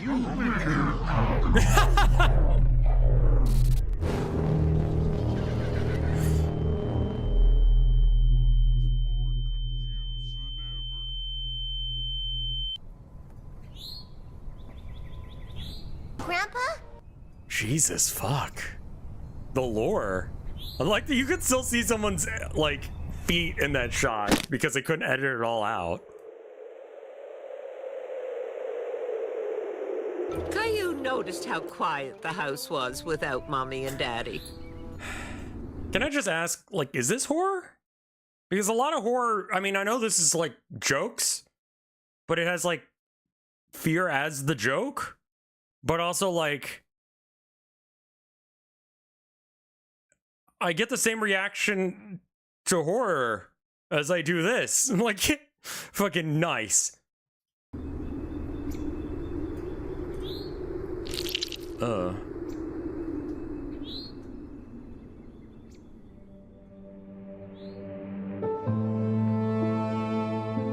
the fuck is that?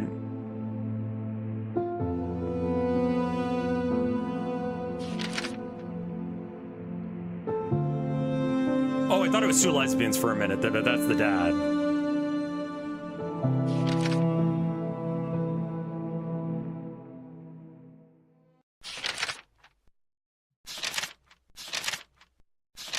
Man, Dad's a fucking horror.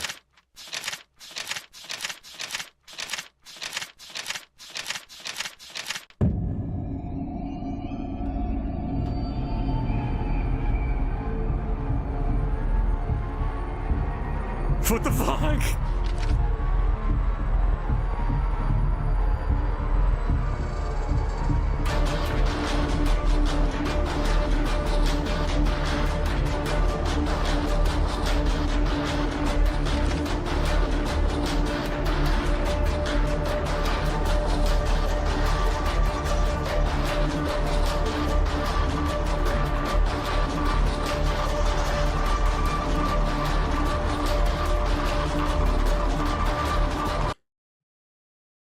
You need to explain polycules to your son before he kills you.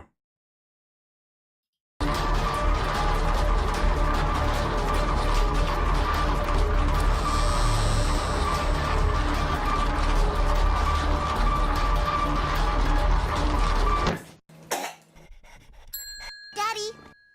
That's got very like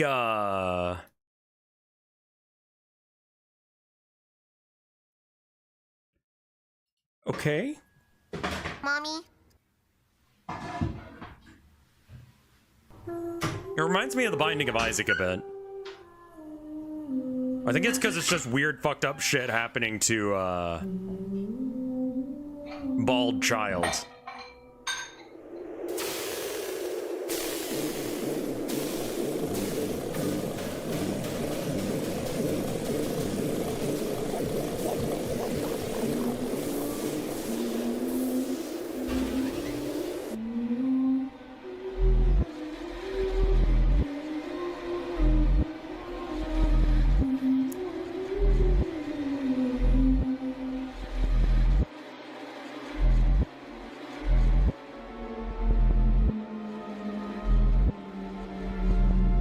Is it floating or no? It's just in the oven. Okay.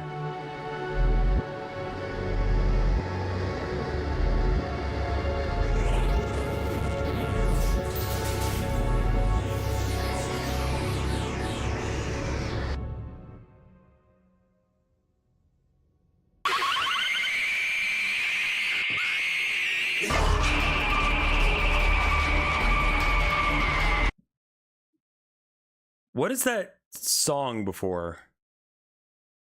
Yeah, Mike wished he was the beautiful butch lesbian. And honestly, I get that. Like, who doesn't want to be a beautiful butch lesbian?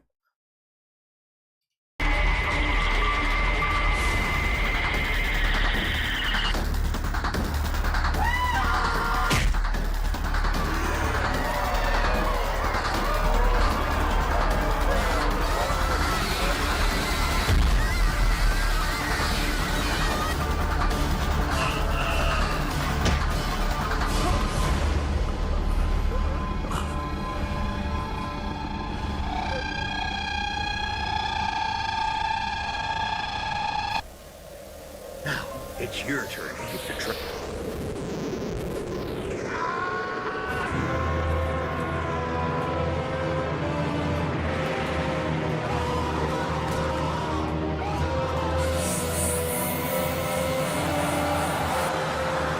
This man has a lot of talent. Like, whoever's Rinse Cycle, lots of fucking talent. Why was it used this way? That's my favorite fucking thing.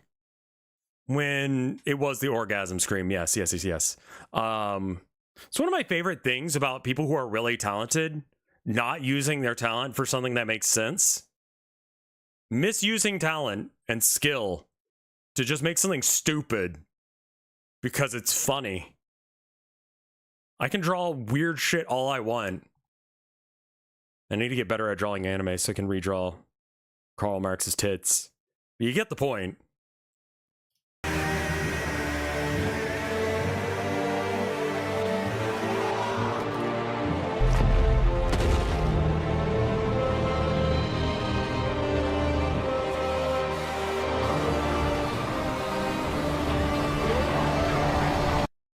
It doesn't look good.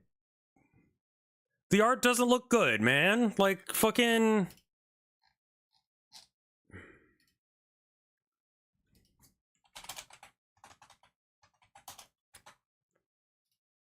Like the... It's not as bad as I remember, but it's still not very good. You know? You have to call it done. As soon as I release that other game, people are gonna see this and they're gonna be like, what the fuck was this? Why is it so bad? I'm ashamed to call myself an artist when I look at this sometimes. You know what I mean? I'll work it on some later.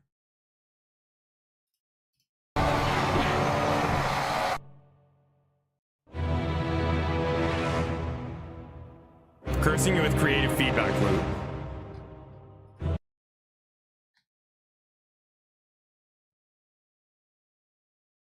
Yeah, this is beyond, like, YouTube poop levels. This is, like, beyond that shit. I'm just not used to the ability to, I guess, go back and fix shit. I usually don't. Like, there's issues with some of my art, and I'd love to fix it, but I don't, because I'm just like, it's there, it's locked behind glass, or whatever. Like, I can't. Or it's been too long. I've already filmed that video, so if I edit it now, then it's not the thing that you would see in the video where I was painting it, and it's just kind of weird. But I could fix it. I could do better.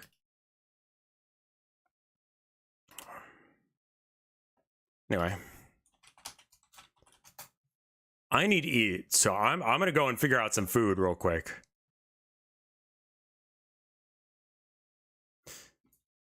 It may be the best I can do. Anime may be outside of my, like, skill set, you know? No new art on there. Let me check and see if there's any on the board or the Discord. I don't see any. I was thinking about just doing a few redraws just to make it a little bit better, you know? Because I'm almost there. I'm almost there.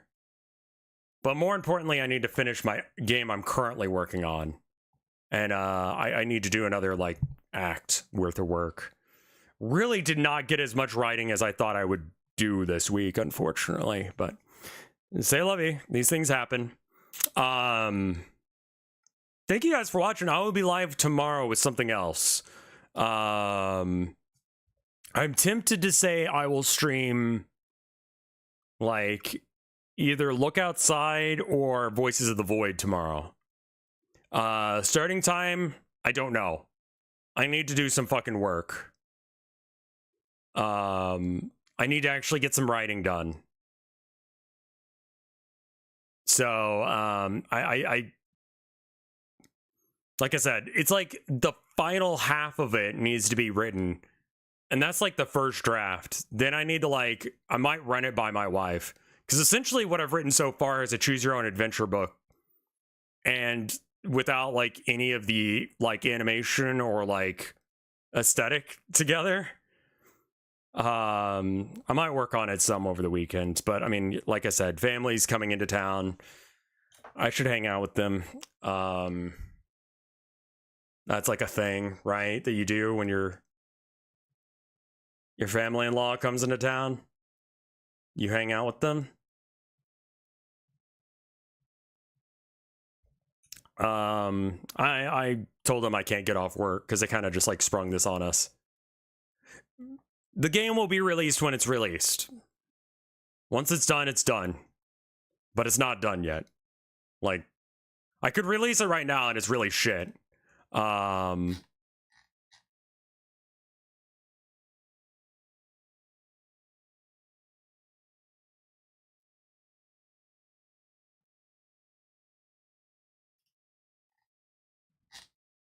Anyway, that's it for me for now. I hope you guys enjoyed it. If you did, let me know. If you didn't, let me know. Either way, I will see you when I do. Thank you so much for watching. I'm